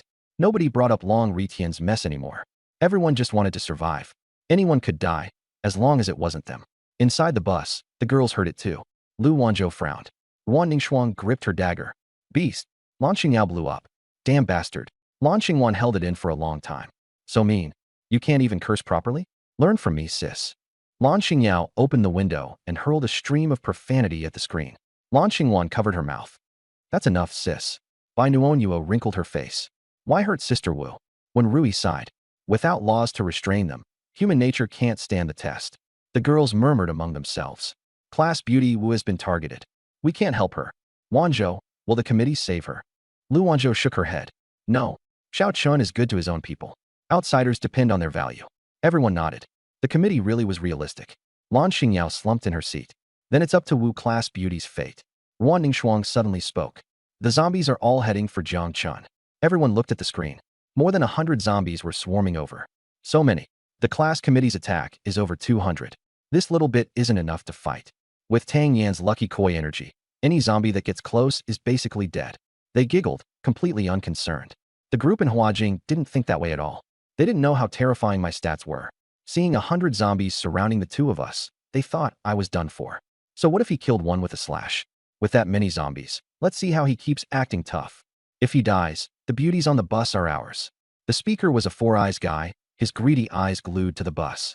Lu Wanzhou had long disliked him. Xiao Qin had told her to protect the sisters. If someone harbored ill intentions, killing them was justified. Much less this four-eyes idiot actually cursing Xiao Qin to die. She couldn't stand it. On the slippery grass, the zombies kept falling. Their heads smashed open, and they died in heaps. Gold survival coins rolled all over the ground. Tang Yin didn't bother fighting. She just bent down and picked up money. She looked up at me with a face that said, I don't get it either. I gave a wry smile. I was used to it, and kept swinging my blade. She picked up coins and finished off stragglers. I handled the instant kills. Plus exploding zombies, chargers, 1/ each. In less than 15 minutes, dozens of zombies were lying on the ground. The street had turned into a sea of corpses, and the smell of blood spread everywhere. I wiped my blade and put it away. Tang Yin crouched on the ground, frantically stabbing zombie heads. Each stab dropped a coin. Her blue eyes were practically turning into coin shapes. Brother Jiang Chun. So many coins. I can't pick them all up. She checked her backpack and froze. We have 251 survival coins. I leaned over to look and smiled. Normal.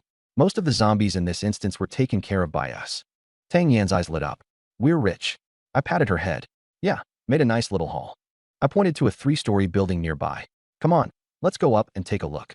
The two of us crushed the rubble underfoot and went inside. It was pitch black and stank. After climbing to the 3rd floor, we pushed open the rooftop door, and rain and wind hit us in the face. I activated full map awareness and locked onto 3 chargers heading our way. Then I turned and headed back downstairs. Tang Yin asked softly, where are we going? Kill a few chargers, and pick up some coins while we're at it. Okay. Just as the two of us left, Sakura Feishue ran over from the other end of the street. Her white shirt was soaked through and clung to her body, and the bells at her ankles jingled softly. She stopped and looked at the sea of corpses before her, her red pupils shrinking sharply. Crouching down, she stared at the charger's wounds and reached out to touch the lingering purple lightning. Electricity shot through her fingertips. The pain made her pull back her hand, but instead it excited her, making her tremble. She put her finger beneath her nose and smelled it. The scorched stench mixed with blood. A dazed, fascinated smile appeared on her face. Ah, her manic laughter echoed through the torrential rain. You're really strong. I like you so much. Affection, 2030, she looked toward the overpass in the distance. Too bad you got away. Then I'll wait for you on the bridge. She turned and walked toward the bridge, the bells at her ankles ringing softly. The Huajing students stared at the screen. He really took down over 100 zombies by himself. And 5 chargers are gone too. A wave of over 150 coins. Added 200 plus already. The other teams don't even have that many combined. Long Retian's team only has 36. Wu Maiduo has 28. Ying Feishue has 45. The 3 teams together have 109, not even half of mine. Senior Long must succeed. Wu Maiduo must die. Otherwise we'll enter the zombie tide mode. Inside the double-decker bus, the girls are excited. 251 coins. The class monitor is awesome.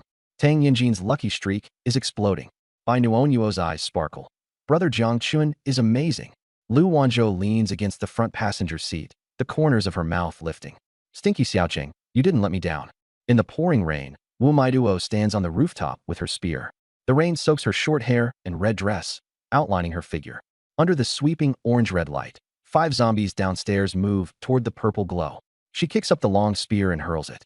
The spear tip pierces a zombie's head and nails it to the ground. She flips down to the lower floor, steps on the spear shaft to launch herself toward the remaining zombies. She pulls the spear free, blood sprays. She leaps 3 meters high and smashes down like Mount Tai, shattering a skull. The remaining 3 zombies pounce. She spins her spear, flinging off blood, and settles into a horse stance. Stab, pull, sweep, everything in one fluid motion. The last zombie lunges. She slashes diagonally, splitting it in half, then thrusts the spear through its head. The one she knocked away gets back up. Without turning her head, she whips around and pierces it through. All 5 are wiped out. Wu Maiduo leans on her spear, panting. Her stamina is nearly exhausted, and her head aches. Just as she is about to rest, more than a dozen zombies are drawn by the noise and charge over. She grits her teeth. The orange-red light flares again, but it is obviously weaker. She activates the Great Spear's effect, and red electricity coils around the spear tip. Holding the spear with one hand, she charges into the zombie horde. 2 minutes later, Wu Maiduo drops to one knee. Her mental power is overdrawn, and her whole body is sore. Lightning illuminates the ground littered with corpses. She props herself up with the spear and stands, wanting to pick up the coins and find a place to recover. Suddenly, behind her, a cracked, yellow-green ball splashes onto her back. The stench hits her face, and she nearly falls. Turning around, she sees Long Ritian on the rooftop of the second floor. He's tossing a bile bottle in his hand, wearing a lewd grin. Behind him, 7 others look down from above, their eyes greedy. Long Ritian claps with a cold smile. I didn't expect you to be this strong. You killed nearly 20 of them. But now that your talent is gone, you're exhausted like a dead dog. Let's see how you deal with the zombies drawn by the bile. Beg me, make my brothers happy, and I'll help you. The boys beside him wear obscene grins, cursing and jeering. Wu Maiduo spits out coldly, scram. Long Ritian's smile stiffens. You won't cry until you see the coffin. Sooner or later you'll be kneeling and begging us to play with you.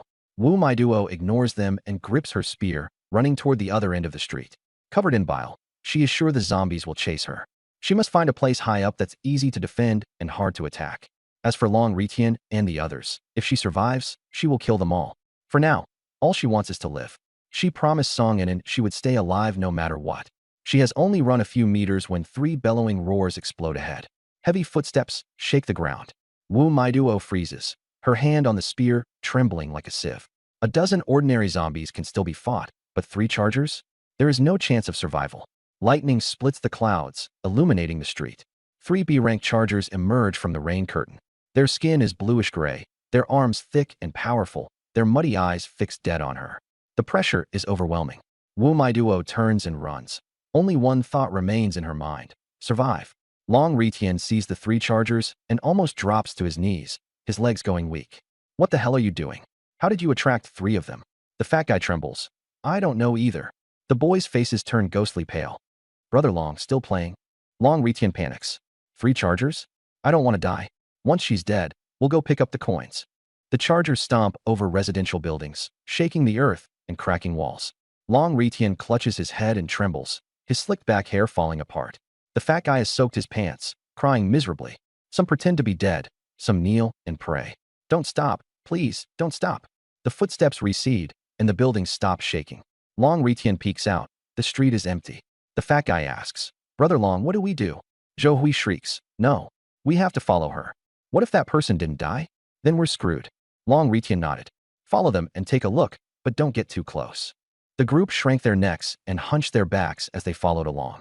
Just after they left, I walked slowly down the street. My left hand gripped a greatsword, and my right hand was shoved in my pants pocket. Tang Yin carried a broken pink cat umbrella beside me. It was small and crooked, and rain soaked her sleeve cuffs. With only 7 points in physical strength and having just finished off over 100 zombies, she was utterly exhausted. But she gritted her teeth and said nothing, desperately tilting the umbrella toward me. Most of her body was left out in the rain. I lowered my head and took the umbrella, angling it toward her side instead. Rain dampened my shoulder. Tang Yin rubbed her aching arm and gazed at my side profile. The dark clouds hung low, as if the sky itself were collapsing. She remembered what her brother had said. If the sky falls, there'll be tall people to hold it up. Right now, I was the one holding up the sky, even if what I was holding was a pink cat umbrella. She couldn't help but laugh out loud, playfully sticking out her tongue. I pinched Tang Yan's cheek, and the 2 of us looked like we were out on a date, completely out of place in this apocalyptic ruin. After walking a few more steps, more than a dozen zombies lay sprawled on the ground. Black blood mixed with rainwater, pooling all over the place.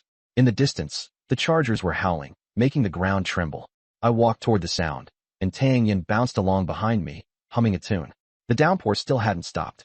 Thunder and lightning rolled on, and the black clouds pressed even lower. Wu Maiduo was sprinting with a big gun in her hand, her red dress soaked through and clinging to her body. Her legs were sore and heavy, but she gritted her teeth and kept going. 3 chargers were chasing her from behind, and there were 5 ordinary zombies besides them. She turned through several alleys, but couldn't shake them off. The smell of bile on her body was too strong, and the zombies tracked her by that scent. On a slick patch, she slipped and fell into standing water, scraping blood from her knee. Ignoring the pain, she got back up and kept running. A flash of lightning revealed a broken building ahead, its walls cracked and ready to collapse at any moment. She caught a glimpse of a little head by the window, and it vanished in an instant. With no time to think, this dilapidated building was her only place to hide. She swung her gun and smashed the wall, bricks piling up on the road and slowing the zombies for a moment. Seizing the chance, she charged into the broken building and pushed the door open to slip inside. Far away in the ruins, Long Ritian and his people were watching her. He adjusted his glasses and sneered. This building will fall after just a few hits. It'll last 3 minutes at most.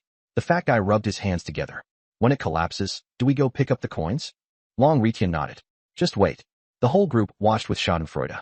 After Wu Maiduo closed the door, the hairs on her body suddenly stood on end.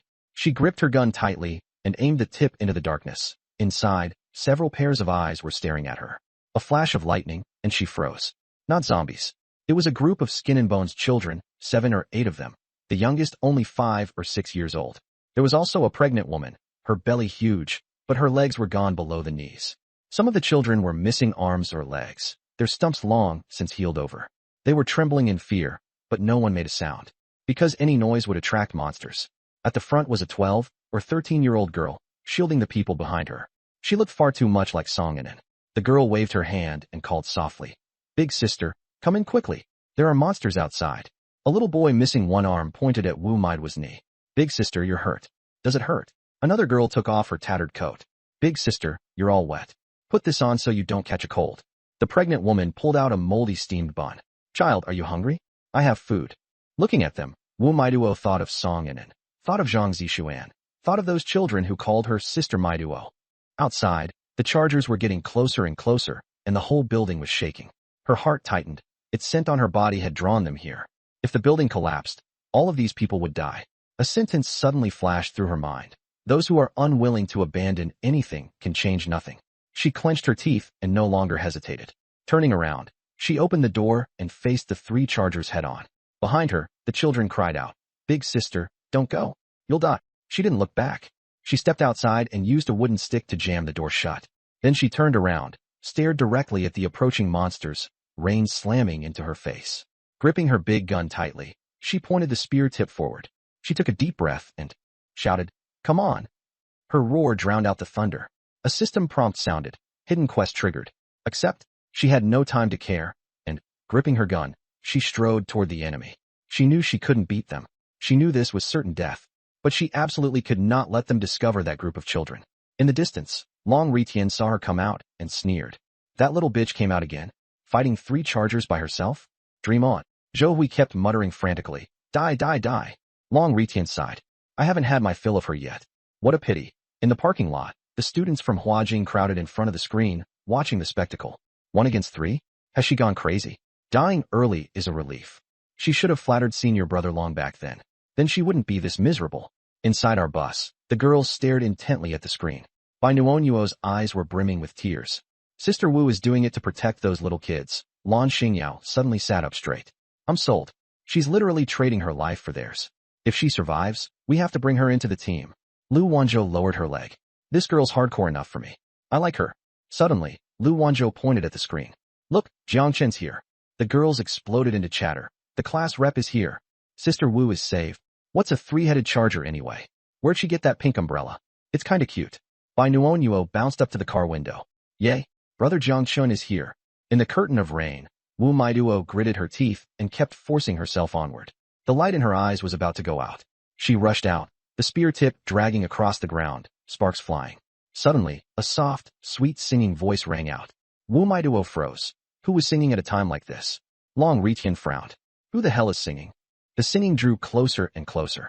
Everyone saw it. Under a pink cat head umbrella, I walked out from the ruins. A katana in my left hand, an umbrella in my right. Tang Yin leaned against the edge of the umbrella and hummed along. After she finished singing, Tang Yin tugged at my sleeve. Brother Jiangchun, did I sing well? I pinched her cheek. Very well. Very well. The two of us chatted casually, completely ignoring the three-headed charger. Wu Maiduo stared at me, her pupils shrinking. Long Ritian's eyes widened. How the hell did this kid get here? The fat guy swallowed nervously. Brother Long, are we still picking up coins? Long Ritian smacked him on the head. Of course we are. Once he's done fighting and drains himself dry, we'll reap the rewards as the fisherman. Someone suddenly said in a low voice, but what if he kills them easily and casually crushes us too? The air instantly froze. Long Ritian's smile stiffened. Zhou Hui hurriedly retorted, impossible. Absolutely impossible. The smell of bile on Wu Maiduo's body dissipated, and the three-headed charger shifted its target to me. The zombies roared as the ground shook, charging straight at me. Long Ritian's eyes lit up. He's dead for sure. Wu Maiduo shouted anxiously. They're B-rank mutants. Dodge. Tang Yin tilted her head and looked at the charger. Brother Jiangchun, 18 wild survival coins. She took my umbrella. My right hand gripped the hilt of the blade, activating my talent. Attack power surged. 35, 135, 212. My momentum changed drastically, and an invisible pressure spread outward. Wu Maiduo was closest to me, and in that instant she froze, goosebumps erupting all over her body. Long Ritian's grin stiffened. His mouth opened slightly, and he didn't even notice the rain pouring in. The katana was drawn. Purple lightning burst from the scabbard and wrapped around the blade, instantly turning the rainwater into white mist. The first slash struck the three-headed charger. The second cut down 5 ordinary zombies. 2 purple arcs sliced through the ring. The blade was sheathed again, and the purple lightning vanished. The three-headed charger stopped in place, purple lightning flickering over its body, unable to move. Puffed. 3 heads slid off cleanly, black blood spraying out. The 5 zombies fell at the same time. 18 glittering survival coins bounced and rolled to Tang Yan's feet. The entire scene fell silent. Tang Yan crouched in the rain, picked up the survival coins, and stuffed them into her backpack. 1 coin, 2 coins, Brother Jiangchun, we're rich. She looked up at me. Her hair was soaked and stuck to her face, and she smiled adorably. I lowered my head and rubbed Tang Yan's hair, collecting every single survival coin into my backpack. Not far away, Wu Maiduo stood in the rain, staring at my back. Rainwater streamed down her short hair, and her spear clattered to the ground with a loud clang. She looked at the 3 chargers I had killed in one strike, then at my calm, unruffled expression. One thought filled her mind. Just how strong was this guy? She had fought with everything she had, and still couldn't kill even one. Yet he had taken out 3 with a single slash, and casually cut down 5 ordinary zombies on top of that. She took a deep breath, and her tightly wounded body finally loosened a little. She didn't have to die. The child and the pregnant woman were safe too. Tang Yin picked up Wu Maiduo's spear and handed it back, then squatted down to finish off the zombies. With every finishing blow, survival coins vanished in an instant. She felt delighted inside. I need to be proactive. That's the only way to farm affection. Tang Yin affection, 9394. Wu Maiduo watched with a cold sweat breaking out. Didn't only 2 or 3 zombies drop 1 coin? After finishing off the zombies, Tang Yin bounced back to my side. Brother Jiangchun, all done. I took the umbrella and tilted it toward her, then turned to look at Wu Maiduo. She stood in the rain, her short hair soaked, her red dress clinging to her body, a scrape on her knee. She didn't avoid my gaze, leaning on her spear as she looked at me. I raised my chin slightly. How bad are your injuries? Wu Maiduo shook her head. Just superficial wounds. Thank you. After speaking, she turned and walked toward the ruined building, her steps a little unsteady.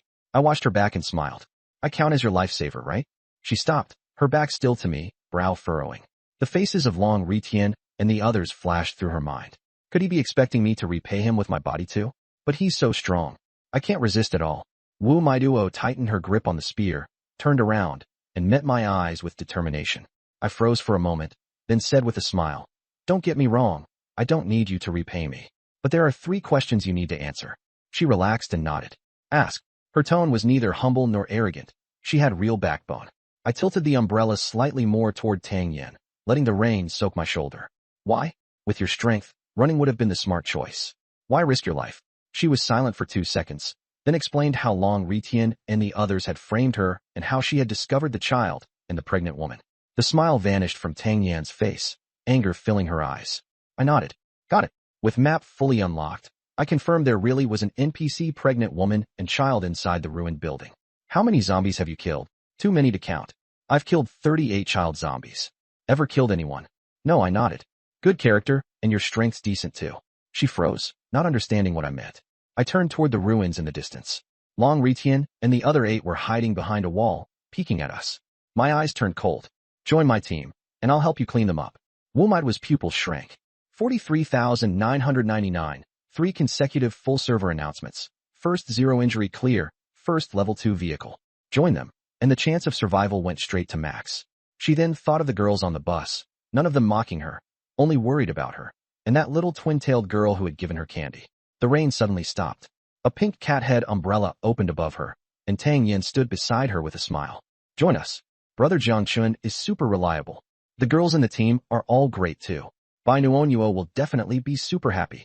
Wu Maiduo froze. Bai Nuonyuo? Tang Yin gestured. The one who gave you candy. Twin tails, a little ahog on top of her head. Super cute.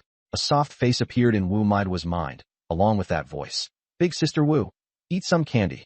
If you eat it, it won't hurt anymore. She took a deep breath and nodded at me. Player Wu Maiduo has joined Team 43999. Space backpack supplies automatically transferred to the team backpack. Tang Yin jumped up, nearly dropping the umbrella. Awesome. We've got another sister. I nodded and turned to look at the ruins, killing intent surging in my eyes. Ever since Long Ritian looked at the girls on the bus with that expression, I had never planned to let him go. Now I had another reason, to avenge Wu Maiduo. Cold rain pelted down on me as I tightened my grip on Taideo Lei. Killing on a thunderstorm day, the best time. Tang Yin leaned close to Wu Maiduo's ear. Maiduo, Brother Jiang Chen's expression right now means nobody's leaving alive. Leaving alive. Wu Maiduo tightened her grip on the gun, looking at my back, and for some reason felt safe. Affection Muadudro, behind the ruins. Long Ritian saw me take out 3 chargers with 1 slash and went completely blank. No way. 1 slash, 3 heads. The fat guy shivered and pointed at me. Holy shit. Zhou Hui glared fixedly at Wu Maiduo, her face full of unwillingness. A boy beside her panicked. Wu Maid was not dead. Do we still kill? We gave you our coins, and she's still alive? Then we've lost the most. Long Ritian's face turned pale and blue. How was I supposed to know Jiang Chun would make a move? The 2 teams from Huajing started cursing each other. Refund the coins. We gave you everything we had, and this is all you do? Long Ritian suppressed his rage. Shut up. Retreat first. Find another chance to kill her. Zhou Hui screamed. Retreat? If she's not dead, then we lose. Give us an explanation. Long Ritian gave her a cold glance, a vicious look flashing in his eyes. He thought, if Zhou Hui dies, then I won't be the last one. He signaled to the fat guy, who understood and took out a dagger, moving toward the skinny boy beside Zhou Hui. Long Ritian walked up to Zhou Hui with a fake smile. Shall we? Senior will help you. Before he finished speaking, his left hand clamped the back of her head, and his right hand slashed her throat with the dagger. PSHK, blood sprayed all over his face. Zhou Hui opened her mouth to speak, but only gurgling bubbles came out. Still unsatisfied, he added 2 more stabs. The fat guy also made his move, slicing the throat and then pressing her down for follow-up stabs. The 2 boys were scared stiff and collapsed to the ground, unable to move. Zhou Hui still wasn't dead. Her bloodshot eyes stared at Long Ritian. He slowly laid her down and said in surprise, Huh? Still alive. Then he sneered. Shoo, take deep breaths. Feeling dizzy is normal. As soon as he finished, the dagger stabbed again and again. Zhou Hui died with her eyes wide open. Long Ritian wiped the blood away and turned to the 2 boys, forcing out a tearful expression. Shall we? She was willing to sacrifice herself voluntarily. He had to keep up the act. After leaving the instance, he'd still need to keep lying. The 2 boys looked at Zhou Hui's eyes, then at Long Ritian, who was kneeling there fake crying, their faces full of contempt. But they didn't dare say anything, afraid they'd also be willingly sacrificed. Suddenly, applause came from behind them. Clap, clap, clap, slow, steady, and powerful. Long Ritian's whole body went rigid. He whipped around. I stood there, left hand holding a blade, right hand in my pocket. My face was expressionless, but the pressure I gave off was suffocating. His legs went weak and he fell onto his butt, glasses sliding down to the bridge of his nose. He waved and shouted, Go! Retreat! The crowd scrambled to their feet, but just as they took a step, I was already blocking the way. Did you enjoy the show? I said. Nobody gets to leave. Rain struck my body and slid down along the blade sheath. My gaze was calm, like I was looking at dead people. Long Ritian tried to stand, but his legs were as soft as noodles. The fat guy wet himself, and the urine mixed with the rain, spreading all over the ground. Long Ritian took a deep breath and forced out a smile. Jiang Chun, we're all students. What good would killing me do? I'm the president of the Huajing Student Council. If you touch me, when we get back to school. I cut him off. Done with your last words? If today I insist on killing you, what then? His face froze. At last he realized. I really would kill him, no matter what president, school, or law he had behind him. He clenched his teeth and turned to yell at the others. Get up, all of you. He's only one person. Kill him, and we split the supplies. And those beauties on the big bus, do whatever you want. As soon as he said that, fear drained from everyone's eyes and greed surged up. They slowly stood. The fat guy pulled out bile and gripped it tightly. Long Retian activated his B-rank talent. Slanted mouth becomes stronger. The others also revealed their talents. Silver-white metallic light, ice needles, lightning fists. Long Retian grinned crookedly in triumph. All together, I don't believe he can block us. The fat guy hurled the bile at me, and the others attacked at the same time. Tang Yin cried out anxiously. Bad. He's about to go slanted mouth. Brother Jiang Chun, hurry and rip his mouth apart. Long Retian froze. This girl knows my talent? Before he could react, I moved. With my left hand, I slapped the glass bottle away. Bile exploded across the ruins. I activated my talent, afraid of pain? Then I'll put everything into defense, and a pale yellow shield instantly covered my whole body. Tang Yin and Wu Mai Duo also manifested the same shield. The ice needles smashed into the shield and turned to dust. The lightning fist slammed into it, but it didn't budge. The attacker instead grimaced in pain. The metal man punched it and was bounced back several steps. The fat guy stared wide-eyed. All ineffective. The ice needle guy's voice trembled. 20 attack and it still can't break through? What kind of monster is this? The metal man's face went pale. We can't even break his defense. What the hell are we supposed to do? Long Retian behind them was completely stunned. I ignored the others and walked toward him. All sorts of attacks kept smashing down, but the shield didn't even get a crack. When I reached him and stopped, he looked up at me, lips trembling. He wanted to run, but his legs wouldn't listen. I kicked his knee to pieces. With a crack, the bone snapped and bone shards tore through the skin. He was in so much pain, he couldn't even scream and collapsed backward. I grabbed his hair, his whole body convulsing. Snot and tears smeared across his face. I ripped at the corners of his mouth with force, tearing all the way to the base of his ears. Blood mixed with rainwater and streamed down, his teeth exposed, his face covered in bloody streaks. He wanted to scream, but all that came out was a muffled whimper. I switched hands and seized his head, 5 fingers digging into his scalp. His dagger flailed wildly, but it was completely useless against my 167 defense. I heaved him up into the air. He hung there, drenched in blood. My expression was cold as my fingers tightened. His eyeballs bulged, and his skull creaked. Crack, bang. His head was squeezed to pieces. Brains and blood sprayed out, then washed away in the torrential rain. I let go, and his corpse thudded into the water. Lightning split the dark clouds, and a blinding white flash illuminated the entire street. I stood in the rain, my shield stained with blood, thunder crashing behind me. Like a killing god from hell. The remaining 5 people were completely dumbfounded. The fat man collapsed and shook like a sieve. The metal man dropped to his knees, and the ice needle man tried to run but fell down. I gave them no chance and began a one-sided slaughter. In 5 or 6 seconds, only the fat guy was left. I deliberately left him for last. He knelt and kowtowed, his forehead smashed open. Don't kill me. It was all Long Retian forcing me to do it. I looked at him calmly. When you smashed Wu Mai Duo, didn't you ever think this day would come? He froze. I kicked his face. With 212 attack, it exploded on impact. A follow-up slash finished him off. His head burst like an overripe watermelon. His corpse twitched twice, then was dead for good. At this point, all players in the Huijing instance were wiped out. It took less than a minute from start to finish. 6 people killed, 4 of them awakeners.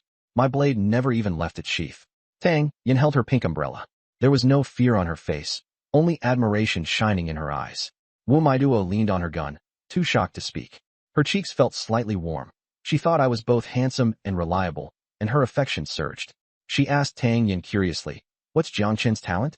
Why can they not hurt him, and why did he give us shields too? Tang Yin stammered, you should ask brother Jiang Chen.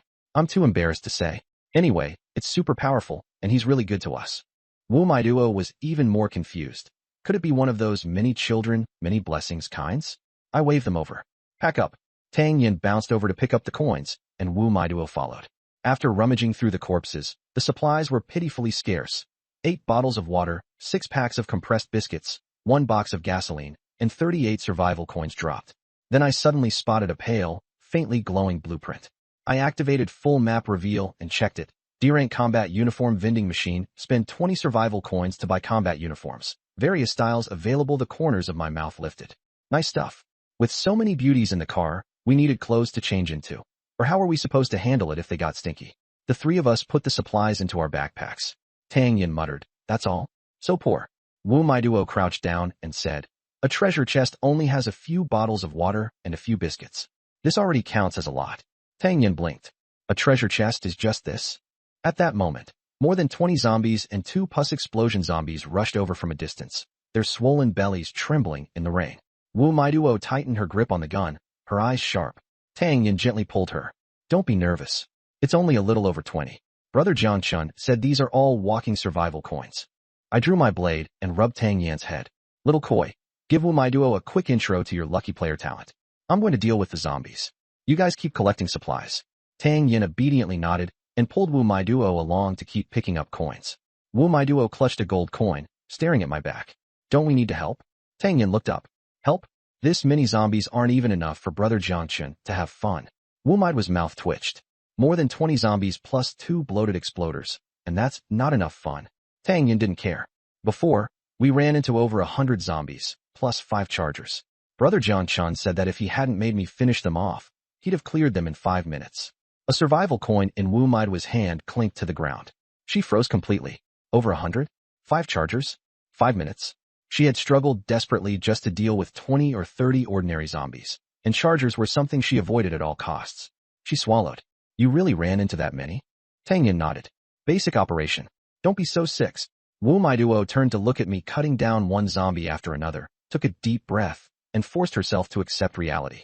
She was fighting for survival with all her might, while others were strolling through the level like it was a shopping trip. The gap was just too huge. Suddenly she thought of something. "Then Jiang Chun had you finish them off because..." Tang Yin slapped her forehead. "Almost forgot. My talent is Luck God Possession, S rank, Luck plus 100.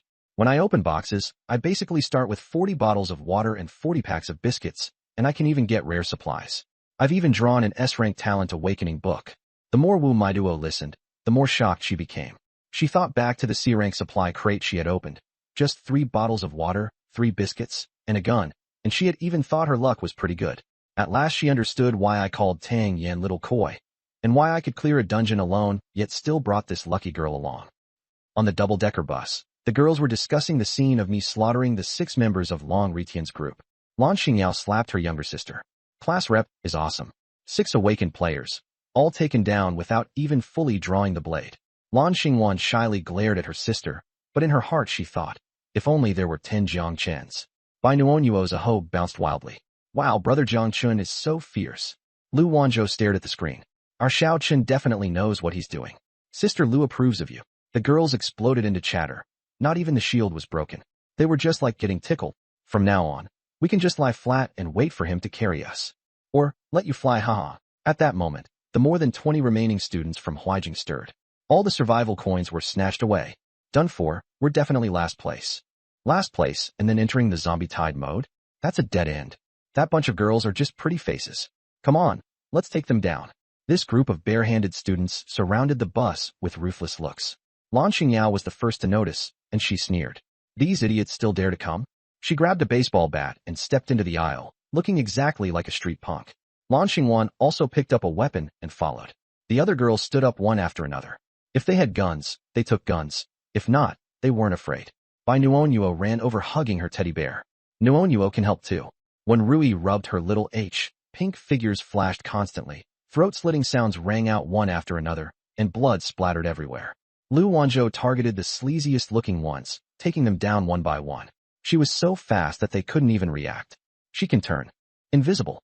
Run. The Huajing people fled in a panic back to their vehicles, shutting the doors and hiding inside, trembling all over. Lu Wanzhou appeared at the center of the pile of corpses, her back against a big bus, the strong wind whipping her short hair. Her right hand held a dagger in reverse grip, while her left hand was raised with the middle finger extended. Cowards. The Huajing students inside the vehicle were so frightened they lay flat on the floor, not daring to look.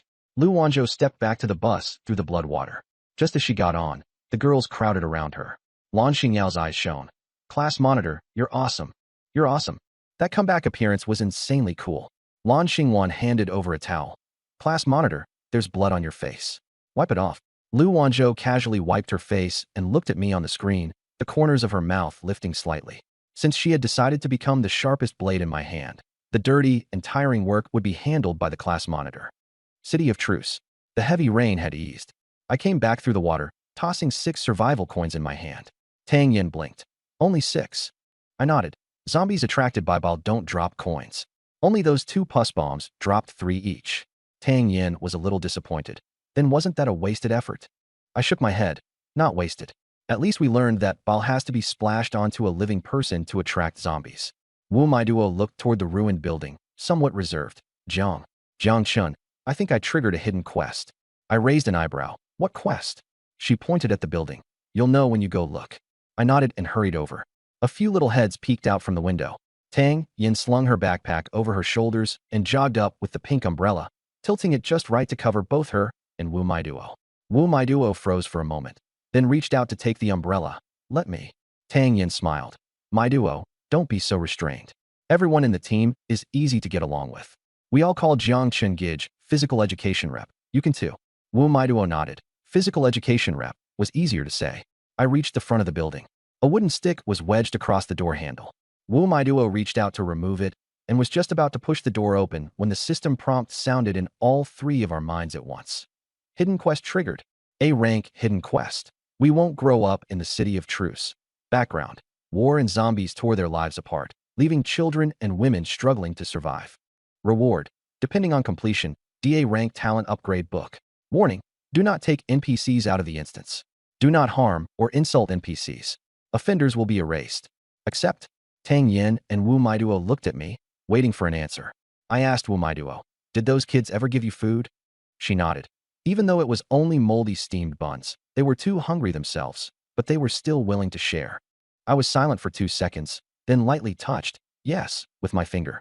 I wanted to understand these NPCs and also take the opportunity to improve Wu Maiduo's talent. After knocking twice, there was no response, so I slowly pushed the door open.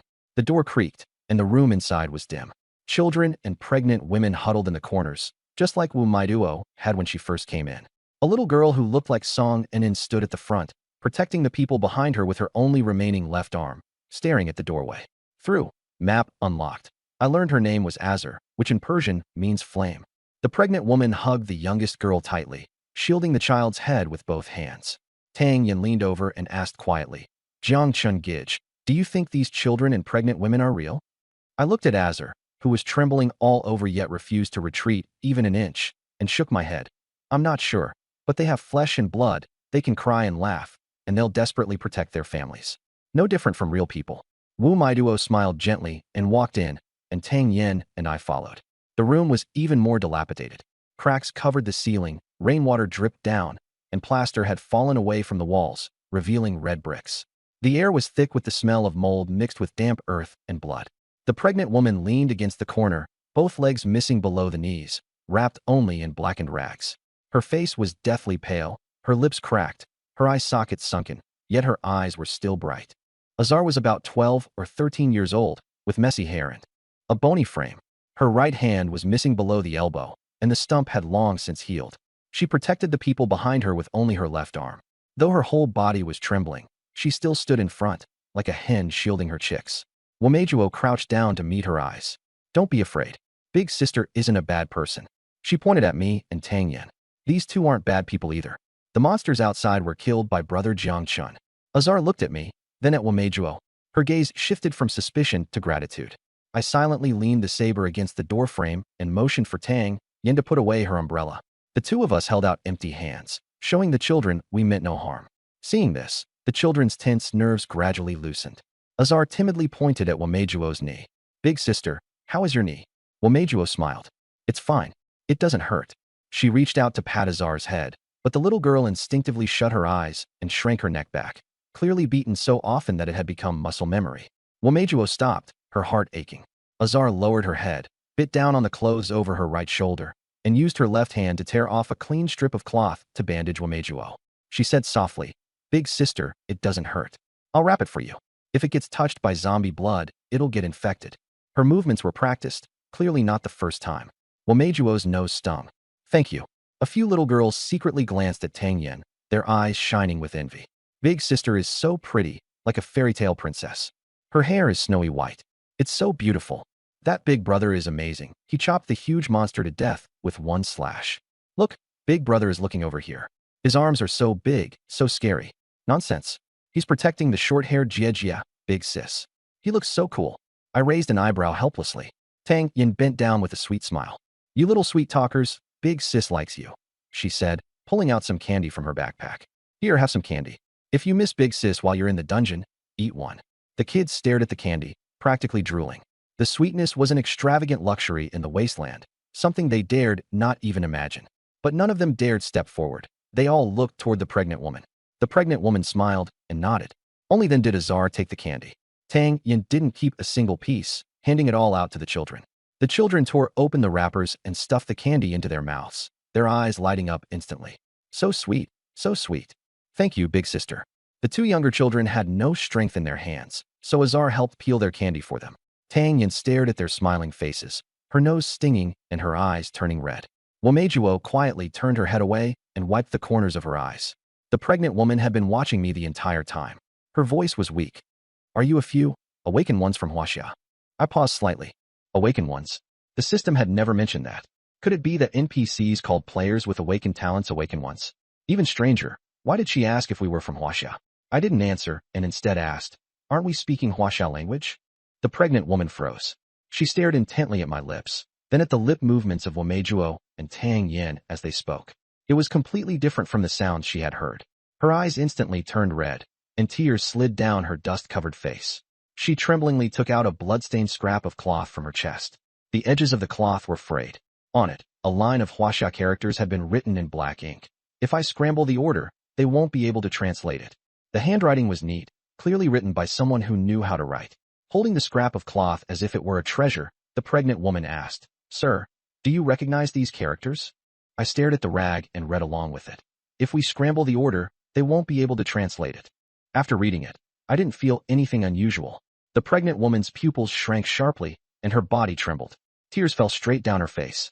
At last I've met an awakened one from Zhonghuajie again. She cried so hard she could barely speak. Azar used his remaining left arm to gently pat her shoulder. Auntie, don't cry, don't cry. The other children gathered around, coaxing her with their childish voices. Auntie, don't cry. Brother and sister are good people. Auntie cries, and the baby feels uncomfortable. Womejuo looked at this scene and seemed to remember something, her eyes turning a little red. After quite a while, the pregnant woman finally calmed down and wiped her face with her dirty sleeve. I'm sorry. I made a fool of myself in front of you. I shook my head. It's fine. Her eyes were bright with hope.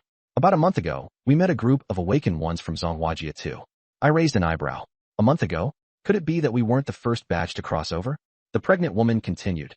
They helped us, gave us food and water, and helped us kill the zombies. Azar's eyes lit up. There was a brother named Lin Chen. He was as amazing as you are. She gestured with her left arm. He killed almost all the zombies in the city by himself. The children echoed her excitedly. Yes, Brother Lin Chen was super amazing. He said if we met soldiers or awakened ones who could speak Zhonghuayu, we could ask you for help. He also said that most people in Zhonghuajie love peace, but we still have to be careful. Not everyone is a good person. Azar looked at me seriously. You can speak Zhonghuayu, and the short-haired sister even blocked zombies for us. We know you're not bad people. I fell silent for a few seconds. That was a lot of information. In fact, I had also quietly killed off almost all the zombies in the city. At least for the short term, this group of children wouldn't run into hordes of zombies. And besides, the name Lin Chen sounded familiar, like I'd heard it somewhere before. I asked Tang Yin in a low voice. Little Koi, is Lin Chen from our school? Tang Yin thought for a moment and nodded. A senior from the previous art class. It seems there was only one boy in that class. I nodded and looked at the pregnant woman. We're speaking Zhonghuayu, aren't we? The pregnant woman shook her head, her face pale. We're speaking Persian. I froze. Azar explained. What you hear is all translated. I frowned and stared at their lip movements. Sure enough, the sounds didn't match their mouths, like watching a dubbed video. I suddenly understood. The system automatically translates NPC language into language players can understand. I turned to Tang Yin and said, give them some compressed biscuits and water. Leave one set for ourselves. Tang Yin understood immediately and moved briskly. She crouched down, put the space backpack on the ground, and started taking things out. Mineral water, 1 bottle after another. Compressed biscuits, 1 pack after another. 1 bottle of water, 1 pack of biscuits per person. Tang Yin counted as she laid them out all over the ground. 12 bottles of water, 12 packs of biscuits, exactly 1 set per person. She kept only 3 bottles and 3 packs for herself as reserves. Womejuo crouched down and took half, then distributed them to the children. The children stared at the water and biscuits being handed to them, stunned. They looked at the transparent water, then at the unopened biscuits. They swallowed, but none of them dared to reach out. Azar and the children all turned to look at the pregnant woman. The pregnant woman smiled and nodded. Eat. The brother and sister are all good people. Only then did the children carefully take them. Their filthy little fingers were full of black mud. They held the water as gently as if it were a treasure. The child who got the food didn't start eating right away. Instead, he looked up first. Thank you, sister. Thank you, brother. Tang Yin nodded with a smile. Good, eat quickly. Womejuo patted their heads. The children didn't dodge. They began to devour the food ravenously. Some tore open the biscuit packs and stuffed them into their mouths, their cheeks puffing up like hamsters. Someone unscrewed a water bottle cap and tipped their head back to drink. Water ran down the corners of their mouth, and they hurriedly caught it with their hand, unwilling to waste a single drop. I noticed Azar didn't move. Holding water and biscuits in her hands, she waited until all the children had received theirs before handing them to the pregnant woman. Staring at the biscuits, she swallowed and said, Auntie, you eat. The pregnant woman gave a bitter smile and shook her head. Azar, you eat. Auntie isn't hungry. Azar forced it into her hands, but the woman pushed it back again, even giving her the portion meant for herself. Eat more. Auntie really isn't hungry. How could a pregnant woman possibly not be hungry? She was about to give birth. Having a baby in the ruins was basically a death sentence. The cry of a newborn would draw in the zombies. She didn't want to harm these good children. In fact, today she had planned to leave this world with the children. She only wanted to leave the hope of living to the children, especially Azar. Those moldy steamed buns and biscuits had all been found by Azar alone. How much hardship she had endured, the pregnant woman knew it well. In this bombed-out city full of zombies, how hard must it have been to find food? Azar was silent, then sighed. She had already noticed something was wrong with the pregnant woman. She stopped refusing and divided up the food between herself and the woman, giving it to the two youngest children. The two children took it and blinked innocently. Sister Azar, you're not eating? Sister, you should eat a little. Azar crouched down and used her left arm to rub their heads. Sister isn't hungry. You two eat. She stood up and looked toward the machete leaning by the door. By the door. The image of me killing 3 chargers with a single strike had already been etched into her mind. Azar's eyes were full of admiration. She wanted to become someone like me. If you awakened, you could kill monsters yourself and avenge your parents. You could also go out and find more food to feed your younger brothers and sisters. Wu Maiduo crouched in front of Azar and looked at the stump of her right arm. What happened to your right hand? Before Azar could answer, a little girl who had received food suddenly choked up. Sister Azar, it was to save me. The little girl cried as she said, a monster bit me, and Sister Azar used her hand to block it. I'm sorry. As she spoke, she flew into Azar's arms and sobbed softly. Azar wrapped her left arm around her and gently patted her back. It's okay. Sister doesn't hurt. Don't cry. The little girl cried even harder, her muffled sobs coming from Azar's arms. Azar looked up at Wu Maiduo and smiled. If you get bitten by a zombie, you can only amputate it. Otherwise, you'll turn into a zombie. She spoke calmly, without sadness. They were all incomplete, but being alive was already a happiness. The other children gathered around the 3 of us, stretching out their missing limbs and smiling as they showed them off. Big brother, big sister, I'm missing a hand too. I don't have a foot, hee. My fingers are gone, haha. A boy rolled up his trouser leg. His right leg was gone. He used an empty grenade shell as a prosthetic with an eagle pattern on it. He knocked it, making a clang-clang sound, and said with a grin, my leg makes noise. Super cool. The children laughed as they displayed their missing parts, as if showing off toys. Tang Yin felt a tightness in his chest at the sight. Azar bit her lip and looked at the name written on her arm. Her name. Why did you write your names on your hands? Tang Yin asked. Azar lowered her head and looked at the familiar name on her left arm. This is our identity. Even if we're blown to pieces or turn into zombies, others can still find us. The air suddenly fell silent. Wu Maiduo said nothing, and I didn't make a sound either. But Azar smiled faintly. It's okay. We were never going to grow up anyway. Being able to live one day is one day. Those light words were like blades, stabbing into everyone present. Tang Yin secretly wiped away her tears. Wu Maiduo looked up at the leaking ceiling. I clenched my fists, fury surging quietly within me. Sensing the heavy atmosphere, Azar quickly changed the subject. She turned around and pulled a battered guitar out from a pile of rags and junk in the corner. The body was mottled and worn, cracks tightly bound with strips of cloth, and although the strings were old, they were intact. Holding the guitar, she looked up at me with bright eyes and said, Brother, there's a song about planting flowers. I want to learn it. Will you teach me? I froze. You can play the guitar? For the first time, A spark lit up in Azar's eyes. My dream is to become a street singer. Play the guitar, sing songs of peace, and let the suffering children stop being afraid. Biting a small wooden stick, she sat down, pressed the strings with her left hand, steadied the guitar with her broken right arm, and lightly plucked a few notes. A faint melody sounded. Fearing it might attract zombies, she stopped. Her expression suddenly dimmed. But we will never grow up. Tears fell onto the guitar body. This was the city of ceasefire. No one dared to hope for growing up here. Every moment was at death's edge. I crouched down and gently took the guitar from her. Which song do you want to learn? Brother will teach you. Wu Maiduo looked surprised. Jiang Chun can actually play the guitar? Tang Yin smiled and chimed in. Jiang Chun plays amazingly. The whole class party depended on him to carry the vibe. Azar's eyes lit up. Really? Won't it attract zombies? I shook my head. Don't be afraid. There aren't many zombies left. If they come, I'll handle them. The children gathered around and sat in a circle. Azar asked softly, "Can I call you Brother Jiangchen?" I smiled and nodded. Azar beamed, her eyes curving into crescent moons. "Brother Jiangchen, I want to learn Amani." I felt a jolt in my heart. It was actually the same song I had listened to before entering the instance. I adjusted the strings. They creaked, but the pitch could still be tuned. It's simple. Watch my fingers and follow along as you sing. Azar focused intently, not blinking once, gripping her broken arm and learning with utmost concentration. I plucked the strings lightly, and the sound echoed through the shabby room. The children fell silent, their eyes full of admiration. Wu Maiduo leaned against the wall and smiled. Tang Yin stood beside me, keeping time. The guitar grew louder, drowning out even the rain and thunder outside the window. Amani Nakapenda, Azar sang in a childish voice, and the other children followed along. In the corner, the pregnant woman listened with a smile, humming softly, crying at the horizon, condemning war, the pain of children. The singing gradually grew louder, full of hope. No fear, no silent sorrow, only a pure longing for peace. Azar learned quickly. After 2 rounds, she could sing along, and by the third, her left hand was already able to form simple chords. However, because she had to bite the wooden stick while plucking the strings, she couldn't sing out loud. I watched her, preparing to help her through the difficult part.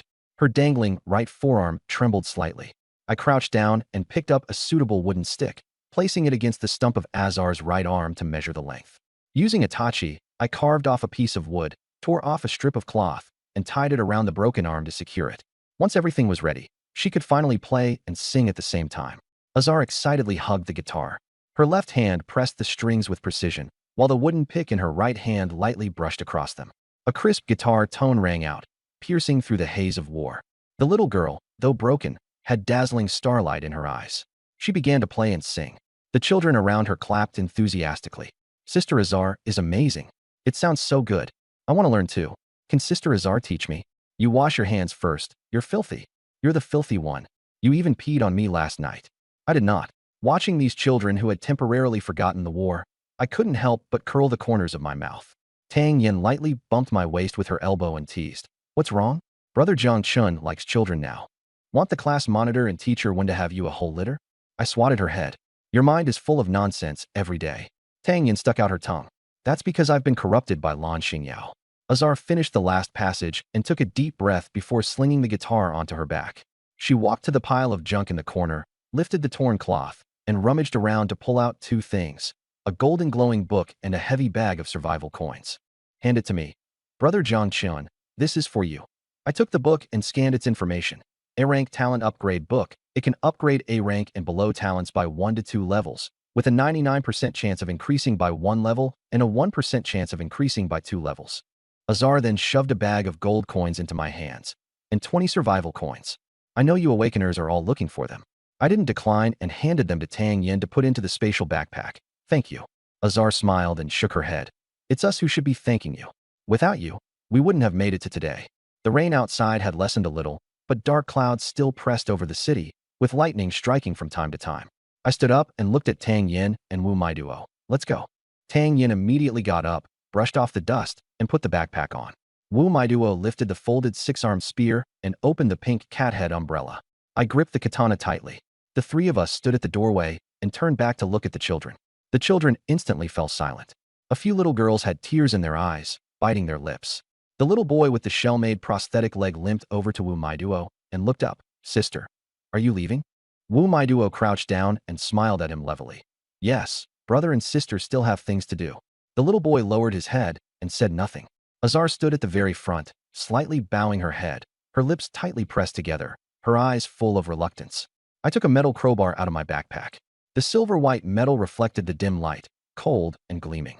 I walked up to Azar, placed the crowbar into her left hand, and slowly crouched down to meet her gaze. Setting down the katana, I put both hands on her shoulders. Azar, do you believe it? Even if our homeland is eroded by war, white doves will one day fly in flocks. Azar's pupils shrank sharply. She froze, as if her throat had been blocked. She lowered her head and looked at the heavy crowbar in her hand. For words were engraved on it. Return safely. The metal reflected her dirty face. I picked up my katana again, stood up, and gently patted her thin shoulder. Her bones were clearly felt beneath my fingertips. Take everyone and live well. And thank you for your hard work. Those 3 words, thank you for your hard work, made her clench her teeth and desperately hold back her tears, her shoulders tensing up. As the little head of the family, this was the first time she had been moved. In this ruin full of zombies, only she knew how hard it was to raise 10 children and a pregnant woman. After I finished speaking, I turned and walked toward the door. Tang Yin and Wu Maiduo were already waiting outside. They had heard the conversation. Stars shimmered in Tang Yan's eyes as she thought, Jiang Chun is so handsome. Wu Maiduo was confirmed in her judgment. She had chosen the right person and the right team.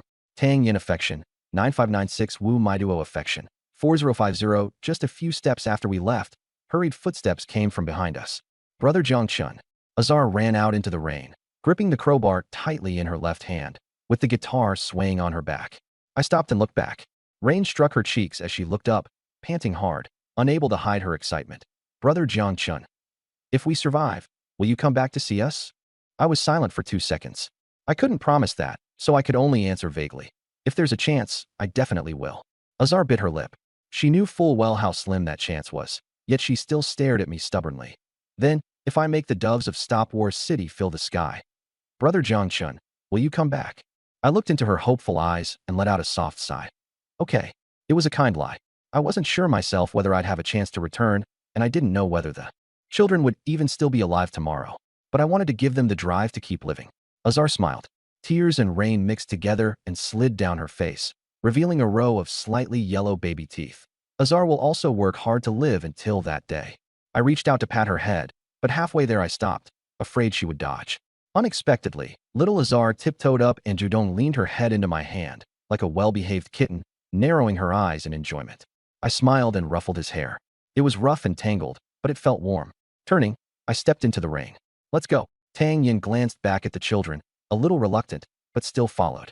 Wu Maiduo walked behind us holding an umbrella, also looking toward Azar's side. Rain struck her body, the guitar, and the crowbar. Azar stood in the rain like a sapling battered left and right by the wind, yet still unfallen. The children inside crowded near the doorway, staring longingly at the backs of the 3 of us. Seeing the short-haired sister turn back, Azar took a deep breath and shouted in halting Chinese, Brother, sister, I'll raise lots of white pigeons. You must come back. I paused slightly, didn't turn around, and waved my right hand before continuing on.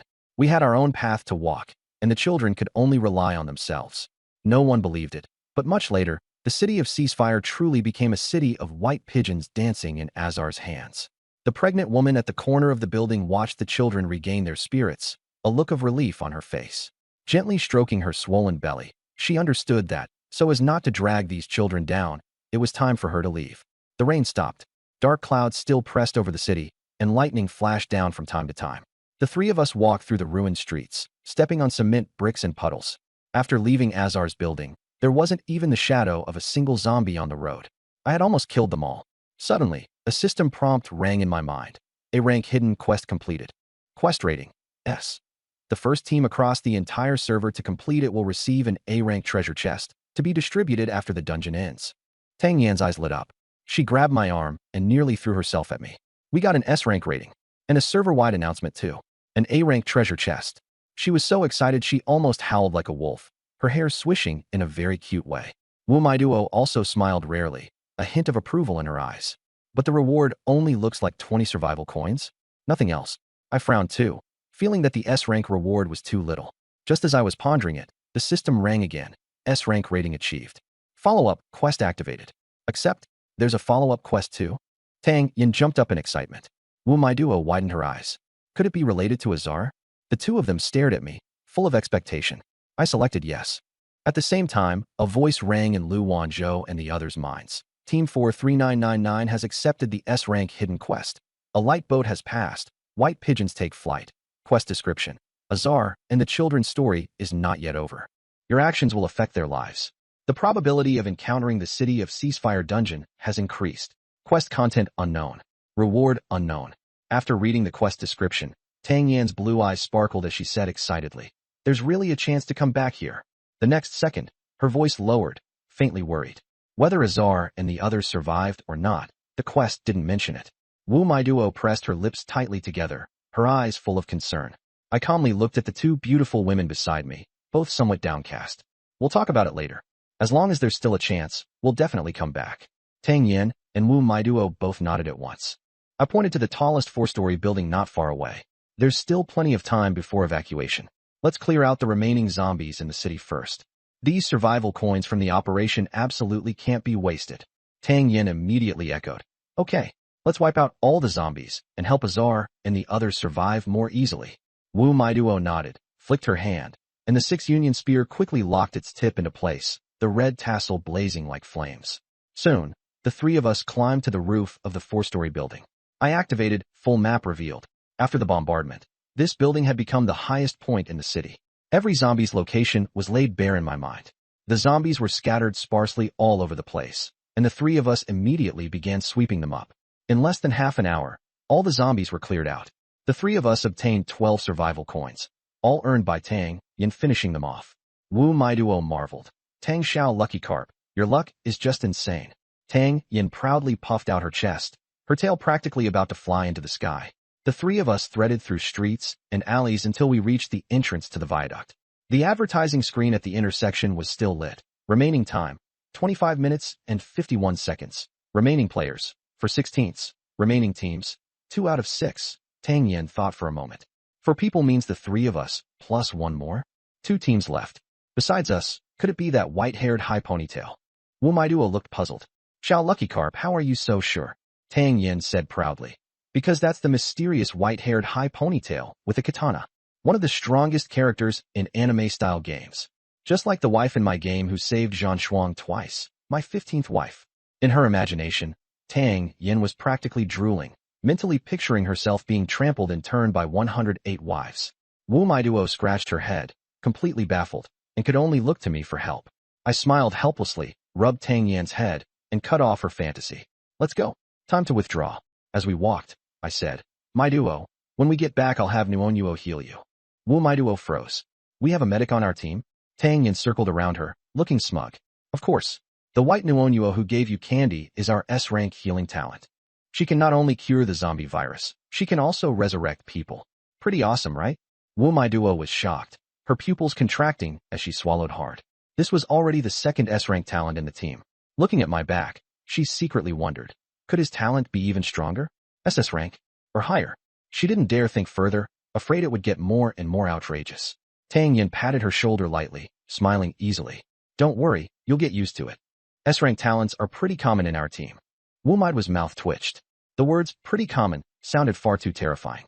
I walked in front, the concrete surface of the viaduct steady and solid beneath my feet. On both sides, beyond the iron railings, was a bottomless gorge. The wind carried the smell of blood, and a thin layer of mist obscured the view. Crows and vultures circled overhead. Tang Yin ran over and said cheerfully, "Wow, a viaduct. There are clouds overhead. If a Maybach came right now, we could recreate that god-tier Maybach on the viaduct in the rainy night scene." She had no idea that I was gripping my katana tightly, while full map revealed, had already scanned the entire bridge.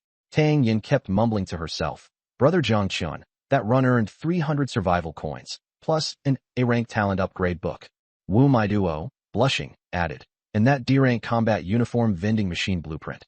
Tang Yin made a gun shape with her fingers and playfully shot Wu Maiduo twice. "Bayu, that's right. That's a real treasure. Quick, go back and make new clothes, and we'll have cute cosplay outfits." Her eyes glittered. "I want a bunny girl battle suit, preferably with black stockings." Her gaze fell on me as she blinked her big blue eyes.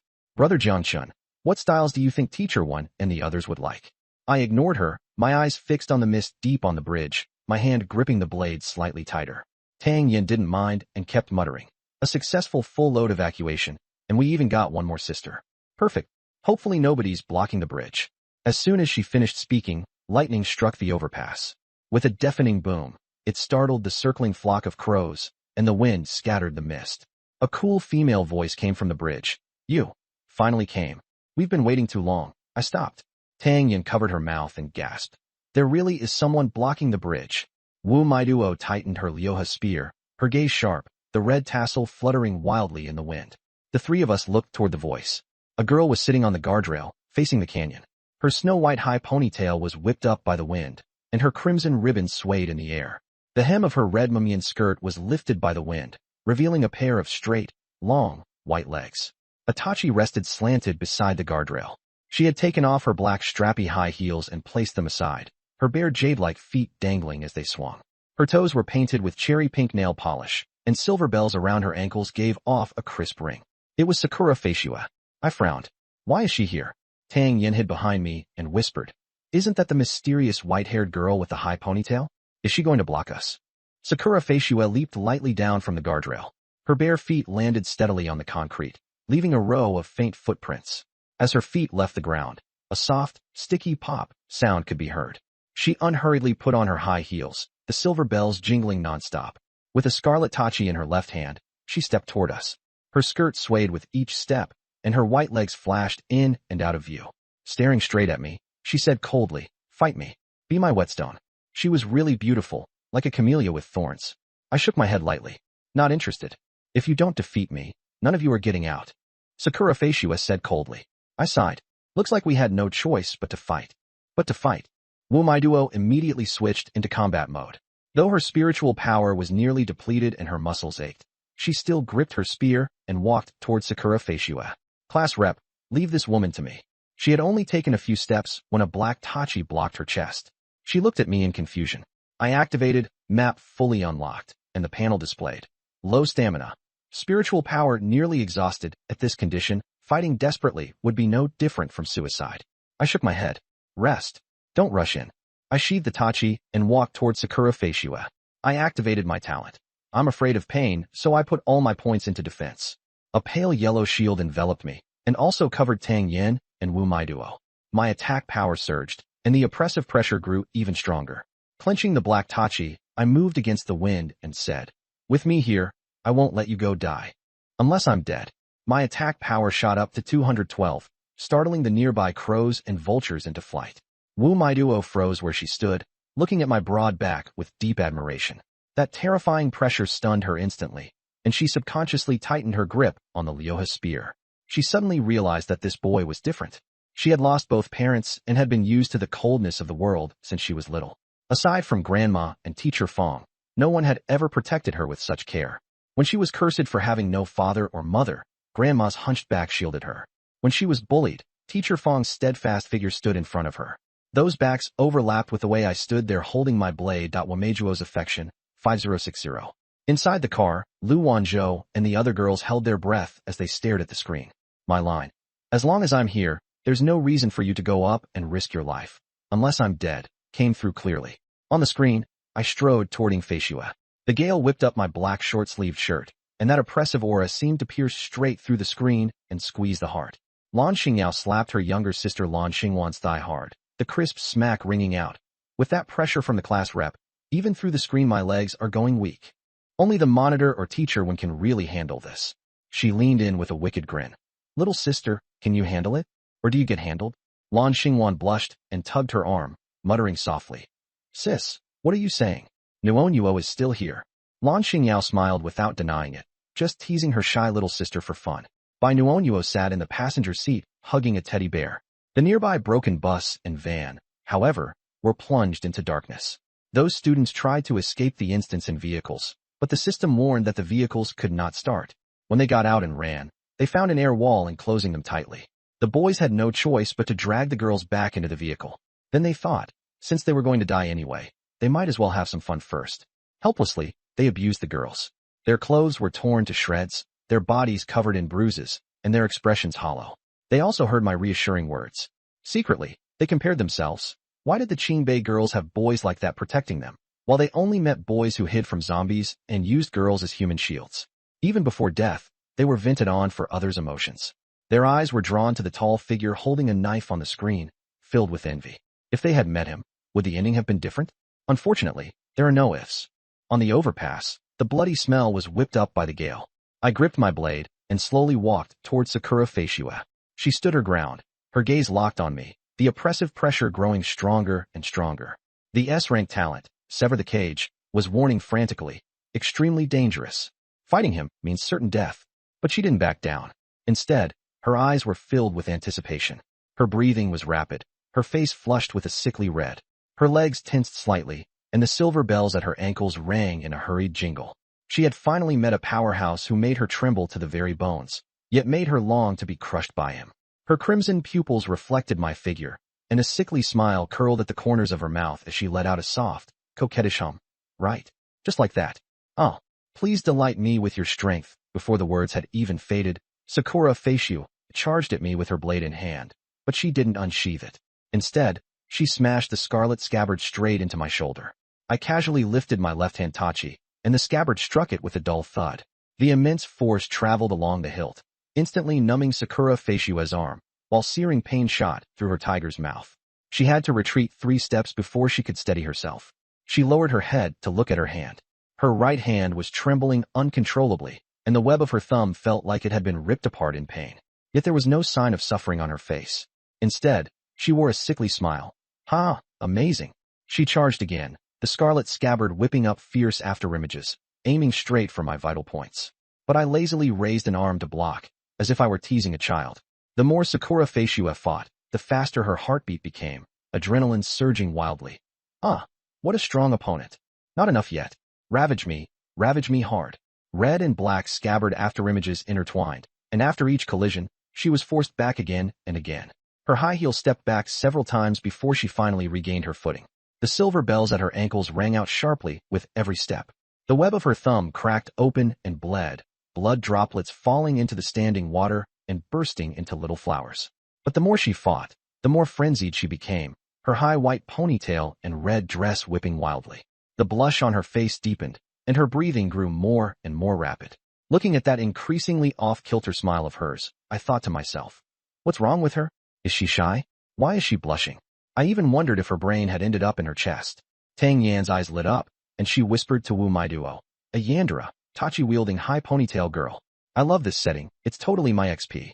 Drool actually started to spill from the corner of her mouth. Wu Maiduo looked at Sakura Feishue's bashful demeanor, the corner of her mouth twitching as she felt there was seriously something wrong with her.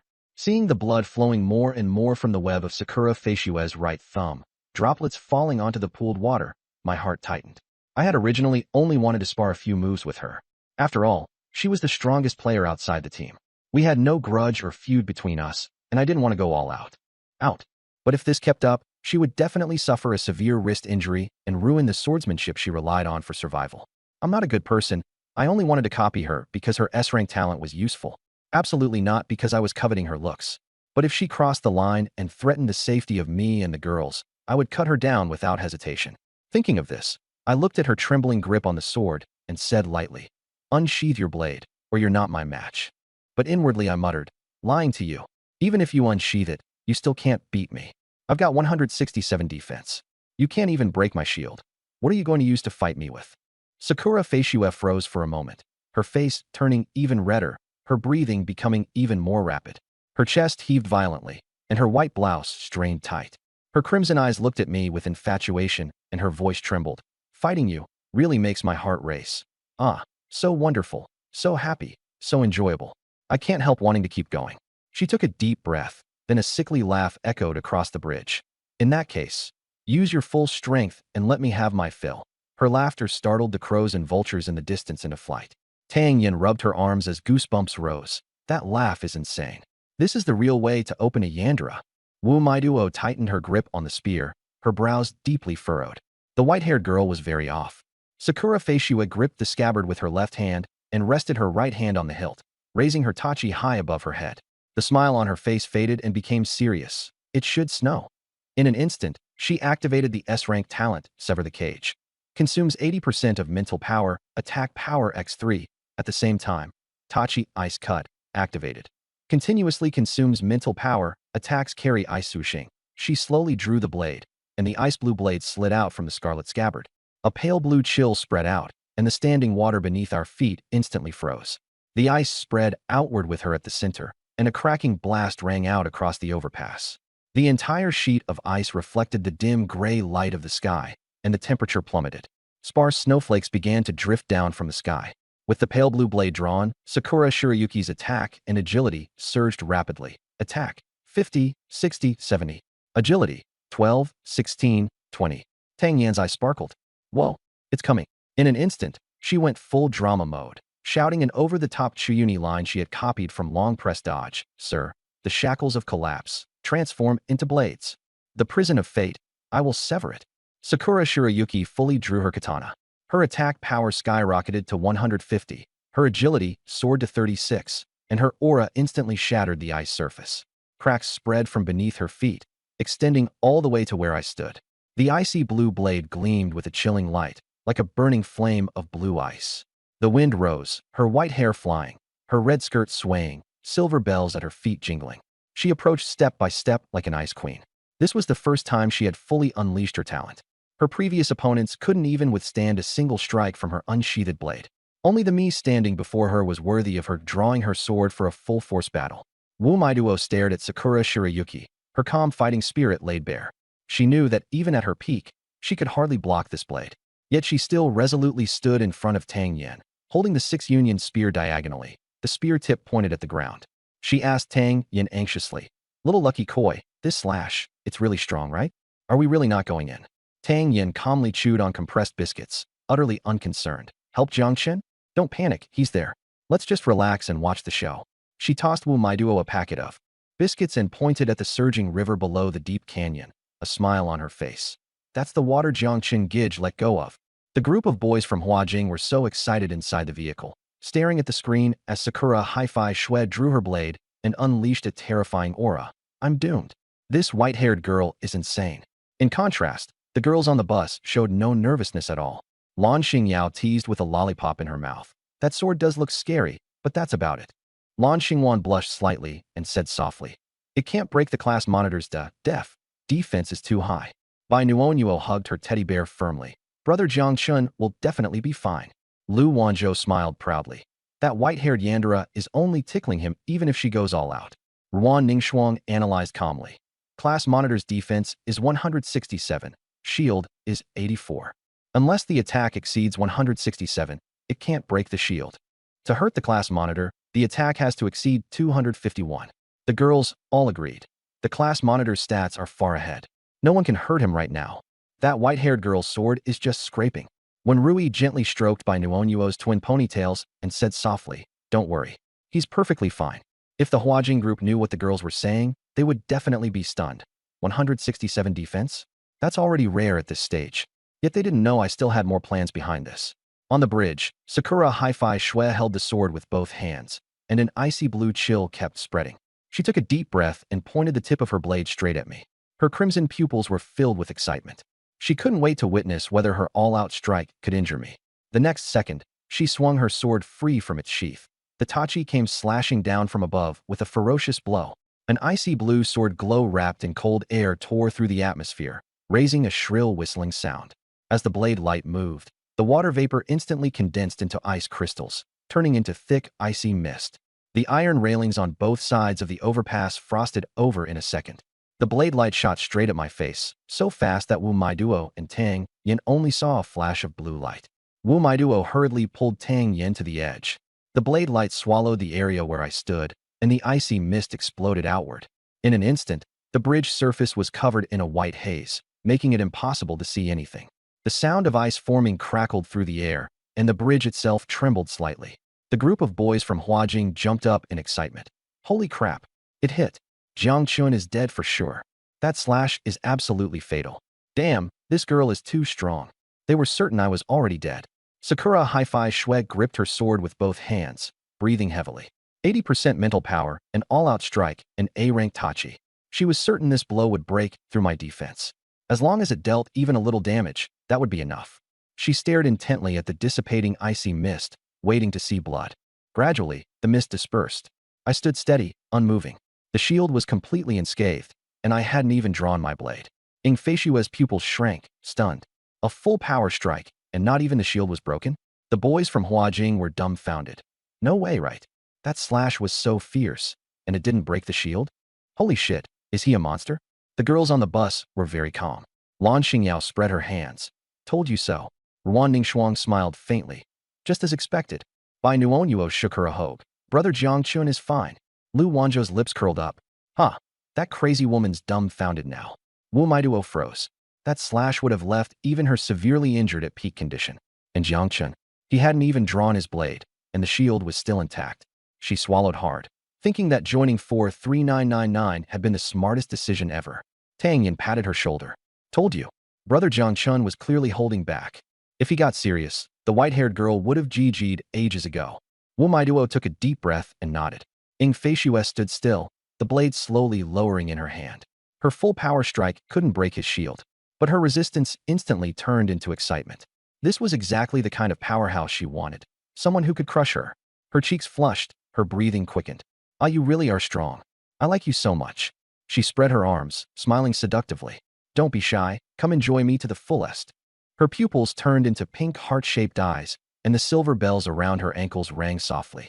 Affinity with Ing Feishue, 3050, Tang Yan's eyes lit up. Yandra lines. This is so on point. Looking at how close she was to climaxing, I could only smile helplessly. Her brain was definitely not normal, but for some reason she was kind of interesting. A Yandra martial fanatic. What kind of weird stunt would she pull after leveling up? But to deal with someone like this, I had to give her a hard lesson. I said calmly. To answer a courtesy with no courtesy would be rude. Now it's your turn to take one of my slashes. My right hand gripped the hilt. The moment my fingertips touched it, purple lightning burst from the scabbard with crackling pops. Ing Feishue's pupils contracted sharply. Here it comes. He's serious now. I'm so excited. I want him to defeat me. I slowly drew the blade, the edge sliding out inch by inch. With every inch revealed, the purple lightning crackled louder. When the blade was fully drawn, the purple lightning exploded violently. The overpass instantly turned into a field of thunder. Puddles boiled, ice melted, and white mist surged upward. Dark clouds churned overhead, and lightning split toward both sides. The Huajing boys hid in the car, terrified. Don't strike us. The girls inside the car had bright eyes. Lan Xingyao pressed against the window. Holy crap, did the PE rep just pop his ultimate? Bai Nuonyuo's a hogue stood straight up. Brother Jiangchun is amazing. Lu Wanzhou wore a face full of pride. It's coming. Wu Maiduo stood at the side of the bridge, shaken so hard by the oppressive pressure that she could barely breathe. This was so much stronger than Ing Feishue. Tang Yin shouted, Brother Jiangchun, go easy. Don't kill her. I knew the little girl wanted to recruit this white-haired Yandra. Whether to recruit her or not, I'd have to slash first. Ing Feishue's S-rank talent was going wild with warnings. Danger. Dodge. But she didn't move. Instead, she raised her blade and crossed it in front of her body. Come on. Let me feel what it's like to be completely overpowered, she shouted. The wind stilled, and the thunder ceased. I tightened my grip on the blade in my right hand and locked my gaze on her figure, standing dozens of meters away. Then I struck. A flash of purple light erupted from my blade, ripping through the air like a bolt of lightning. She didn't even have time to respond. The purple light streaked past her, grazing her white hair, which scattered and singed under its intensity. The slash tore through the space behind her and smashed into the canyon wall, sending shards of rock flying in all directions. The Huajing boys were stunned. He can actually throw out a slash like that? That's insanely badass. As the blade light faded, Ing Feishue's attack power plummeted from 150 to 50. She leaned on her blade and dropped to one knee, gasping heavily. Touching her hair, she found several strands burned black. She knew all too well. If that slash had been off by even half an inch, she'd be a corpse. She collapsed to the ground, breathing raggedly, her face flushed with a sickly, abnormal excitement. So strong, really strong. I like it so much. Affinity with Ing Feishue. 80. Reason remaining. 20%. I stood there expressionless, but inside I was shaken. Affinity 80 I could understand, but what was with the 20% reason left? I hadn't even made a real move yet, and she was already like this?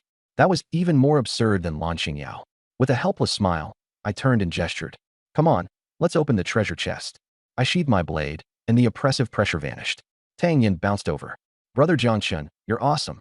Maiduo followed closely behind, and the only two words in her eyes were terror. The three of us headed toward the bridge entrance. Ing Feishue was still sitting there, savoring that one slash. She had completely become unable to leave me.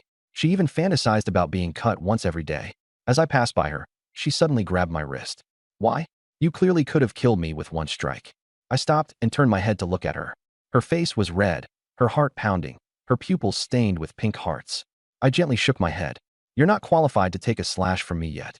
Live well. When you're qualified, I won't hold back. I pried her fingers open one by one and kept walking. Tang Yin muttered to herself, a Yandere white-haired sword girl.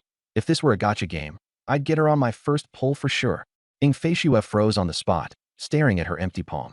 So, he thinks I'm too weak. She clenched her fist hard, nails digging into her palm. No, I need to get stronger.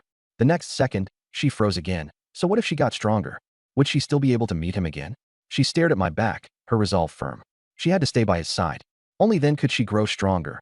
Only then could she enjoy his blade. How could she make him keep her? She looked at the two girls beside me. Looks and figure, she wasn't losing to them. Her eyes lit up, and a sickly smile appeared. She stood up with her sword in hand and ran toward me. Behind her came the rapid clack of high heels and the jingle of bells. I smiled helplessly. This Yandere wouldn't give up? If I really had to drag this out, I'd just knock her out and throw her out. Just as I turned to meet the attack, a warm body crashed into my arms. White hair brushed past my eyes, and the scent of camellias rushed over me. Ing Feishue wrapped tightly around my waist, burying her face against my chest. My whole body stiffened. Tang Yan's mouth fell open, and Maiduo nearly lost her grip on the gun. The car erupted. Lu Wanzhou was like an exploded cat. What is this crazy woman doing hugging Xiaoqing? Lan Xingyao was excited. Holy crap. The white-haired girl threw herself at him. The girls were all talking at once. She's been conquered by his strength. I want to be conquered too. Ing Feishue tiptoed up, her lips close to my ear. Her voice trembled softly with anticipation. Let me stay by your side. My life, my strength, my sword, everything is yours. Don't worry, I'm very clean. I belong only to you. I frowned and pressed my hand against her shoulder, pushing her away. She wasn't angry. Her eyes were full only of obsession. What's your name? Jiang Chun. Her lips curved as she silently repeated it twice. Jiang Chun. I finally know it. She crouched down, took out a piece of parchment from her backpack, bit her finger, and wrote on it. I glanced at it, and the system popped up a prompt. Contract scroll. The contents were that she willingly chose to follow me and would never betray or harm me. I could tear it up at any time, but she couldn't. This Yandere was ruthless enough to carry a contract with her?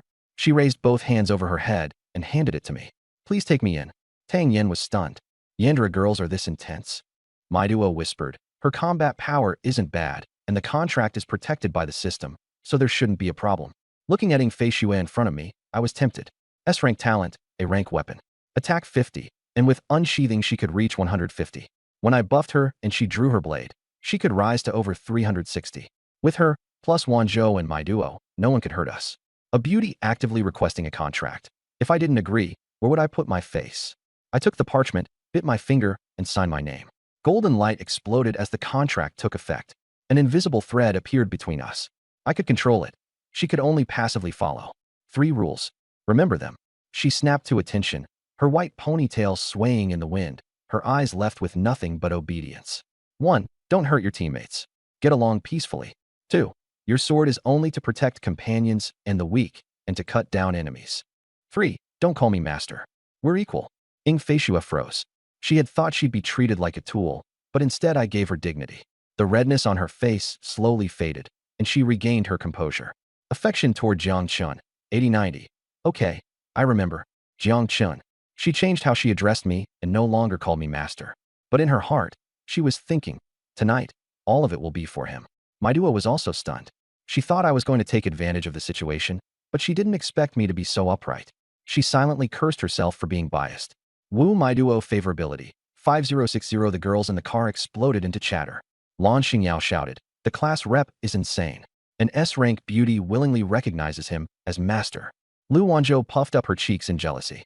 If she acts up, I'll be the first to deal with her. The boys from Huajing said enviously and bitterly. All the beauties have been taken by him.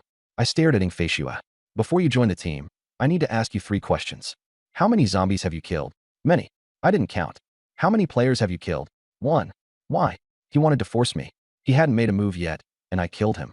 The only one who can make me willingly give up everything is you. I coughed lightly and nodded. You can join now. A system prompt rang out. Player Ing Feishue has joined Team 43999. Resources transferred. Survival coins X45, compressed biscuits X10, mineral water X5, C-rank automatic Gatling gun blueprint X1, I raised an eyebrow. So she'd been waiting to join all along. 45 survival coins plus a C-rank Gatling blueprint. Huge profit. I opened the blueprint and glanced at it. Automatic target locking within 1 kilometer. Fires automatically. Consumes 10 survival coins to last 24 hours. No ammunition required. Crafting requires 30 coins. My eyes lit up. A Gatling gun that uses no bullets at all was way too tempting. I had enough survival coins. The problem was ammunition scarcity. There were lots of zombies at night, and if I stayed in the car without getting out, this thing would save me a ton of trouble. I put away the blueprint and walked out of the bridge area with the 3 beauties. Tang Yen and Wu Maiduo followed closely behind. Ying Feishua lagged a few steps back, the silver bells at her ankles chiming softly. She stared at my back, her eyes brimming with anticipation. Tonight, at last, she could give herself to me completely. Just after getting off the bridge, cheers from the girls came from afar. She's out. She's out. The PE rep is back. Damn, not educated but so badass. He brought back 2 sisters. I'm so jealous. Lan Xingyao was the first to rush over and looked Wu Maiduo and Ying Feishua up and down. Holy crap, you really brought back 2. By Nuonyuo, hugging her little bear, coo into Tang Yan's arms. Nuonyuo's been watching the live stream the whole time. Tang Yan panicked. How did you guys see that? By Nuonyuo pointed at the 6 giant screens, which were showing the live dungeon footage from just now. Tang Yan blushed so hard she wanted to crawl into the ground. That thing where Jiang Qinggij carried me. You all saw it? We saw everything. Tang Yan hugged her head and squatted down. I'm socially dead. I'm socially dead. Everyone burst out laughing, teasing her all at once. You were really experienced with that carrying method. That legs wrapped around the waist move was way too eye-catching. Lan Xingyao grinned wickedly and imitated her. I was tired. I wanted Jiang Qinggij to carry me. She even grabbed my arm hard, and that generous softness pressed right against me. Tang Yan's face was burning so hot she wanted to find a crack in the ground and disappear into it. I flicked Lan Xingyao on the forehead. Cut it out. The new teammates are watching. Wu Maiduo stood behind them, the corners of her mouth slightly lifted. The last time she had seen this much chaos was with Song Ainan's group. Only when relations were close enough would something like this happen. Ying Feishua had already regained her cold, sharp demeanor, red greatsword in hand. Only when looking at me did a faint blush appear on her cheeks. The rest of the time, she was colder than Ruan Ningxuang. To strangers, she was basically a glacier. The girls had had their fun. Lu Wanzhou, who considered herself the mistress of the harem, stepped forward first to welcome the newcomers. She extended her hand to Wu Maiduo. Maiduo, welcome. Just call me Wanzhou. Wu Maiduo nodded. Lu Wanzhou then turned to Ying Feishua. Welcome aboard. Ying Feishua gave her a cold glance and didn't shake hands, only nodded slightly. You're not bad. If there's a chance, let's spar. Lu Wanzhou awkwardly pulled her hand back and mouthed to me for help. Xiaoqing, how do I handle this? Should I fight her? I helplessly shook my head and mouthed back. You figure it out. With Ying Feishua's personality, she wouldn't fit in quickly. Give her some time. Lu Wanzhou stared at Ying Feishua, fists clenched. Fine. We'll spar when there's a chance. She had long wanted to test herself in a fight. She needed to let this primary wife rival know who was boss. I rubbed my forehead helplessly. I only told you to handle it, and now you actually want to fight her? At that moment, Bai Nuonyuo trotted over to Wu Maiduo. She crouched down to heal the wound on her knee, muttering, all the things that feel bad, fly away. Wu Maiduo's gaze softened. After the healing ended, Bai Nuonyuo looked up and asked, Sister Maiduo, does it still hurt? Can you tell Nuonyuo your story sometime later? Wu Maiduo smiled and rubbed her little head. Of course. Then Bai Nuonyuo ran to Ying Feishua, her silly little ahog swaying. White-haired, welcome. Are you injured? Ying Feishua looked down at this soft little girl, and some of her coldness melted away. Call me Feishua. I'm not hurt. Bai Nuonyuo nodded excitedly. Sister Feishua, hello. Then she coo into my arms. Jiang Qinggij, I missed you. Are you hurt? I patted her little head and smiled. Do I look like someone who gets hurt? Bai Nuonyuo nodded seriously. Nope. Jiang Qinggij is the strongest. Looking at Wu Maiduo and Ying Feishua, I reached out and said with a gentle smile. So, what do you think? Want to live well together? Wu Maiduo tightened her grip on the giant gun and nodded hard. Ying Feishua's face turned a little red too, and she nodded. The two of them walked toward me together, toward everyone. At that moment, the 6 giant screens all flashed with white light. The screen changed. Copy ended. Champion, Team 43999. Final team receives no rewards, dragged into zombie horde mode. A system notification echoed in my mind. Reward, Grade A Chest X1, added to Space Backpack. Tang Yen was overjoyed, thinking she could open yet another chest. Sakura Hayuki's crimson pupils slightly contracted upon hearing the notification. She stared at me intently. A sly smile played on her lips as she crossed her legs tightly, the silver bells on her ankles tinkling faintly. With her finger gently touching her lips, she whispered, "It all makes sense now. Only Jiang Chun has that kind of strength." Ah, so amazing. Seeing her go into that mode again, I could only shake my head helplessly. This little seductress needs some proper discipline, or how's she gonna handle zombies? I pinched her cheek and leaned in closer to whisper, "Hold yourself together. Tonight, I'll let you unleash freely." Immediately, Sakura Hayuki straightened up, all her shyness vanishing. She nodded with a frosty composure. "Yes, okay." But inside, she thought, "Whatever my master says, I'll do. Tonight. I can't wait." Meanwhile, the students from Beijing High crammed in their vehicles were all staring at the screen in disbelief. When they saw the 43999 tag, they were stunned. Holy crap. Jiang Chen's group turned out to be Team 43,999 Legends. If we'd known, we'd have begged on our knees to join their team. We're screwed. We're being sent to zombie horde mode. The very next second, a pitch-black portal materialized in front of the three vehicles. A powerful force began pulling the vehicles inside. From the portal came the chilling growls of zombies, gruesome and terrifying. The Beijing students were completely panicked. They tried to start the cars to escape, but the vehicles wouldn't budge. The car doors were seemingly welded shut. Breaking the windows didn't help, as an invisible wall trapped them incompletely. It was as if the vehicles were sealed in an airlock. One girl picked up a shard of broken glass, trembling as she tried to slit her wrist. But her hands wouldn't stop shaking, and she couldn't go through with it. Beijing's guys, in the face of certain doom, turned their anger toward me. "Jiang Chun, go to hell, you bastard. We'll haunt you, even as ghosts." I couldn't care less. There's no point explaining things to the dead. The three vehicles were slowly pulled into the black portal, their screams overwhelmed by the roars of zombies. The three portals began to close. The first two shut smoothly, but the last got stuck on something. I frowned, my hand instinctively moving to the hilt of my blade. Suddenly, a massive, ash-gray dragon claw burst out of the portal. Its claws were rotting, peeling off to reveal eerie white bones. The 5 talons slammed into the concrete ground, carving deep trenches into it. The oppressive aura was suffocating, spreading terror across the room. The girls' faces froze in an instant. Lu Wanzhou drew her dagger and vanished into stealth. Ruan Ningxuang unfolded her domain, scattering plum blossom petals. When Rui activated a shield, covering the team under its protection, Wu Maiduo readied her lance. Sakura Hayuki unsheathed her katana, releasing a chilling burst of frost that froze the ground beneath her feet. Lan Xingyao gripped a baseball bat, standing protectively in front of her younger sister. Everyone switched into combat mode, because their leader was me. I drew my katana, with arcs of purple lightning sizzling along its blade, and activated full map detection mode. A glowing interface popped up. Zombie Dragon. Level S. Attack power, 600. Defense, for 20. Agility, 350. Weakness, head. I inhaled sharply. It was terrifying. 600 attack, 420 defense. An absolute powerhouse that could annihilate a whole team on its own. Taking this thing solo was unthinkable. The black portal suddenly snapped shut with a loud crack. The dragon claw was severed. Acid green blood spewed from the stump, dissolving the ground into smoking craters. The portal completely vanished, and the oppressive atmosphere dissipated. The girls exhaled in relief, some collapsing to their knees from weak legs. But I kept my gaze locked on the severed claw, a sense of unease tightening my chest. We're still not strong enough. I have to get stronger, fast, if I'm going to keep my team safe. Clenching my fists, I renewed my vow to see us all through this alive. Lu Wanzhou reappeared from stealth, walking over. "Xiaochen, that thing was way too terrifying." I shared the zombie dragon stats panel with the girls, and their faces turned pale with shock. "S-tier? Those stats are insane. A 600 attack? We couldn't even scratch it. Zombie horde mode is a death sentence. There's no way we'd make it out alive." Wu Maiduo's pupils dilated as she gritted her teeth, gripping her gun tightly. Her attack power was only 17, nowhere near enough. Sakura Hayuki's eyes, however, turned bloodshot, ablaze with raw battle lust. At that moment, the system notification sounded, and a server-wide announcement rang out. Team 43999, the first team to complete an A-rank hidden quest and receive an S-rank evaluation reward. 1 A-rank treasure chest server-wide announcement.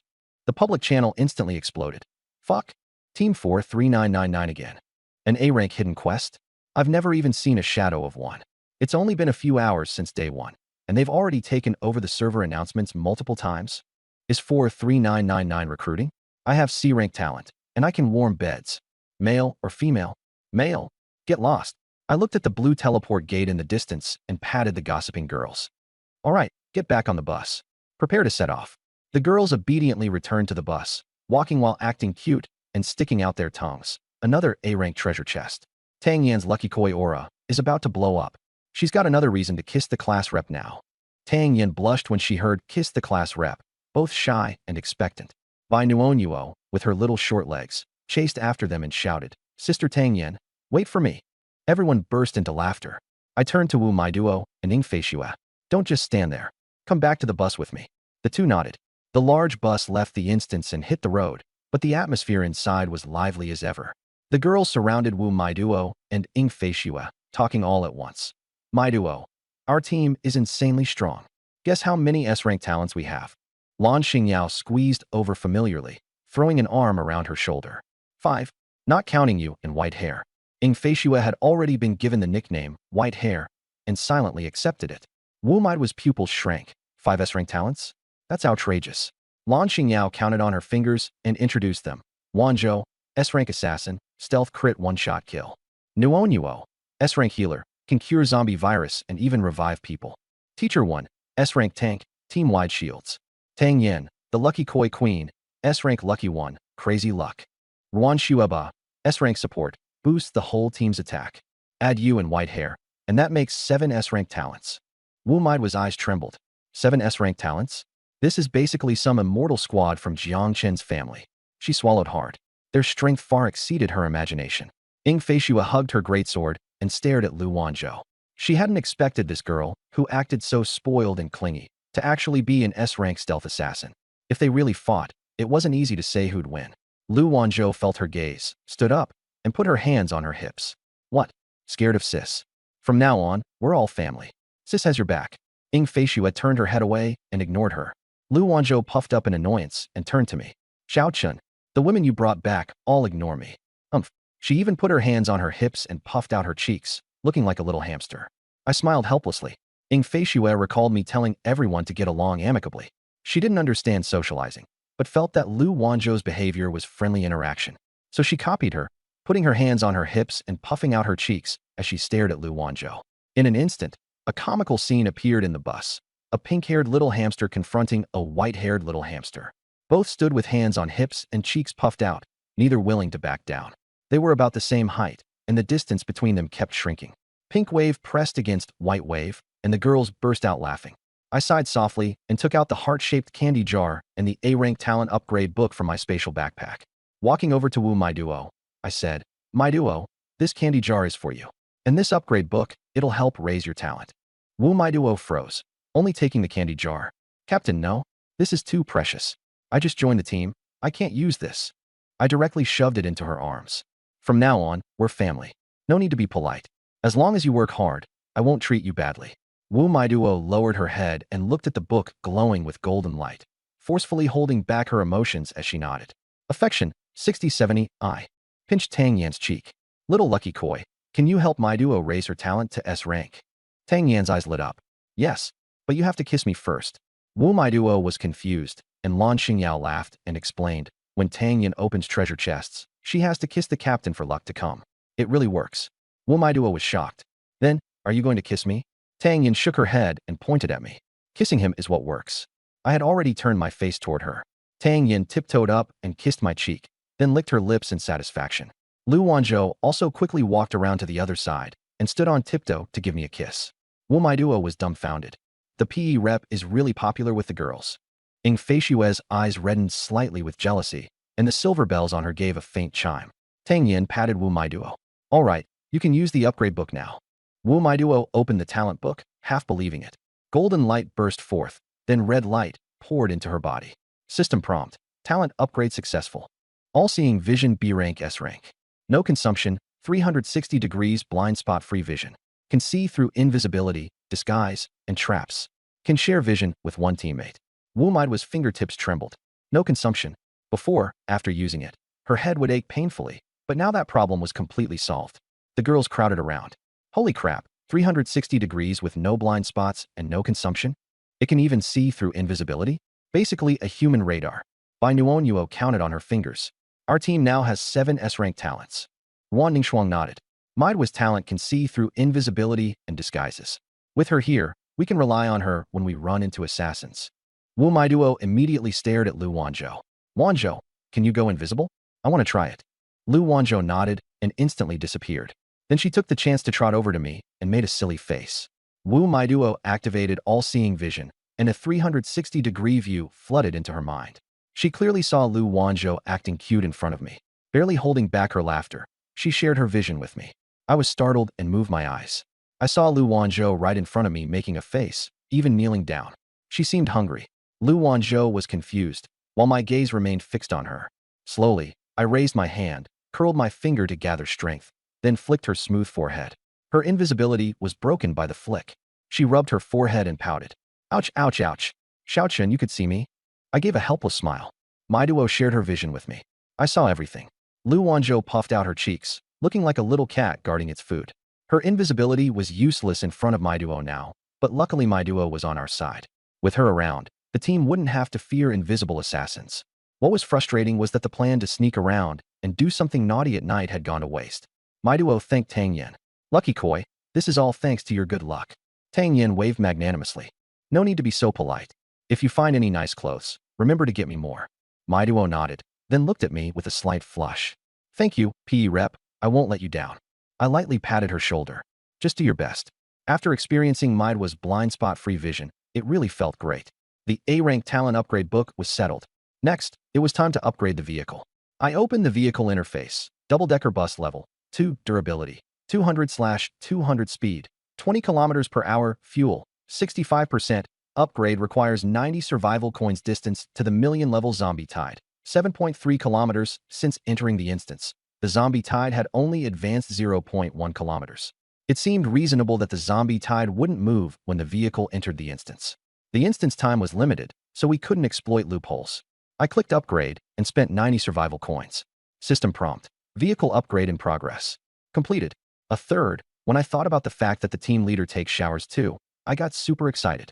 I purposely shouted out, shouldn't we save a bedroom for the team leader? The leader's talent helps us boost our stats. Everyone chimed in enthusiastically. Yes, a team leader exclusive bedroom is a must. That way, things won't get awkward for anyone. Lan Xingwan blushed, lowered her head, and tugged at the hem of her shirt. Sis, what are you saying? Lan Xingyao leaned in with a mischievous grin. How about just sneaking into the team leader's bed tonight? Lan Xingwan covered her face in embarrassment, her ears turning completely red. Lu Wanzhou's face also flushed as she stole a glance at me before quickly looking away. Images of us boosting stats together flashed in her mind, causing her heart to skip a beat. Meanwhile, when Rui leaned gracefully back on the chair, arms crossed tightly, her outfit struggling against her frame. The smile on her lips was soft, yet carried a hint of hidden intent. Tonight, should I consider discussing tactics with Jiang Chun? Over in the aisle, Ying Feishue stood gripping her katana, her crimson pupils locked on me, her cheeks slightly pink. The mere thought of dedicating tonight entirely to me made her tremble with excitement. The atmosphere in the vehicle grew increasingly ambiguous, with everyone harboring their own thoughts. As for me, I started wondering if my stamina would be enough for tonight's activities. Fortunately, our vehicle had just leveled up to Tier 3, and the system had gifted us a C-rank accelerated recovery function.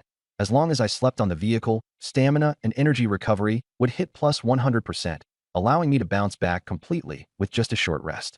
Wu Maiduo, overhearing the chatter, turned to Bai Nuonyuo in confusion. What's the team leader's talent anyway? Why does this even require a bedroom? Bai Nuonyuo, clutching her plushie while crunching on chips, scratched her head awkwardly, her face turning pink as she struggled to answer. Wu Maiduo furrowed her brows, sensing something was off. Ying Feishue also leaned closer, clearly eager to understand. Lan Xingyao clapped Wu Maiduo on the shoulder with a sly grin. Don't tell me you don't get it? Here, let me explain the leader's talent in detail. When she finished her explanation, Wu Maiduo's face immediately turned beet red, her pupils shrinking in shock. So the team leader did that with the girls. Ying Feishue froze as well, her face taking on an unnaturally vivid flush. Learning that sharing such moments with me would make both parties stronger wasn't something she could pass up. She was trembling with excitement now, the silver bell around her ankle jingling rapidly.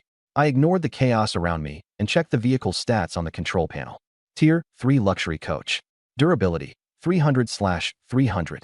Speed, 30 kilometers per hour. Fuel, 100%. Skills, 1.C rank defense, plus 40 added defense. Immune to D-rank zombie damage. 2. C-rank accelerated recovery. Plus 100% stamina and energy regeneration when sleeping. Upgrade requirement. 270 survival coins. Million zombie horde distance. 7.3 kilometers. Satisfied, I nodded to myself. With a speed of 30 kilometers per hour and the horde trailing at only 5 kilometers per hour, we had more than enough time to widen the distance. At that moment, the system broadcast echoed across the server. Global announcement.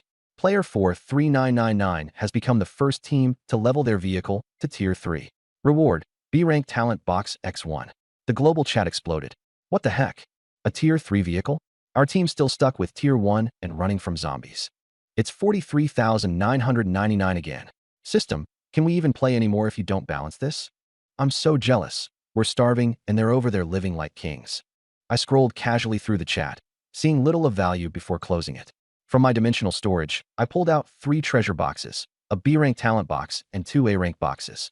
I placed them in the aisle and waved to Tang Yan. All right, little lucky charm, time to show off your skill. Tang Yan's eyes lit up.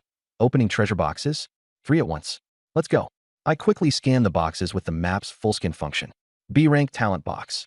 90% chance for a B-Rank awakening manual, 9% for A-Rank, 1% for S-Rank. A-Rank box. 40% resource packs, 20% survival coins, 20% A-Rank weapons, and 1% chance of a special item. The girl's eyes sparkled with excitement. A 1% chance for S-Rank.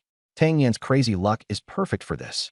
I'll bet a pack of compressed biscuits she pulls an S-Rank awakening manual. Wu Maiduo, puzzled, asked, the odds for S-Rank are so low. Why is everyone so sure? Lan Xingyao smirked, slinging an arm around Maiduo's shoulder. Oh, Maiduo, didn't Tang Yan help you ascend from B to S earlier?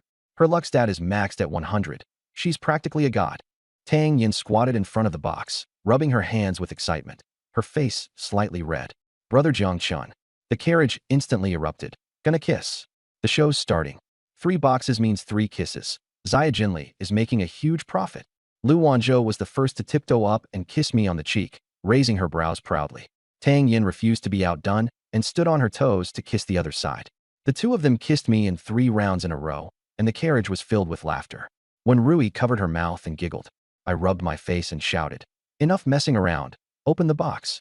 Tang Yan squatted down in satisfaction and lifted the lid. Water times 80 compressed biscuits times 80 survival coins times 40. A-Rank Shooting Mastery Skill Book times 1 A-Rank Golden Desert Eagle times 1 A-Rank Magnetic Coin Collector Blueprint times 1 A-Rank Space Backpack Expansion Book times 1 KISS-Rank Talent Awakening Book times 2. The girls exploded. Holy crap. 2 S-Rank Awakening Books. Getting even one from a 1% chance is already insane, and she got 2. Lan Xingyao was so shocked she couldn't speak. Wu Maiduo looked completely dumbfounded. At best, she had only ever drawn a C-Rank weapon. Ying Feishue stared at Tang Yan with a complicated expression. This luck was just too perverse. Tang Yan handed the items to me with her chin held high. Brother Jiang Chun, look, I'm amazing, right? I pinched her cheek. Amazing. I opened the A-Rank Shooting Mastery Skill Book and the A-Rank Golden Desert Eagle. A-Rank Shooting Mastery Skill Book. Perfect accuracy within 2 kilometers. A-Rank Golden Desert Eagle. Shooting consumes mental power, no need to reload. Ignores 50% of the target's defense. Attack power plus 15. I quickly calculated in my mind. My base attack was 202. After adding 15, it became 217. With field bonuses, the damage rose to 233. 233 damage per shot, ignoring half of the defense, and perfect accuracy within 2 kilometers. Combined with Wu Maiduo's shared vision, the battlefield would feel like the arrival of a sniper god. The girls burst into an uproar. This gun is way too insane. Everyone agreed the equipment had to be given to me. After all, I was the team's top combat power. Lan Xingyao raised her little foot. I vote with both feet. I smiled as I accepted the equipment, my heart warm. My care for them hadn't been wasted. I absolutely had to give them even better treatment. I decisively activated the skill book, and golden light merged into my body. A wave of solid firearm knowledge instantly flooded my mind, as if I had been born a gun god. Holding that Golden Desert Eagle, the cold metallic feel was intense.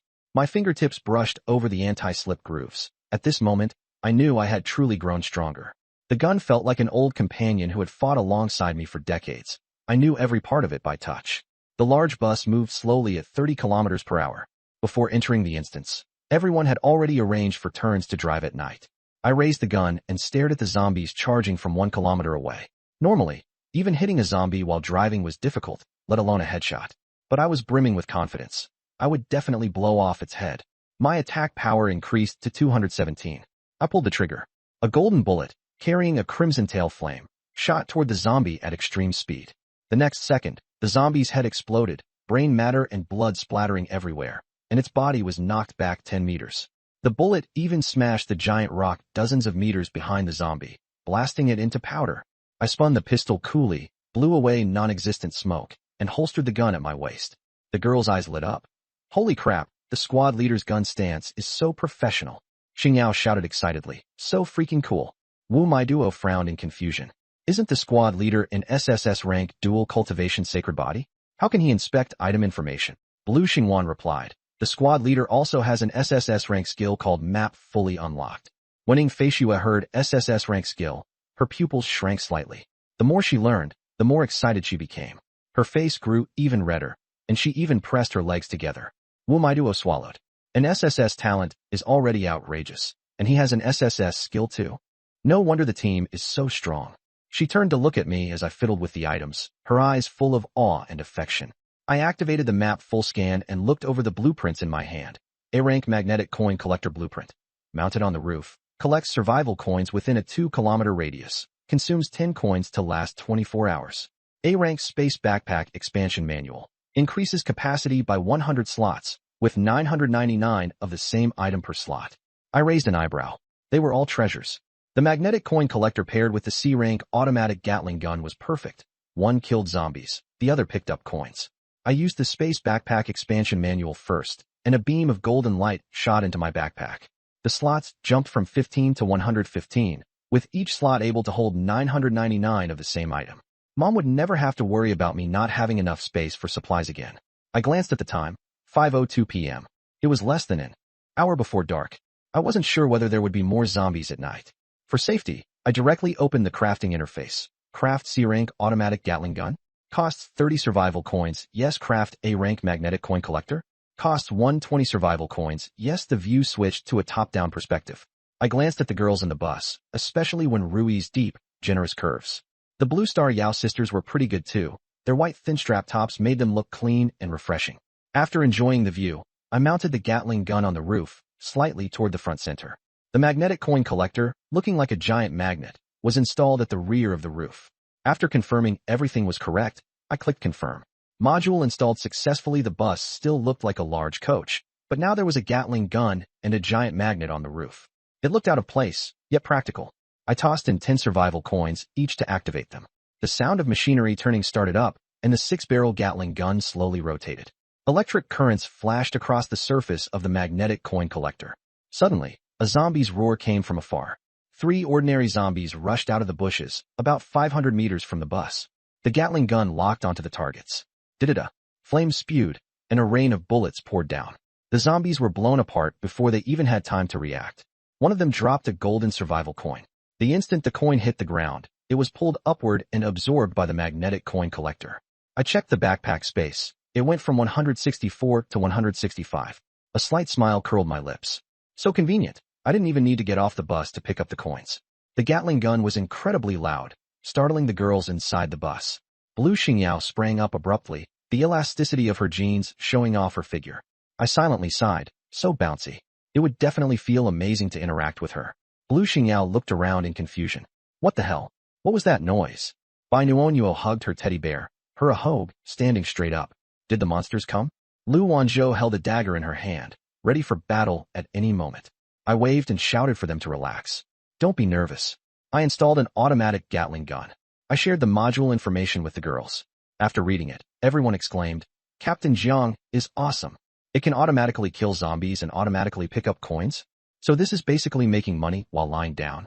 I hope there are more zombies tonight, so we can pick up lots of coins. Wu Maiduo twitched at the corner of her mouth. Other teams pray for fewer zombies, while we're hoping for more. Bai Nuonyuo's eyes sparkled, her Ahogue swaying. We can pick up coins for free, even while sleeping at night? I nodded and casually stole some of her chips to munch on. Yep, you smart little thing. Bai Nuonyuo happily handed me the chips. Thank you, Brother Jiangchen. You can have them. Them. When Rui leaned back in her seat, arms folded across her chest, and said with a smile, with the Gatling gun, I feel a lot safer at night. Blue Xingyao hugged her younger sister and laughed. From now on, we can just lie flat and let Captain Jiang support us. Blue Xingwan blushed and said softly, Sis, keep your voice down. I'm begging you. Blue Xingyao raised an eyebrow. If you're begging, get in line. What? You don't want to do that with Captain Jiang. Blue Xingwan tugged at her sister's arm and whispered, Ayu, I'm just shy. Everyone burst out laughing. I helplessly rubbed my forehead. This girl, Lan Xingwan, was great in every way, except she was way too shy. If only she had even half her sister's outgoing personality. No matter. I'd find a chance to train her up someday, along with her sister. At that moment, 2 zombies burst out of the ruins. The Gatling gun locked on instantly. Da-da-da, bullets poured out, tearing the zombies apart. A survival coin popped out and flew onto the roof of the vehicle. Lan Xingyao pointed outside the window and shouted excitedly, Look! The survival coin flew here by itself. Bai Nuo pressed against the window. Her little face flattened against the glass, her ahog swaying. Really? How amazing! Tang Yin stroked her chin and thought. Gatling gun kills zombies and drops coins. The coin collector picks them up, and then the coins are used to renew the weapon. The more you kill, the more coins you get. The more coins you have, the longer you can keep killing. She clapped and exclaimed, Isn't this basically a perpetual motion machine? The girls reacted all at once. Damn, it really is.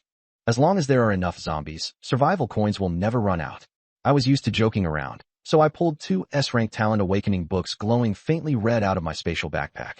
The carriage instantly fell silent, and the girls all looked over at me in unison. I walked toward Lan Xingyao and Lan Xingwan, who were still fooling around. Lan Xingwan looked up, her heartbeat racing. Her face flushed bright red, and she lowered her head to stare fixedly at the tips of her shoes. Her legs were pressed tightly together, fingers pinching the sides of her thighs, nerves written all over her. But Lan Xingyao was completely unashamed, her eyes shining as she stared at the red glowing books. Class rep, are these for us? I stopped in front of the twin sisters and looked down at them. They were both wearing white spaghetti strap tops and tight jeans, their shoulders and collarbones fair and delicate. With my height, my gaze naturally looked down, and a faint hint of a deep valley showed through the slightly open neckline. A double the joy image flashed through my mind, and I quickly looked away. Lan Xingyao was the first to take the Talent Awakening book, her fingertips brushing my palm, trembling slightly. The once bold, outspoken girl was actually blushing now, hurriedly turning her face away in embarrassment. Trying to distract herself, she grabbed her younger sister by the back of the neck and lifted her a little. Little sis, the class rep personally gave us talent books, and you're still shy? Lan Xingwan looked up and met my gaze, instantly blushing again, unsure where to look. I thought to myself in confusion, even the yellow-haired girl can be shy? Looking more closely at Lan Xingyao, I saw that the tips of her ears on the side of her face were also red. A tsundere type who talks tough but has a soft heart? Lan Xingwan steadied her white camisole and stammered in a low voice. Teach, thank you, C-class rep. She clutched the Talent Awakening book tightly and didn't dare look at me even once. The girls started teasing them. I'm so jealous.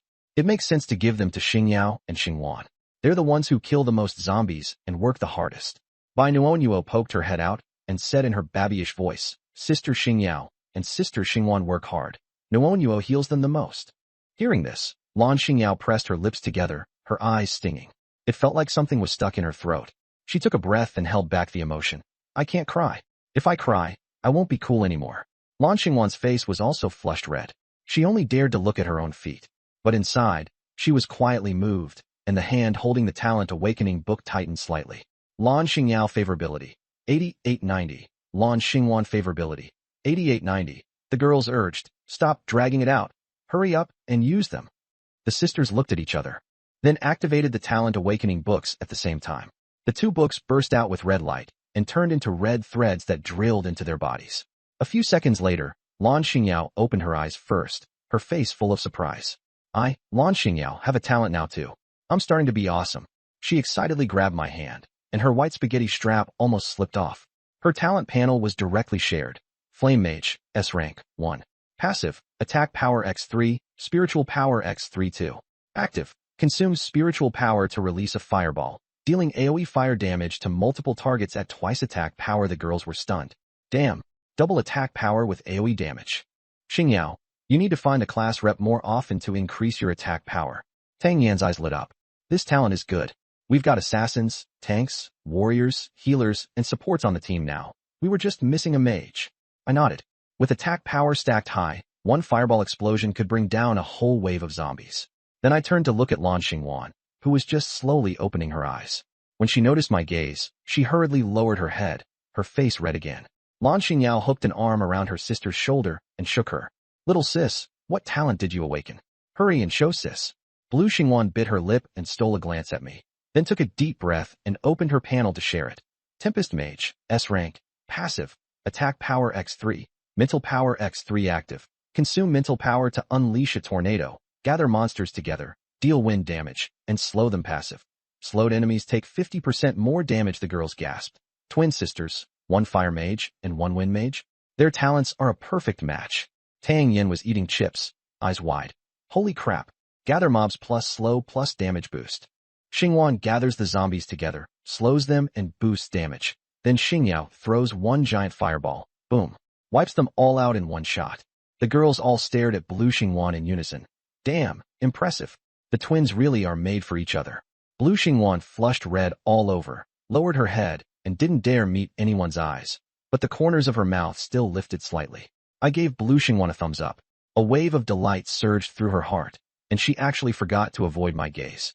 Blue Xingwan affection. 9294 Blue Xingyao wrapped both arms around her sister's shoulders and shook her hard. Nice one, little sis. You handle the mob gather. I'll drop one giant fireball and smash all the zombies to death. To death. I activated auto-aim, and my eyes fell on Blue Xingwan's exposed shoulder. But in my mind, I was already calculating tactics. Let Blue Xingwan gather the mobs and apply slow first. Then Xingyao's fireball ignites and spreads, and then let Fei Xue's ice blades meld in for double damage. A perfect one-skill field clearer. Blue Xingwan shyly pulled up her strap, then angrily yanked her older sister once. I awkwardly looked away and rubbed my nose. At that moment, the Gatling gun on top of the coach was still rattling away, the muzzle flashes especially glaring in the dimming sky. Looking out the window, the zombies on both sides were growing more and more numerous, surging in clusters. The Gatling barrels spun furiously, zombies kept falling, and survival coins floated up toward the roof. The sun had already fully set, leaving only a strip of dark red on the horizon. The time showed 5:58 p.m. There were only 2 minutes left until nightfall. The girls in the bus sensed the changes outside, but they weren't afraid and kept laughing and joking. Because with me here, their sense of security was off the charts. 2 minutes later, the system's cold voice rang out. Night mode has been activated. Zombie numbers have greatly increased. The spawn rate of C-rank Pusburst zombies has risen. The march speed of the million-scale zombie tide has increased to 10 kilometers per hour. Players, do your best to survive the night outside. Everything had gone completely dark, leaving only the faint glow of the vehicle lights. Along both sides of the highway were scattered red points of light, the eyes of the zombie horde. Dense and endless, like ghostly flames. From the distance came wave after wave of zombie roars, chilling to the bone. The Gatling's firepower surged, the gunfire almost non-stop. I opened the public channel, wanting to check the situation of the other teams. In the top right corner of the channel, the number of survivors was dropping rapidly. 9948321 000 000 9948161 000 000. The numbers were plummeting like crazy. When the girls heard the survivor count collapsing, they all gasped. Only one day in, and over 5,000 are dead. It's still dropping. Good thing we're safe, with the class monitor guarding us. But the public channel was a completely different, miserable scene. Holy crap. What the hell is this night mode? Help. We're surrounded. We're done for. There are 3 C-rank Pusburst zombies too. Can anyone save us? I'll give you all my survival coins. 6:20 p.m. The night grew darker and darker, and the zombies filled the highway like scattered points of firelight. But the moment those red dots entered within 2 kilometers of my coach, they were shredded to pieces by the Gatling gun. Did-da. A Pusburst zombie popped up, and several bullets tore through its belly, blasting bile everywhere and splattering the surrounding zombies. 3 survival coins popped out and shot toward the magnetic coin collector on the roof. From a high altitude, it would look like only my coach was moving along the highway. Headlights tore through the night, while the Gatling gun on the roof swept the surrounding area. Players on the public channel were desperately calling for help, but on my side, everything was relaxed and easy. The girls sat together in the bus, leisurely eating dinner. White Nunga split a lime potato chip in half, her little ahogue swaying happily. It's really beautiful. The zombie's eyes look like fireflies. Tang Yin clinked her cup against Wu Maiduo's. How is this the apocalypse? This is clearly a snack party plus spring outing. Wu Maiduo drank the rest of half a bottle of cola and nodded in agreement. Ruan Ningxuang sat by the window, elegantly picking up a cookie. Her cheeks were slightly puffed like a little hamster. Beside her was Fei Xue, sitting upright, A scarlet tachi laid across her thighs. They were in tacit understanding with one another. No words were needed to sit together. Ruan Ningxuang broke the ice first. There's no charger. Ing Feishua handed over the chips gifted by Nua Nua. There isn't. Thank you. Ruan Ningxuang smiled. After that, the two fell silent again. When Rui stood up, dressed in a blue stepmother dress, her curves exquisite, and walked toward Lu Wanzhou, the girls whispered among themselves. Teacher Wen is so beautiful. Male teachers who like her are lined up all the way down the hall. Lan Xingyao laughed and said, Teacher Wen is so skilled. I should go learn from her.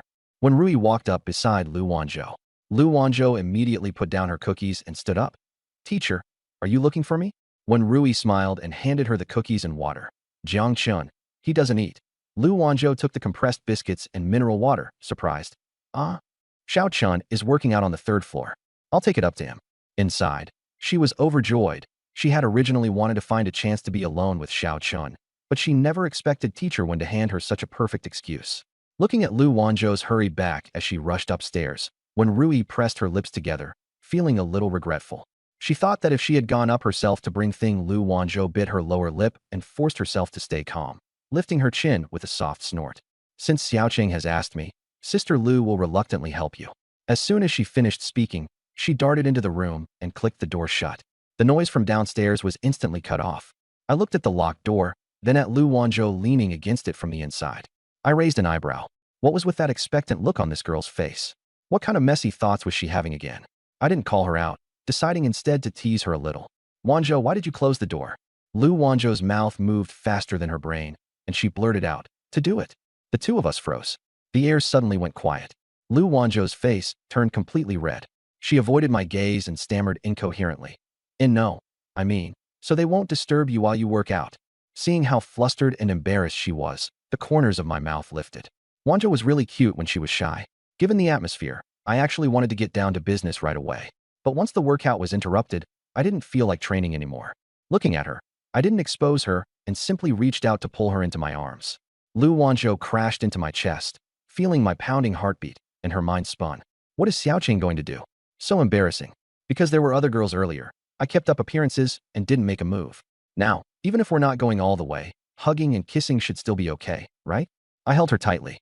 She was like a kitten that had been caught, struggling and swatting me a few times before going soft. Looking down at the kitten in my arms, my lips curved even more. Wanzhou had gotten bolder after becoming intimate. Before, she had never been this dudong. I lightly pinched her, and her body stiffened, the tips of her ears turning red as she fired back with a tiny fist. She clearly didn't want to resist, and didn't have the strength to anyway. Her legs had gone weak. Humph. When did this brat, Xiao Chun, learn this move? I smiled and said, don't rush. I haven't forgotten the thing I promised you for tonight. Wait for me. Lu Wanzhou nestled into my chest and gave a soft, the corners of her mouth lifting slightly. Of course she could wait. She could wait forever. She knew I still had one chance left to use the holy physique dual cultivation opportunity. As the main wife, she planned to give that chance to the girls. Not only would it make up for everyone's attribute shortcomings, it would also let me copy the sisters' talents and become even stronger. Thinking back to when I had stood alone in the city of Ceasefire, fighting 3 B-rank chargers and 100 zombies by myself, she had been worried the whole time, unwilling for me to suffer even the slightest injury. The Azar incident and the rest made Lu Wanzhou both moved and heartbroken. I hadn't been there at the time, and the girls had cried quite a bit after hearing about it. She had secretly wiped away her tears. As the class monitor and the backbone of the group, she could only hide her emotions. Don't be fooled by how carefree Lu Wanzhou seemed. She was actually very sentimental. Right now, being held in my arms, the emotions she had buried suddenly burst out. I felt warmth in my chest, and I crouched down anxiously to look at her. Seeing her reddened eyes, my heart lurched. I lowered myself a little to meet her gaze, gently cupped her face, and wiped the corners of her eyes with my thumb. What's wrong? I asked gently, completely unlike the god of slaughter I'd been before. Lu Wanzhou looked at me with red eyes and puffed cheeks as I crouched there. She looked both aggrieved and adorable, like a little squirrel being bullied. She opened her arms with a wronged expression but said nothing, just like a child asking for a hug. This was our tacit understanding. From childhood until now, whenever Lu Wanzhou was upset, she would stretch out her arms toward me like this. It meant something very simple. Xiao Chun, lend me your chest so I can cry for a bit. I smiled softly without saying a word and pulled her tightly into my arms. She buried her face in my chest, her shoulders trembling slightly. There was no crying sound, just tears that kept wiping across my chest muscles. One hand wrapped around her waist, the other patted her back in a steady rhythm. It was exactly the same as when she was little and cried her eyes out after being bullied. Lu Wanzhou didn't cry for long before lifting her head to look at me with tear-filled eyes. I looked down from above at her red-nosed, swollen-eyed, ugly little face. She knew she looked ugly and couldn't help but snort a laugh. Lu Wanzhou laughed first, and when I saw that she was smiling, I finally let out a breath of relief. Is our boss Lu all better now? I asked. Lu Wanzhou rolled her eyes at me and punched me. You little brat Xiaochun. She broke free from my embrace, put her hands on her hips, and lifted her chin proudly. Your big sis Lu is fine now. I looked down at the red mark on my chest, a faint toothine. Pretending to be wronged, I pointed at it. Big sis Lu, you're fine, but I've got a problem now. You left a tooth mark here. Lu Wanzhou leaned in to look carefully, even pretending to sniff it. TSK, TSK, TSK. You hard rock with 167 defense points. You're really hard to bite. Then she nodded in satisfaction. But it actually looks pretty nice. I froze. My chest is red, and you say it looks nice? Lu Wanzhou covered her mouth and tried not to laugh, her shoulders shaking as her mood brightened considerably. You little brat Xiaochun, so slick with your words. Lu Wanzhou affection, 9294. Seeing that I'd managed to cheer boss Lu up, I relaxed and pinched her little face. Tell me, why was big sis Lu unhappy? Lu Wanzhou's words turned muffled from being pinched. Let go. I released her, and she rubbed her reddened cheek, pretending to glare at me angrily, though inwardly she was delighted. She walked to the window and turned around with her hands behind her back, leaning there. Outside, a Gatling gun rattled away, its tracer fire flickering in the night.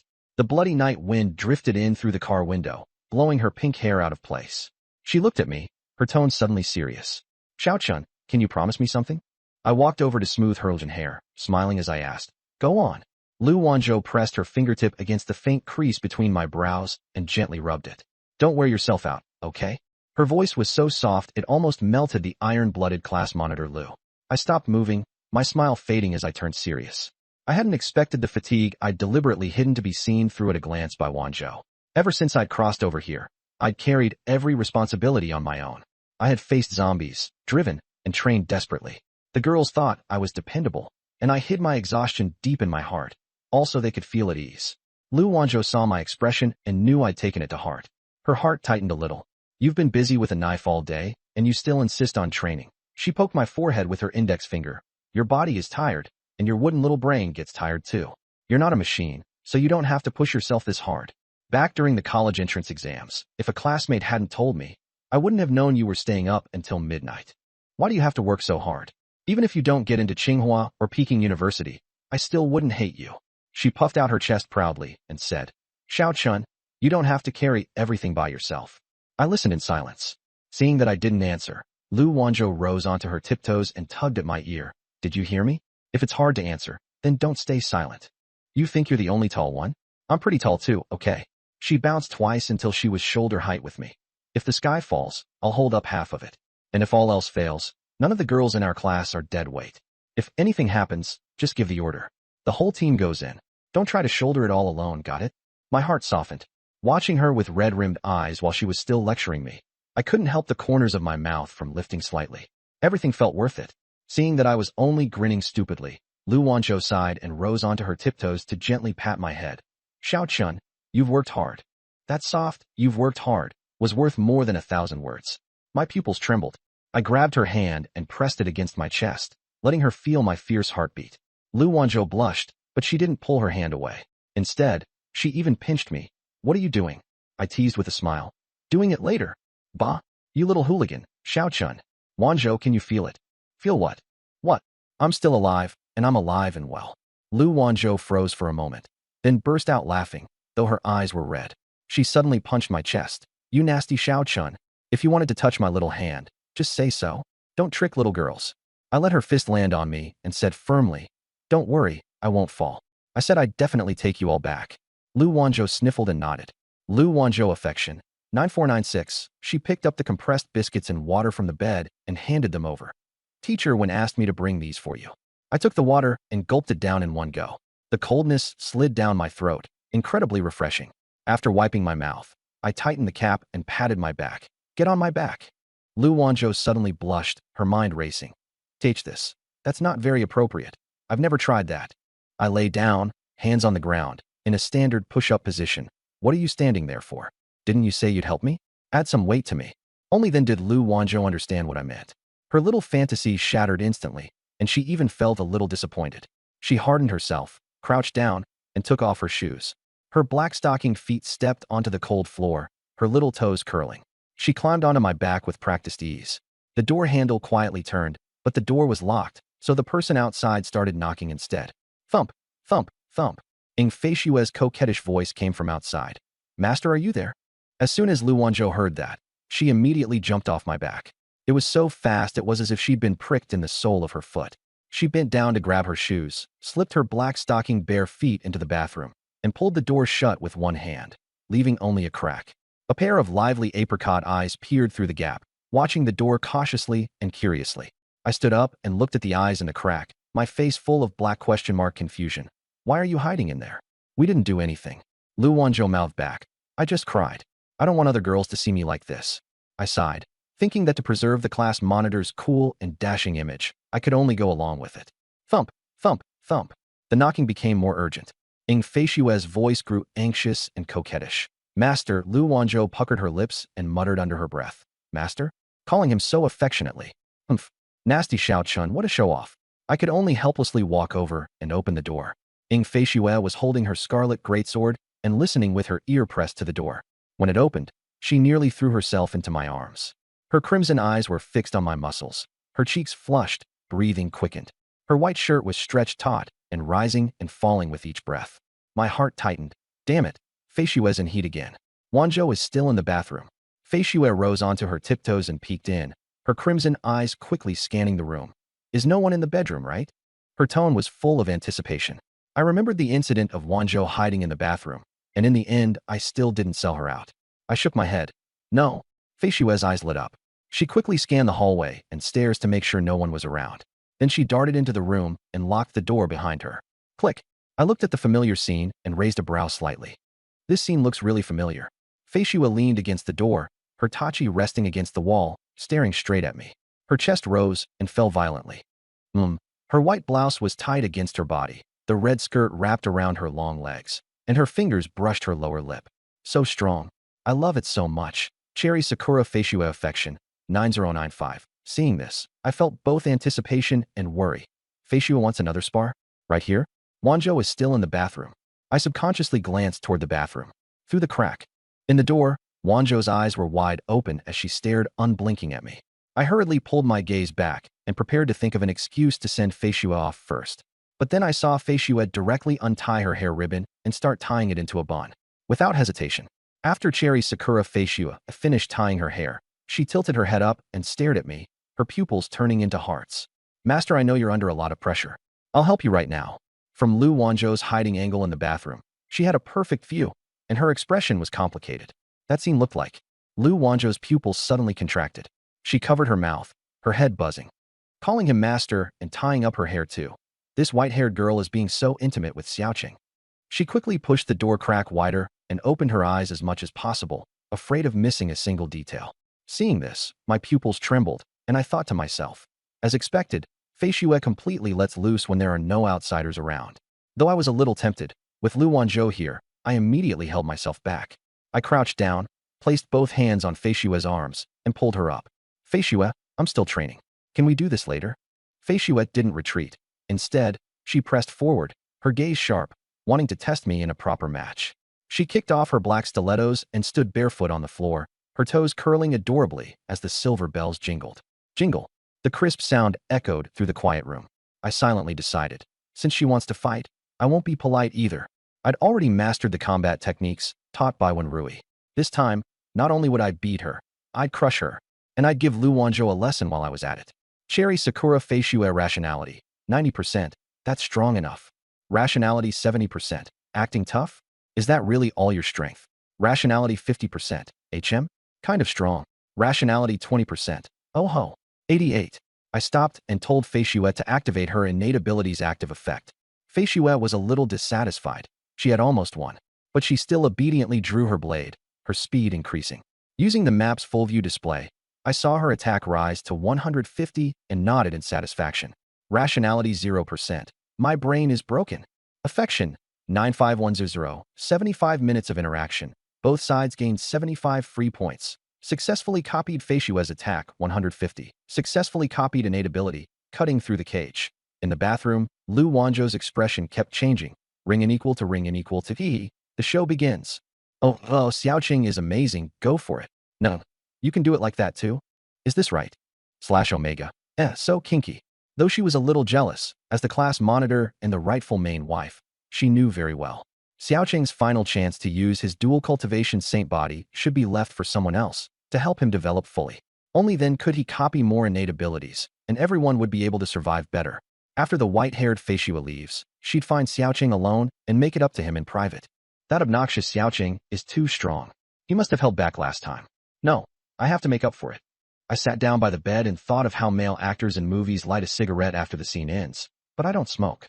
I picked up a compressed biscuit and took a bite to restore my stamina. Sigh, it was supposed to be chest day, but it turned into leg day and cardio instead. Fei Xue, at 178 centimeters, had enough weight on her. I might as well count it as leg training.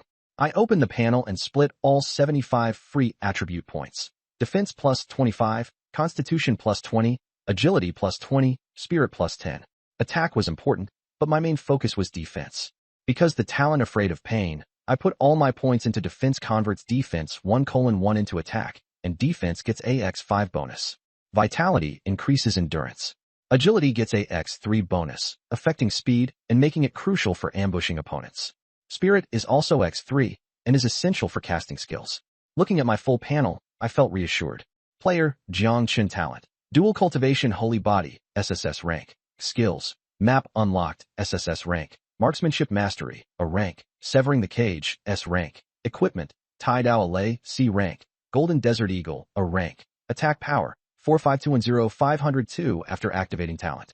Defense, 167292 vitality, 3959 agility, 2242 spirit, 3060 luck, 15 appearance, 99, I sneered. An S-rank zombie dragon has 420 defense, while my attack power is 1506, with the X3 attack bonus, enough to easily break through its defenses. But that still wasn't enough. SSS rank monsters might be even stronger, so I had to keep getting stronger. I clenched my fists, power surging through my body. To safely escort the girls, I had to increase my strength. Fei Xue curled up on the bed, wrapped tightly in the blanket, revealing only her pale cheeks and a few strands of white hair. She breathed in my scent from the blanket and murmured contentedly, I love this so much. I want to sleep here forever. She stared at my back, feeling the oppressive pressure brought by my increasing strength, her whole body trembling. A sickly smile curved her lips as she whispered softly. I lost again, crushed by master. I feel so satisfied. I want more. I finished the compressed biscuits and sorted through her clothes. A white shirt, a red mamian skirt, black thin-strap high heels, and her personal belongings. Put them on. I'll teach you how to use free attribute allocation. Fei Xue did as told. SH. Player, Sakura Shinsno talent. Severing the cage, S rank. Equipment, Tachi Ice Cutter, A rank. Attack power, 5090 physique, 1621 agility, 1237 mental power, 2050 luck, 12 appearance, 95 affection. 100 Sakura Shinsno turned off the panel and looked at me, knowing it was time for her to go. Other girls would come find me, and she wouldn't be jealous.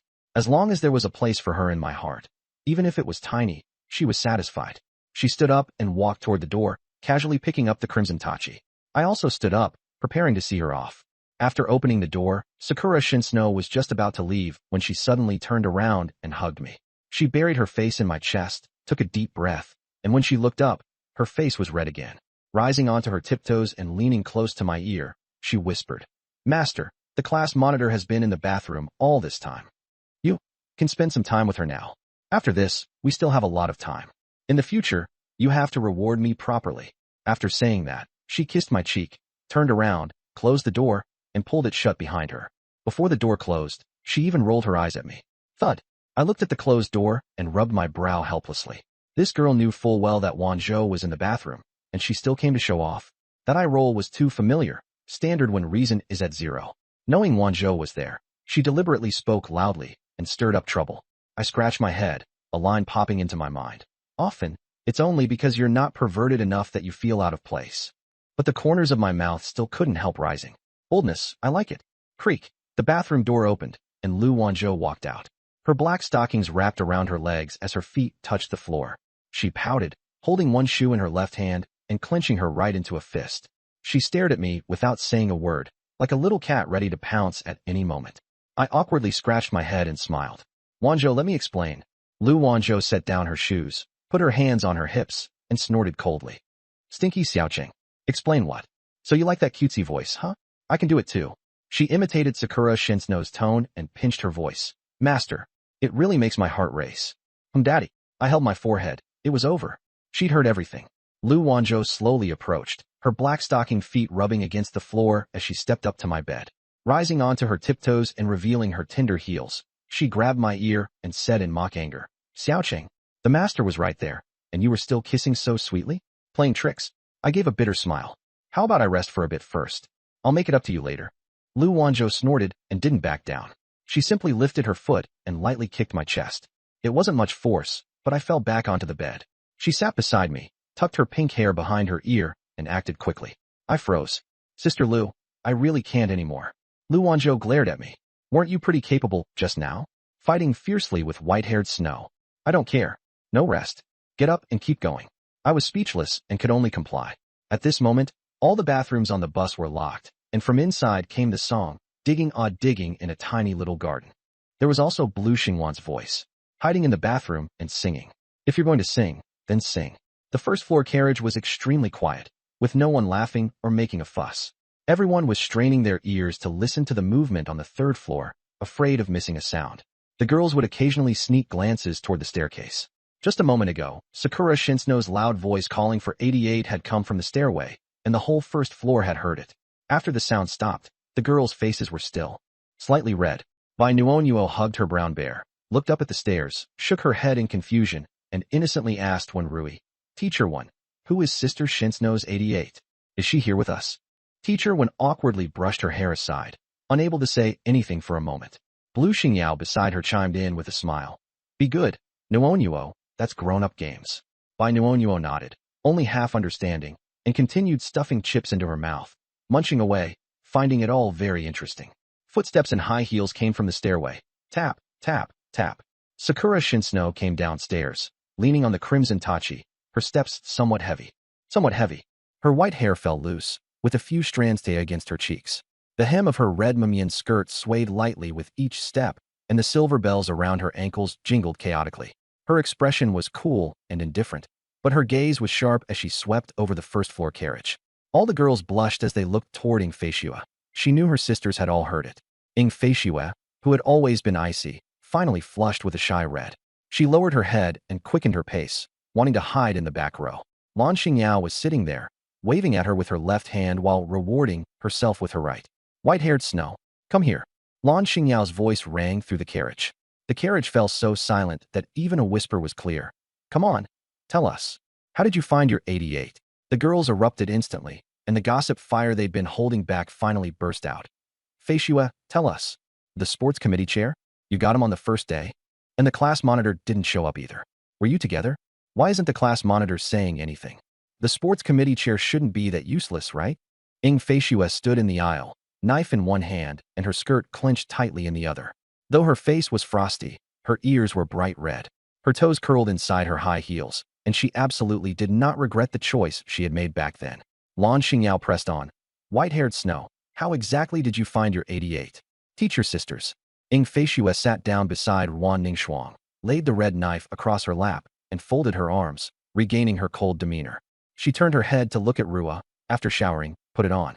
Conditions are limited for now, and we'll buy everyday clothes later. The girls lowered their heads shyly. When Rui walked over in red-soled high heels, picking the blue-gray backless sweater battle outfit. The open neckline and exposed back were bold. She looked at me as if asking for approval, and I gave a thumbs up. When Rui blushed, clutching the clothes. This one it is, anyway. It's just for the master to see. Wan Ningxuang chose a JK combat uniform and asked calmly. Jiang Chun, it's not realistic to fight in this. What if someone else sees it? Lan Xingyao laughed by her ear. A combat uniform can't be used to fight. Ha! I nodded. The public channel has a trading function. I saw a player selling D-grade washing machine blueprints. It can wash 50 sets of clothes at once and also dry them. Just throw them in after washing, and they'll be clean to wear the next day. Clothes are limited to wearing inside the van. I will absolutely not let you wear them outside. The girls immediately breathed a sigh of relief. Then what are we waiting for? Pick clothes and go shower. The dryer is amazing. The squad leader will definitely be over the moon tonight. The girls scrambled for the clothes, with bunny outfits, nurse uniforms, and JK outfits all running up the stairs. In just a few minutes, the pile of clothes was snatched clean, leaving only 7 sets. They carried the clothes and went up to the 3rd floor, their footsteps pattering with laughter and chatter. I smiled, watching the girls' backs, my anticipation overflowing. At this moment, Tang Yin, the lucky koi, was in the driver's seat. Ever since she got in the van, the red eyes of the zombie horde in the night had decreased by half, and even the Gatling gun was rarely seen stopping. As she drove, she looked at the remaining combat uniforms. She liked them, but let her sisters choose first.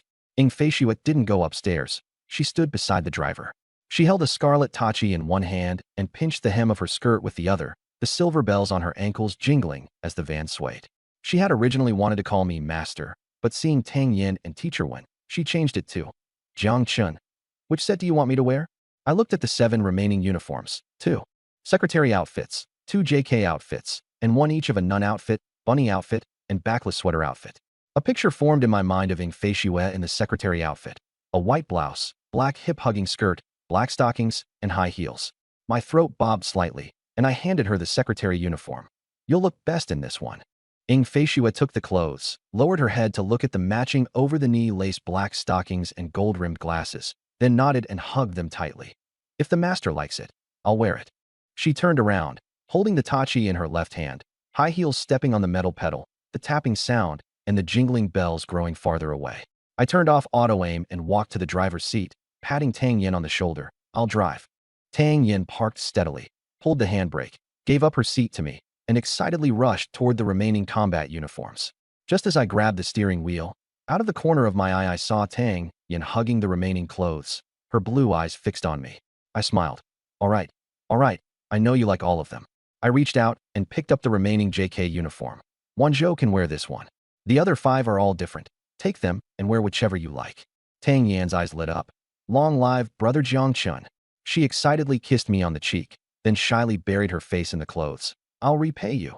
Tang Yin affection, 9697. After saying that, she hugged her spoils and ran upstairs with thudding steps. I touched the cheek she'd kissed and shouted, I still need to drive. Take the JK uniform to Wanzhou. She's in the bedroom. Got it. Tang Yan's voice came from the 2nd floor and gradually faded away as the van returned to silence. Master, a gentle, mature woman voice brushed against my ear, carrying the scent of daffodils. I turned my head and saw Wen Rui leaning close to my ear. The ceiling light shone on her figure, and her red-soled high heels cast a broad shadow. Aren't you going to wash up? Her voice was low, full of a married woman charm, almost making one want to call out Mom. I shook my head. The footsteps at the stairwell faded away. I withdrew my gaze and gripped the steering wheel steadily. The highway ahead was pitch black, sliced open by the high beams into a straight band of light, with weeds swaying on both sides. Red-eyed zombies crept out of the grass, and those within 2 kilometers ahead were swept into sieves by the Gatling gun. There weren't many corpses blocking the road, which made me very satisfied. Leaning back in my seat, I opened my personal panel and quickly checked the newly copied talents. Player, Jiang Chun talents. Dual cultivation holy body, SSS tier, unique. The painful me poured all points into defense, S tier, severing the cage, S tier, Shadow Queen, S tier. I curled the corner of my mouth. Shadow Queen was Wanzhou's talent. When I had just communicated with her, her favorability instantly maxed out, and the system confirmed that the copy was successful. Tonight I had copied 2 S tiers in total, Feishue's severing the cage and Wanzhou's Shadow Queen. Satisfied, I closed the panel and opened the public chat channel. A private message notification beside the shop icon was blinking red. The system trading mall had just opened, supplies were scarce, and pleas for goods rose one after another. Need water. 1 life coin for 1 bottle of water. Need food. 1 life coin for compressed biscuits. I scanned through but saw nothing suitable, so I closed the mall and checked the time. It was exactly 9 o'clock. I opened the private chat. The other party, 00086, had sent several messages in a row. Nice to meet you, Chun. Do you want the D-rank washing machine blueprint? 6 bottles of water or 6 packs of biscuits. Are you there? Chun. If you think it's too expensive, a weapon plus half a pack of biscuits will do. I can't hold on any longer. Zombies are here.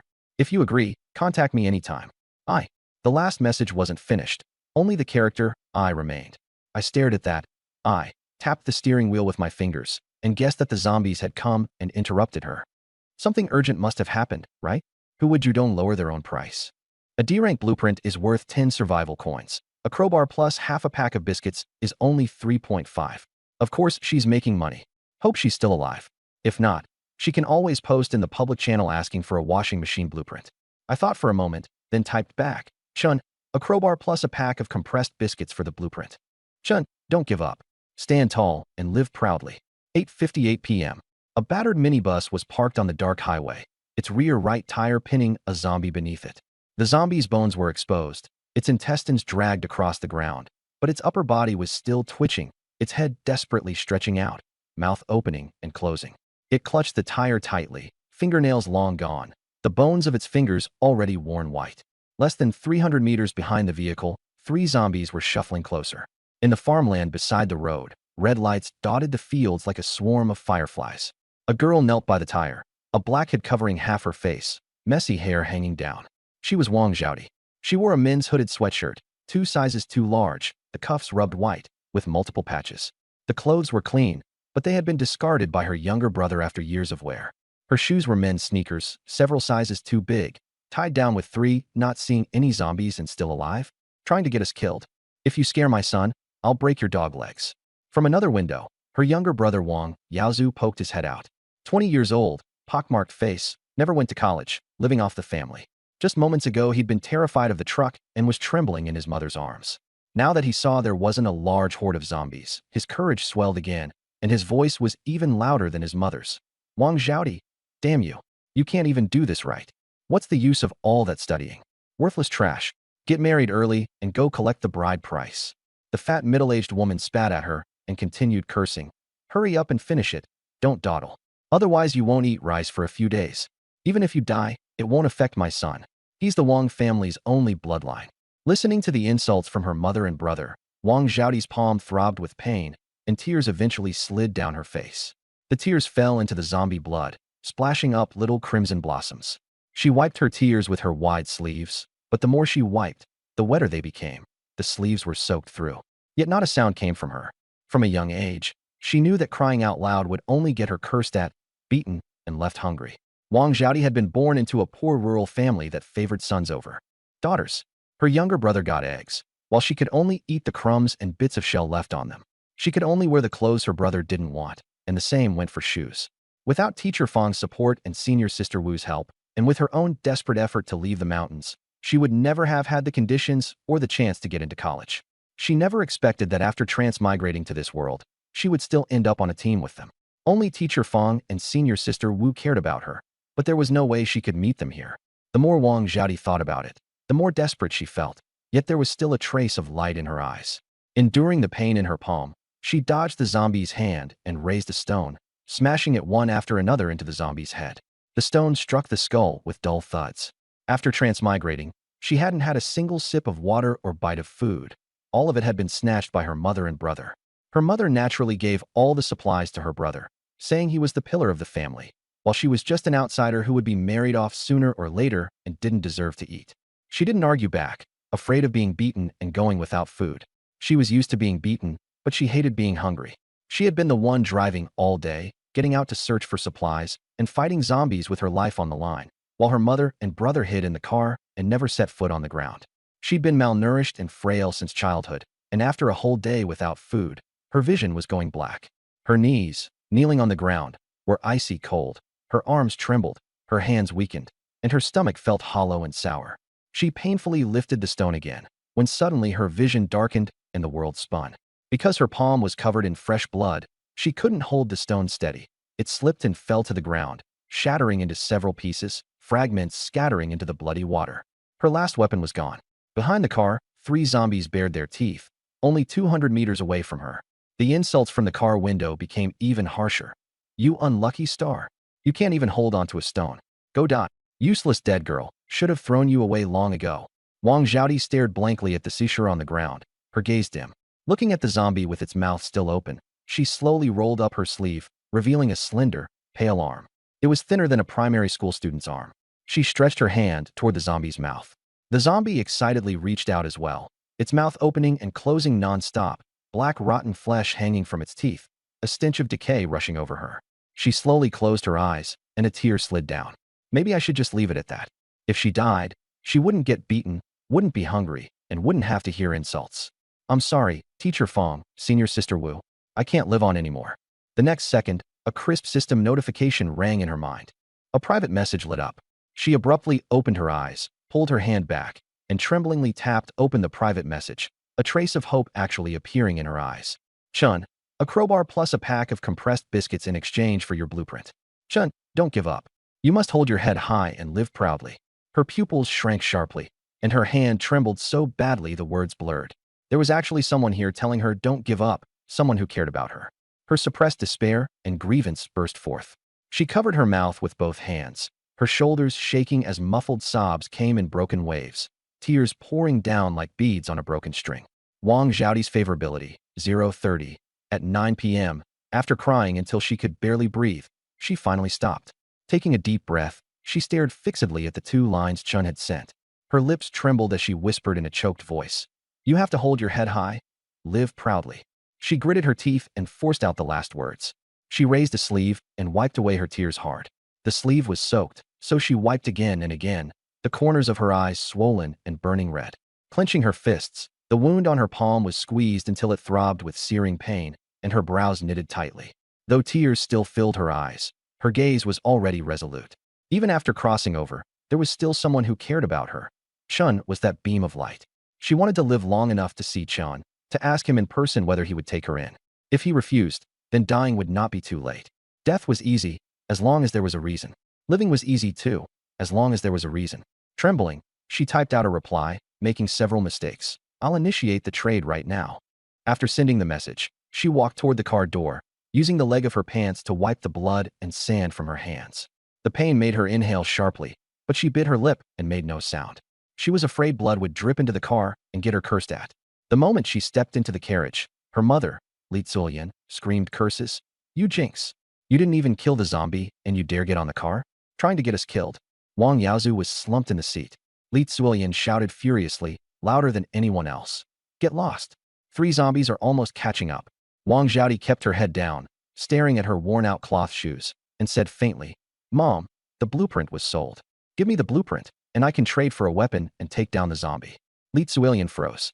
That useless blueprint no one had asked for had actually sold, and it could be exchanged for a weapon? She looked at Wang Xiaoti suspiciously. This money-losing wretch isn't lying to me, is she? Wang Yaozu sneered coldly. Who would buy a washing machine blueprint? In this damned place, even eating is hard enough. Who'd want to wash clothes? In Wang Yaozu's eyes, Wang Xiaoti was nothing more than a slave, a future bride price machine. Li Zuilian took the blueprint out of the backpack, her eyes widening. How much did it sell for exactly? Outside the car, the zombies were getting closer and closer, only 150 meters away. Wang Xiaoti's voice grew even softer. A crowbar and a pack of compressed biscuits. Li Zuilian roared in anger. That blueprint, she gripped the crowbar tightly, head bowed, black hair covering her face, tear beads still hanging from her eyelashes. Forcing herself onward, she stepped toward the zombie pinning the wheel, her legs weak beneath her. Suddenly, a whistle rang out. Wang Xiaoti looked up. Wang Yaozu was Papa on the car window, looking down at her, his beady eyes full of contempt. Hey, here you go. He licked the cookie crumbs off his fingers, then loosened his grip and shook his hand. The crumbs in the empty wrapper drifted down one after another, like snowflakes scattering into the filthy mud beside the wheel, mingled with zombie blood. The crumbs clung to the blood, swelling, turning red, sinking down. Wang Xiaoti stared at them, starving and dizzy with hunger, stomach acid churning. Reason told her, absolutely do not eat them. That was the price of turning into a zombie. She had to stay alive and find Chun. If one day wasn't enough, then 2. If 2 days weren't enough, then 10. As long as Chun was still alive, she would never give up. She withdrew her gaze, a faint glimmer appearing in her eyes. Lifting the heavy crowbar with both hands, her arms trembling, the wound in her palm bleeding as it ran down the handle, she drove it with all her strength into the zombie's eye socket. PSHK. Dark brown blood splattered across her face. The zombie roared, convulsed, and died. A golden survival coin slid off the corpse and rolled under the car. Wang Xiaoti's eyes lit up. She knew a survival coin could be exchanged for a pack of cookies, enough to live 1 or 2 more days. She cautiously glanced into the car like a startled rabbit. Li Zuilian anxiously scanned the surroundings. Wang Yaozu, satisfied after finishing the cookies, burped, and rubbed his belly. No one noticed the movement under the car. Wang Xiaodi crouched down, her fingers touching the cold coin. She hurriedly clenched it and shoved it into the deepest part of her pocket, repeatedly checking that it wouldn't fall out. After confirming that, she began dragging the zombie's corpse. The corpse was too heavy.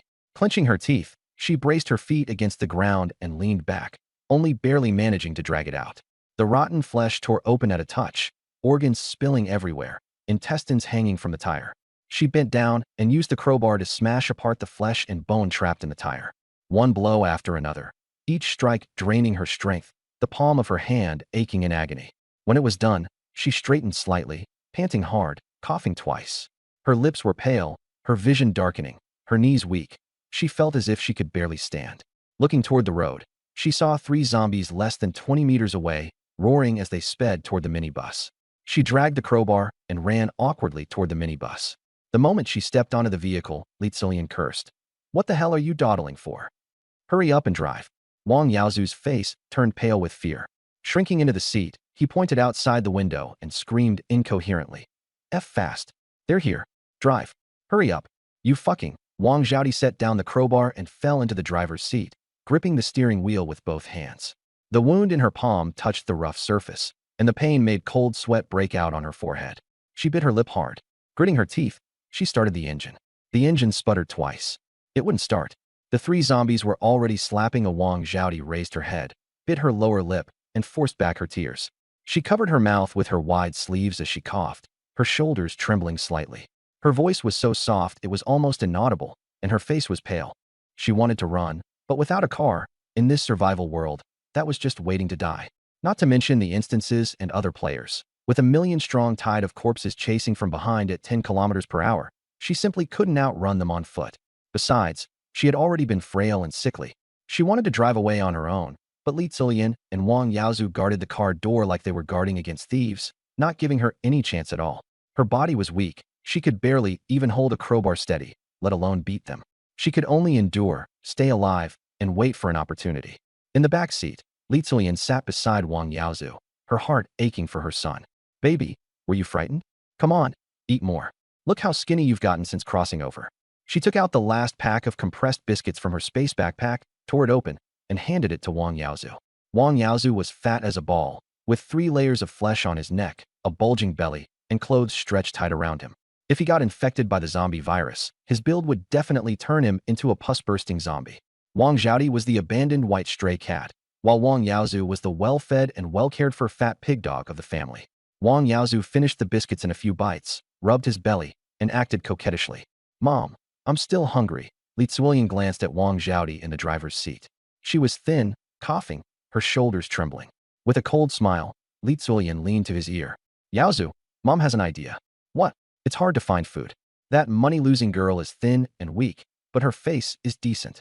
Tomorrow, if we run into another team, Mom will sell her for food and water." Wang Yaozu's eyes lit up. "How much can we sell her for? She's skinny and sick. Who would want her?" Li Zilian sneered. "But she's a young girl, and she looks pretty good. Some men like that sort of thing, sickly and easy to control." Wang Yaozu's eyes brightened. "Then we've got to sell her for a high price." Wang Xiaodi placed both hands on the steering wheel, her slender arms trembling slightly, a dull pain in her stomach. She bit her lip and stared dead at the road. The headlag after sending it, I closed private chat and took out the D-grade washing machine blueprint. A description popped up on the screen. D-grade washing machine can wash 50 pieces of clothing with a full drying cycle of 30 minutes. No need to add detergent manually. Consumes 1 survival coin per use. Crafting requires 10 survival coins. I didn't hesitate and clicked yes. What's 10 coins? I've got 185 in my backpack. I picked up more than 30 tonight, and tomorrow I might break 300. The washing machine comes with drying. After taking a shower at night, I can just toss my clothes in, and they'll be ready in half an hour. Very practical. Must craft it. I firmly believe in let the gravy flow into one's own pot. Good things should be enjoyed alone. The system required me to choose an installation location. I parked the car, pulled the handbrake, and entered a top-down view. The first floor was too cramped, the second floor too noisy, and the third floor was the best. It was close to the shower room, so after bathing I could just toss the clothes in. As the perspective rose to the third floor, my pupils contracted and blood shot out of my nose. I wiped my nose and my hand was full of blood. Holy crap, I'm having a nosebleed. I hurriedly pulled back to my own room to avoid the shower room. Inside, Lu Wanzhou had changed into a sexy JK combat outfit. A dark blue pleated skirt was spread across the bed, a white shirt with a tie and bow tie, her back resting against my pillow, black stockings wrapping her beautiful legs as she extended them into the blanket and rubbed them lightly. She sniffed the blanket. Hee hee, since Xiaoqing isn't here, I'll secretly do something bad. Why doesn't it smell fishy? It said online that boys' blankets all have that smell, and there's also crumpled up tissue paper in a ball. This place is pretty clean, and it even has a camellia scent. This smell, it seems like I've smelled this somewhere before.